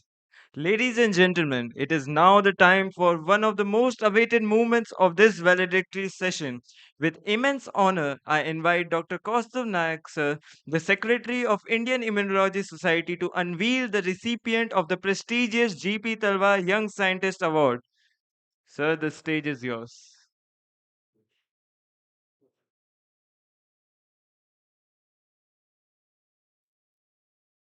दिल थाम के बैठिए.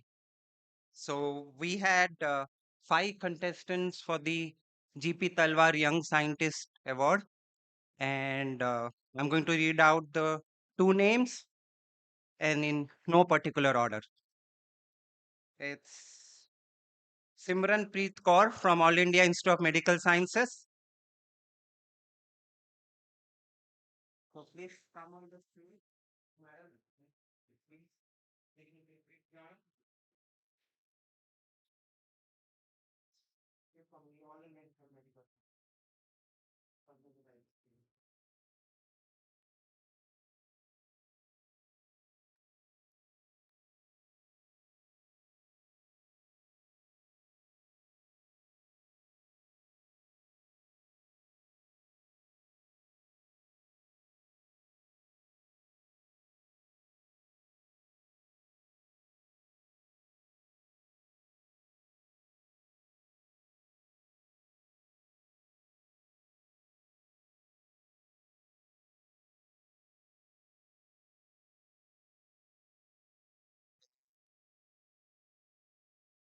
Then we have Dr. Priya Sharma from National Institute of Biologicals, Noida.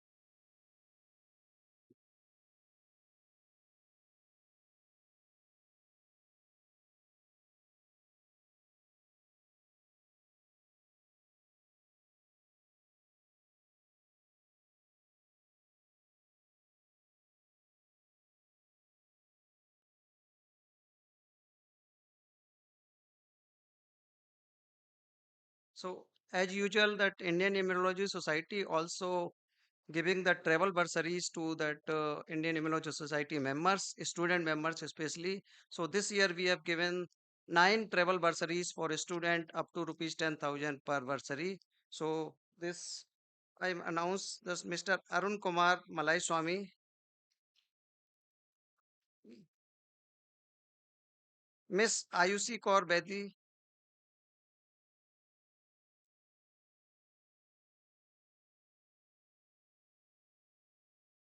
Mr. Muni Parvez,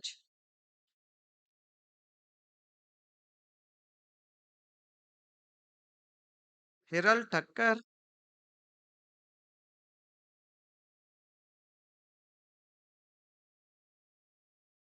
Miss Mr. Altas Hussain,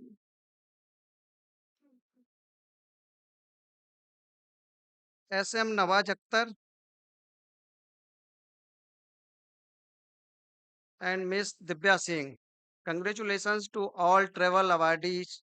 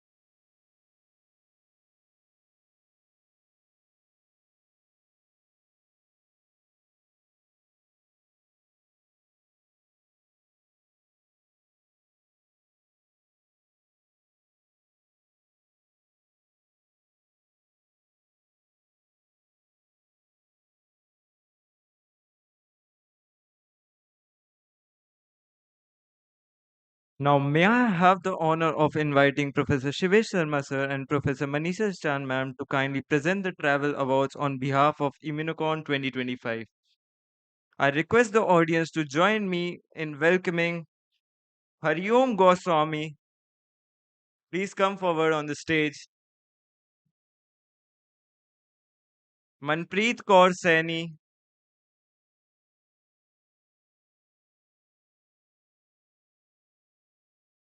Pallavi Gupta,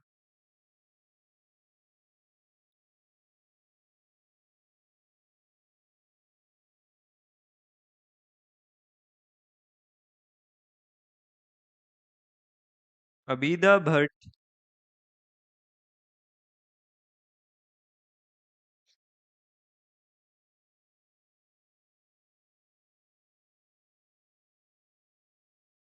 Omkar Zade, Adib Khan, Sayandeep Brahma, Shubham Halder, Mitiksha Gupta,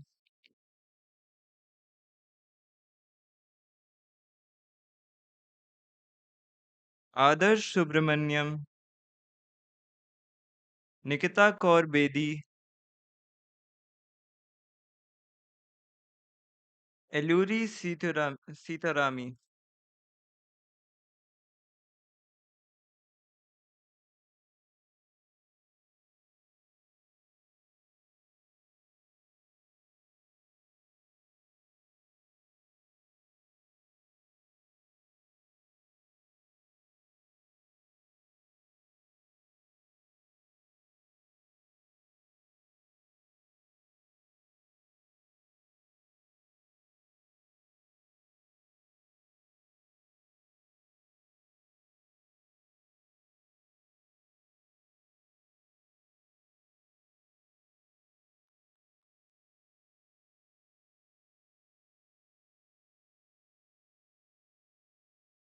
And now, ladies and gentlemen, we arrive at one of the most celebratory moments of this afternoon, the felicitation of poster session winners.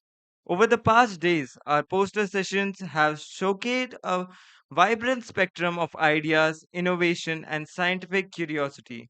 Today, it is our privilege to honor those outstanding contributors whose work stood out for its excellence, originality, and scientific impact. With great pride and enthusiasm, let us begin the felicitation ceremony of the poster session winners of Immunocon 2025.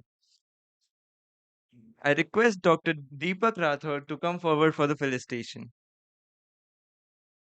The first and second prize will be awarded with a cash prize from Interest Consulting LLP, whereas third prize will receive a certificate.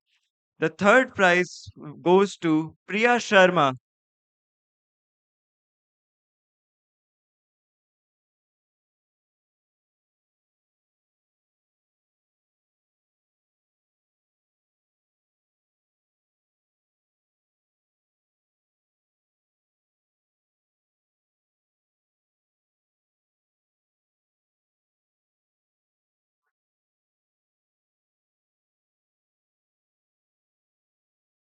From the same session, which is host pathogen interaction, the second prize is awarded to Aishwarya Saji.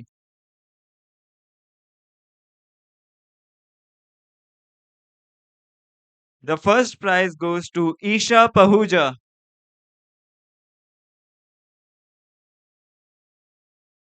From the next session, which is autoimmune disease, I would like to invite Dr. Kaustav Nayak sir for the felicitation. And the third prize goes to Miss Mitiksha Gupta.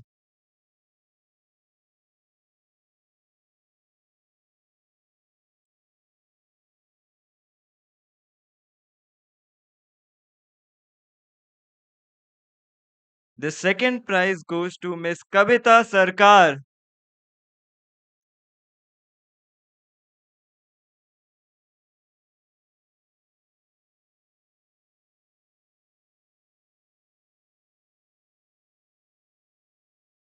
In the session of autoimmune disease, there's a tie for the first position. The first position goes to Miss Shivangi Taneja. and Miss Tuba Kamar.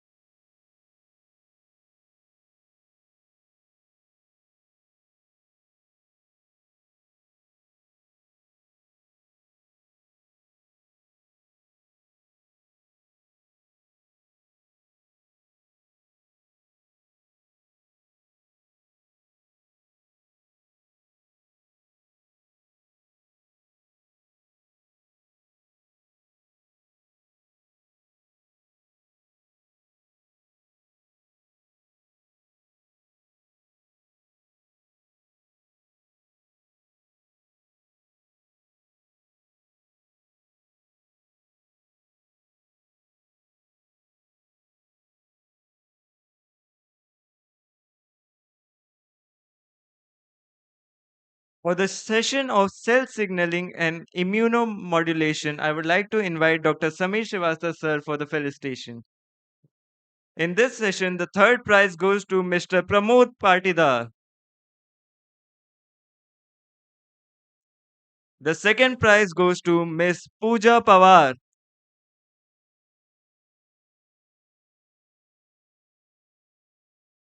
And the first prize goes to Miss Saryasi Maji.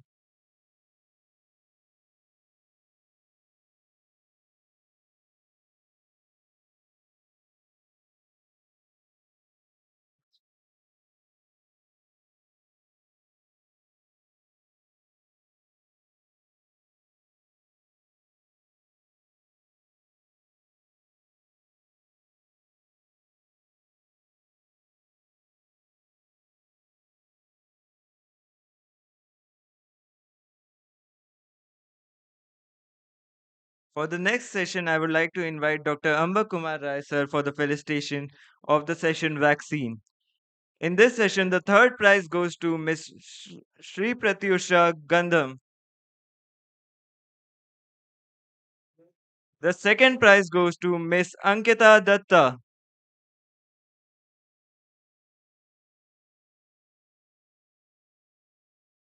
And the first position goes to Mr. Rajesh Yadav.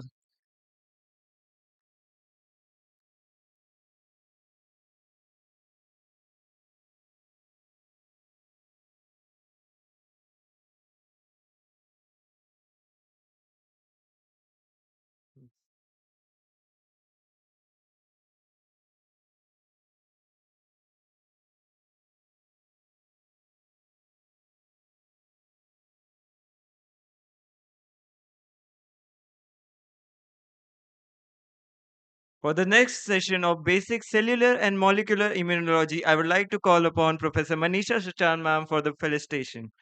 In this session, the third prize is being tied between two people. The third prize goes to Mr. Subodip Chakrabarti and Mrs. Jyotsna Bakshi.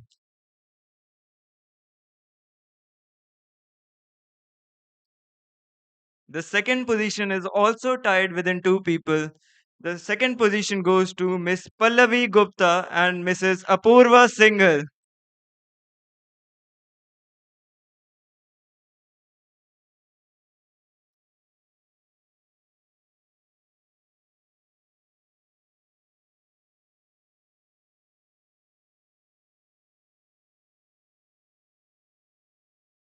And the first position goes to Mr. Aheli Masid.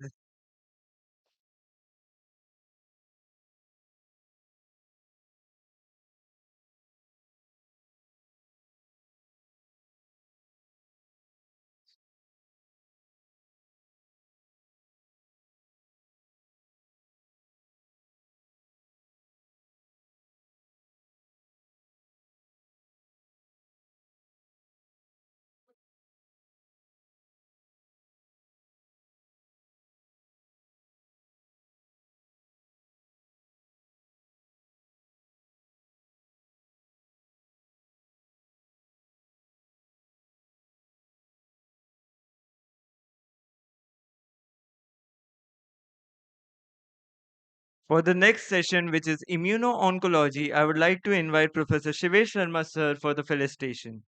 The third position in this session goes to Miss Priya Saha. The second position goes to Mr. Souvik Roy.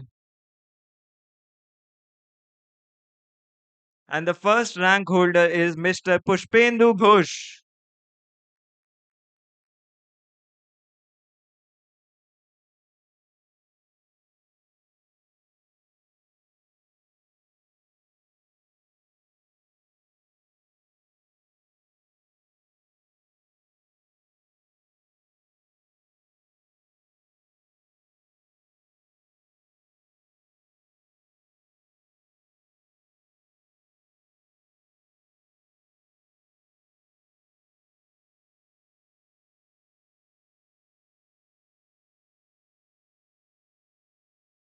For the next session, which is immunodiagnostic therapy, I would like to invite Professor Amit Avasti sir for the felicitation. The third position in this session goes to Mr. Sutanu Acharya Chaudhary. The second position goes to Mr. Aditya Iyer.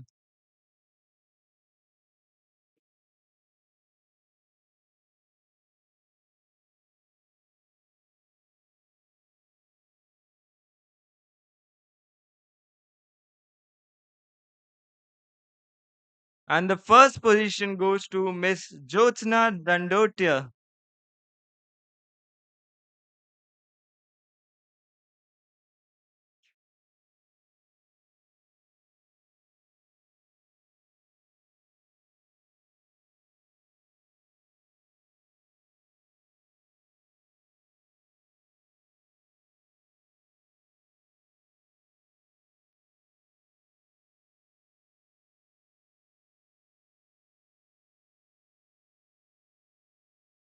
With that, we now move to yet another highly anticipated movement of this valedictory session, the announcement of Best Oral Presentation Award.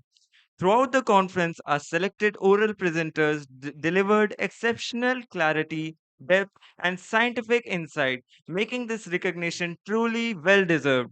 And now it gives me great pleasure to announce the Best Oral Presentation Award of Immunocon 2025. May I kindly invite Padma Shri Professor Sonia Nityanand to come forward for the felicitation. And the award goes to Miss Aheli Masid.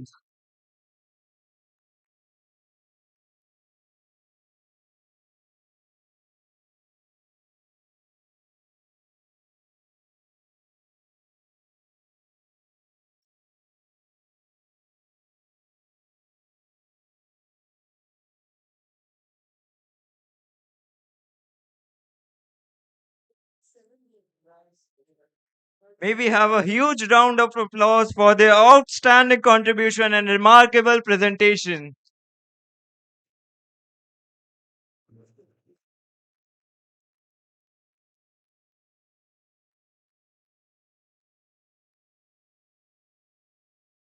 Now I would like to invite all the oral presentation participants to receive their certificates. First, I would like to call upon Miss Tuba Kamal to come forward on the stage, followed by Miss Shivangi Taneja. Thereafter, Miss Shreyasi Maji,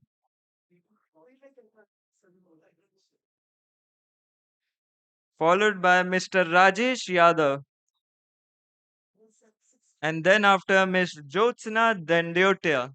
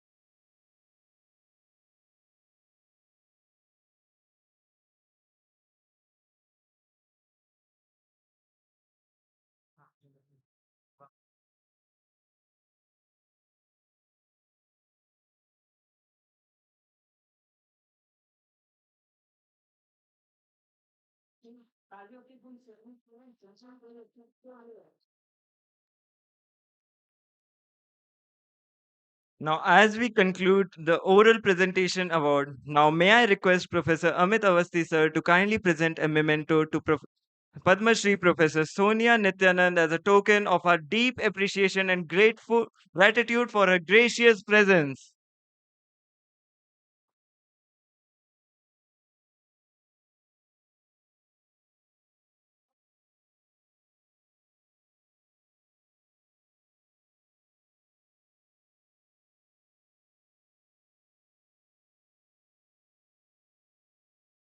Now, may I request Professor Shivesh Sharma sir to kindly present a memento to Professor Amit Awasthi sir as a token of our deep appreciation and gratitude.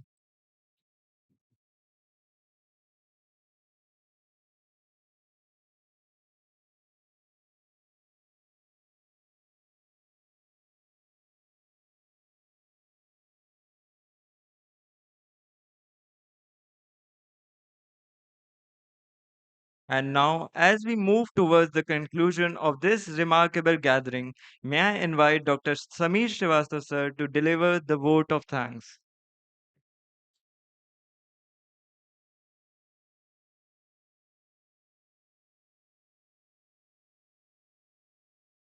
On the dais, Sonia Nityanan Madam, IAS President Dr. Professor Amit Avasthi, Dr. Kaustav Nayak, Secretary, Dr. Deepak Rathore, Treasurer, uh, President, Chairman of the conference, Professor Shivesh Sharma, Professor Manisa Sachan, Head of the Department, my colleague and good friend and convener of the conference, uh, Amba Kumar Rai. So it's like I don't know what to say at this moment. We have concluded a very grand event today, and so our journey, Miss Me and Ambak, our journey started in 2012, and so we had organized a very big conference at that time. I'm not comparing Immunocon with the conference which we organized in 2013. It was called Biosangam. So that was the first conference basically we organized when we all came together uh, as a team in 2013. So it was also a very big conference, approximately 700 plus participants. So obviously challenges were there, but with that training only we think that this was possible. And due to that training under the leadership of Professor Shiva Sharma, we learned a lot. And I think that that training only is showing up today that we are able to deliver such a good uh, conference in terms of organization and execution and everything. So I thank all who have contributed, especially our unsung, unseen heroes of the conference, our student volunteers who have you need maybe an hour of applaud today, okay, because the tirelessly you have worked day and night. It was like a amazing moment to see every time the messages coming in groups that this is happening, that is happening. Every group was so vibrant. We were just awestruck every morning when we woke up and used to see the message. It will say 200 300 messages every day. So obviously that was the kind of good start to our day, that okay, something has happened yesterday night, so today would be also good. So thank you all to the deepest of my heart, and God bless you all, and you all do well in your life. Okay. And apart from this, obviously uh, many other people who have contributed in terms of, I mean to say, various kinds of staff of MNNIT. They are also there. They are not seen here and there. This is the stage which we share, but they don't get chance to be here actually. Maybe they get a chance to be here, but when we are not here, then they are there because to clean and to see the things, clean the bathrooms, the area, compound, everything. Okay, the electricity people who were present here every time we call to fix any bulb or any switch or anything. Okay, so these things we don't see often, but because of then only we can see this bright thing all over around us during the whole day and night as well. So I also thank those people, civil and electrical maintenance department, the office staff, especially Rakesh, Adil, and Ravi. So, and many other. Not only these people, but our biotechnology staff as well. All of them were so helpful in every aspect, which made this event so successful. And obviously, the showman of this Immunocon, Kumar Rai. So he planned everything so meticulously that I had to find myself to fit into something so that I could be useful in something. So it's like that. So he planned everything very perfectly. That made that you can see all over that we had a great successful conference. In fact, everything I used to ask that Ambik sir, accommodation तो sir बस हो गया है बस कल तक हो जाएगा. So that is how he used to work actually. And last 7 8 days it was very great to work with all the students and day and night, or like say we I only used to push them to go to eat or something, okay, and then come back. Okay, but they were like say, okay, we'll work sir, we'll finish and then only we'll go. So obviously those things we will cherish all of our life. And many thanks to the Department of Biotechnology, our heads and deans, and obviously all of sponsors. Without their support, this would have not been possible. We are still trying some sponsors to be part of us. So thank you a lot. Thanks a lot. Have a great evening. Thank you, sir, for your grateful words. Now I would like to invite Dr. Dilafruz to say a few words as she is going to host the next Immunocon.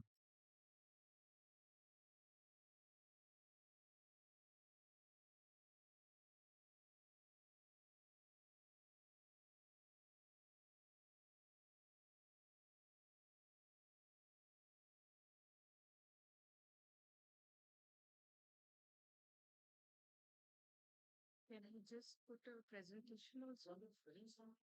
I can just do one small one. Very, it is on my mobile. That's fine.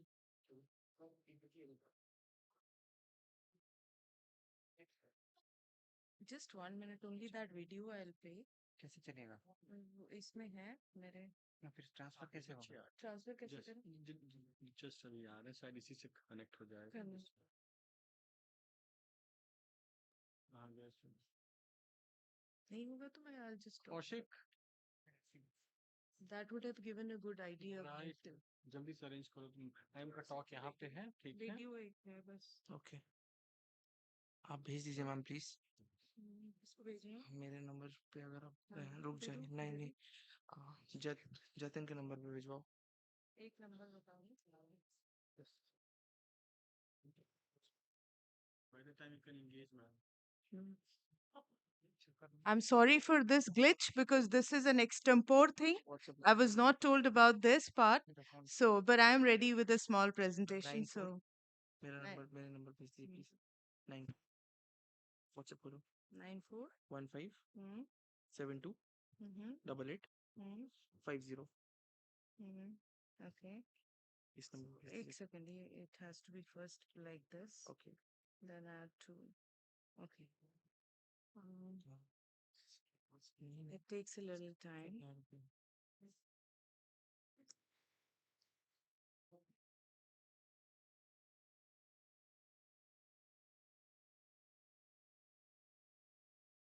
फिर से बताओ number what was it 94 सही है number ये सही वाला चरण 15 ये सही है नेम कुछ बताओ अभय अभय okay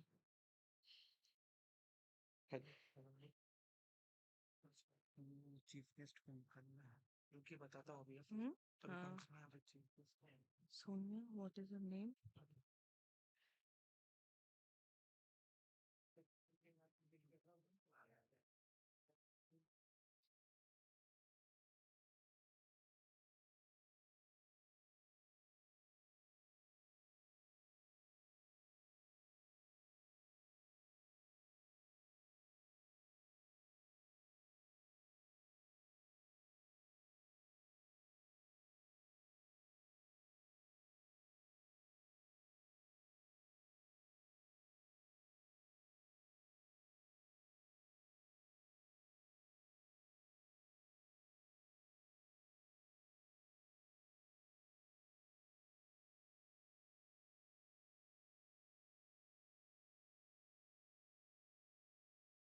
To Sherry Kashmir Institute of Medical Sciences, or SKIMS Srinagar. As the largest medical institute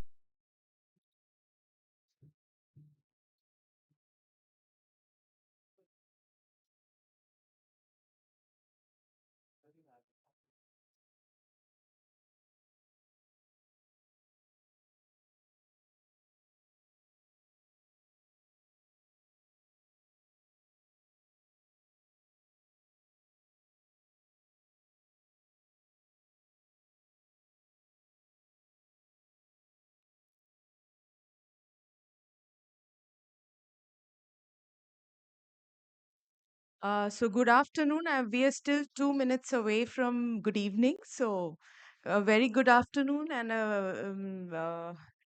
to all of you, particularly the dignitaries on the dais and ma'am in particular, Sonia ma'am in particular, and all the other dignitaries. I don't remember the names of each and every one of you. It's not before me there. So before they could just about, so I am Dr. Dilafroz. Welcome to Sherry Kashmir Institute of Medical Sciences, or SKIMS Srinagar. As the largest medical venue for We had Welcome to Sherry Kashmir Institute of Medical Sciences, 26 in Srinagar. or SKIMS Srinagar. Invitation to all of you to please join us there.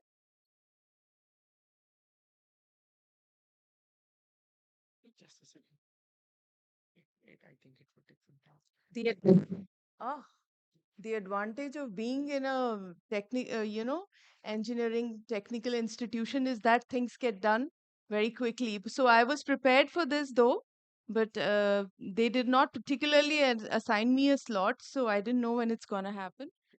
But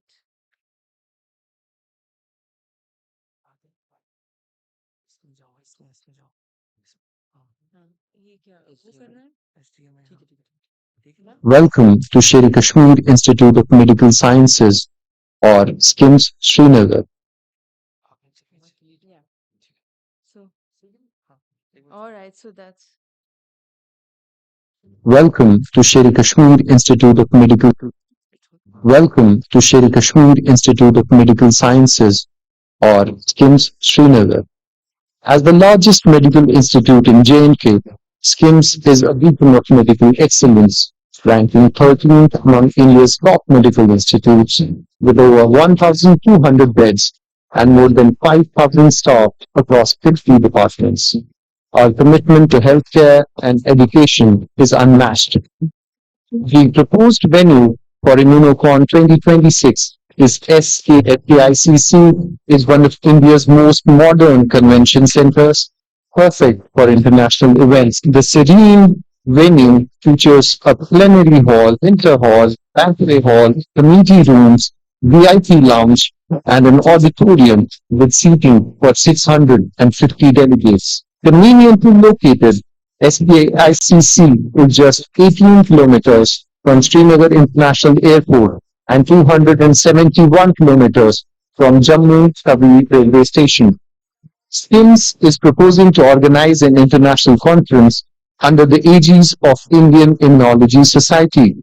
The conference is aimed at exploring new vistas in modern medicine, particularly changing paradigm of healthcare with the boom in omics technologies. Omics technologies have impacted every branch of human health, including basic and applied sciences. They are powerful contributors to our knowledge network for maintaining good health, besides our ability to prevent and treat diseases across the lifespan. The conference is expected to foster mutual collaborations amongst the experts in the field, thereby enabling us to further the agenda of the conference.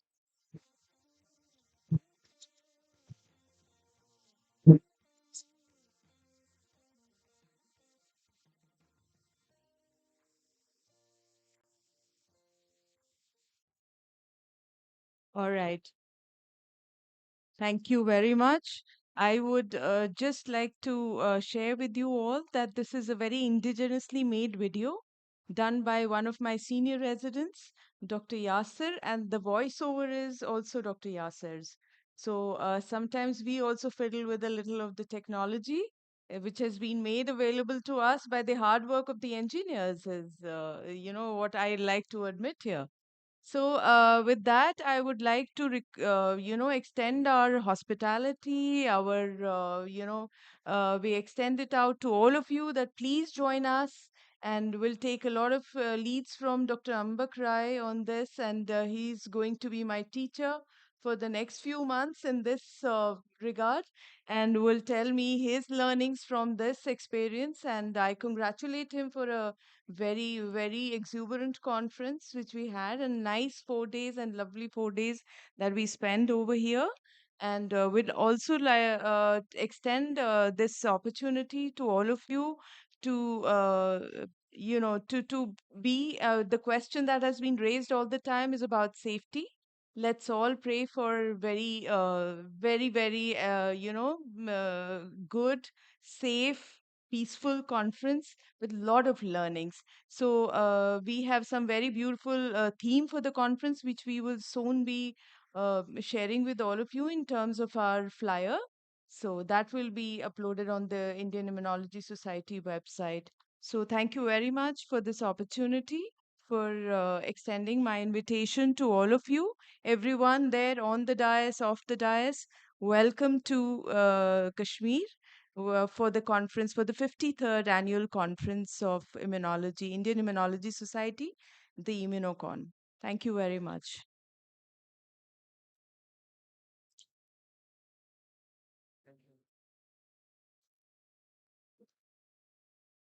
As we stand at the final moments of this extraordinary 4 day scientific celebration, I extend on behalf of Motilal Nehru National Institute of Technology, Allahabad, our deepest gratitude to each one of you for making Immunocon 2025 a historic success.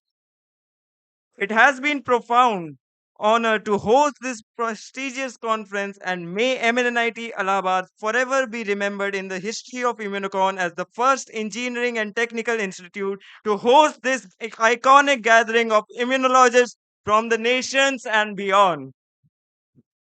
We also express our immense appreciation to the organizing committee, the dedicated volunteer, and every member working tirelessly behind the scenes.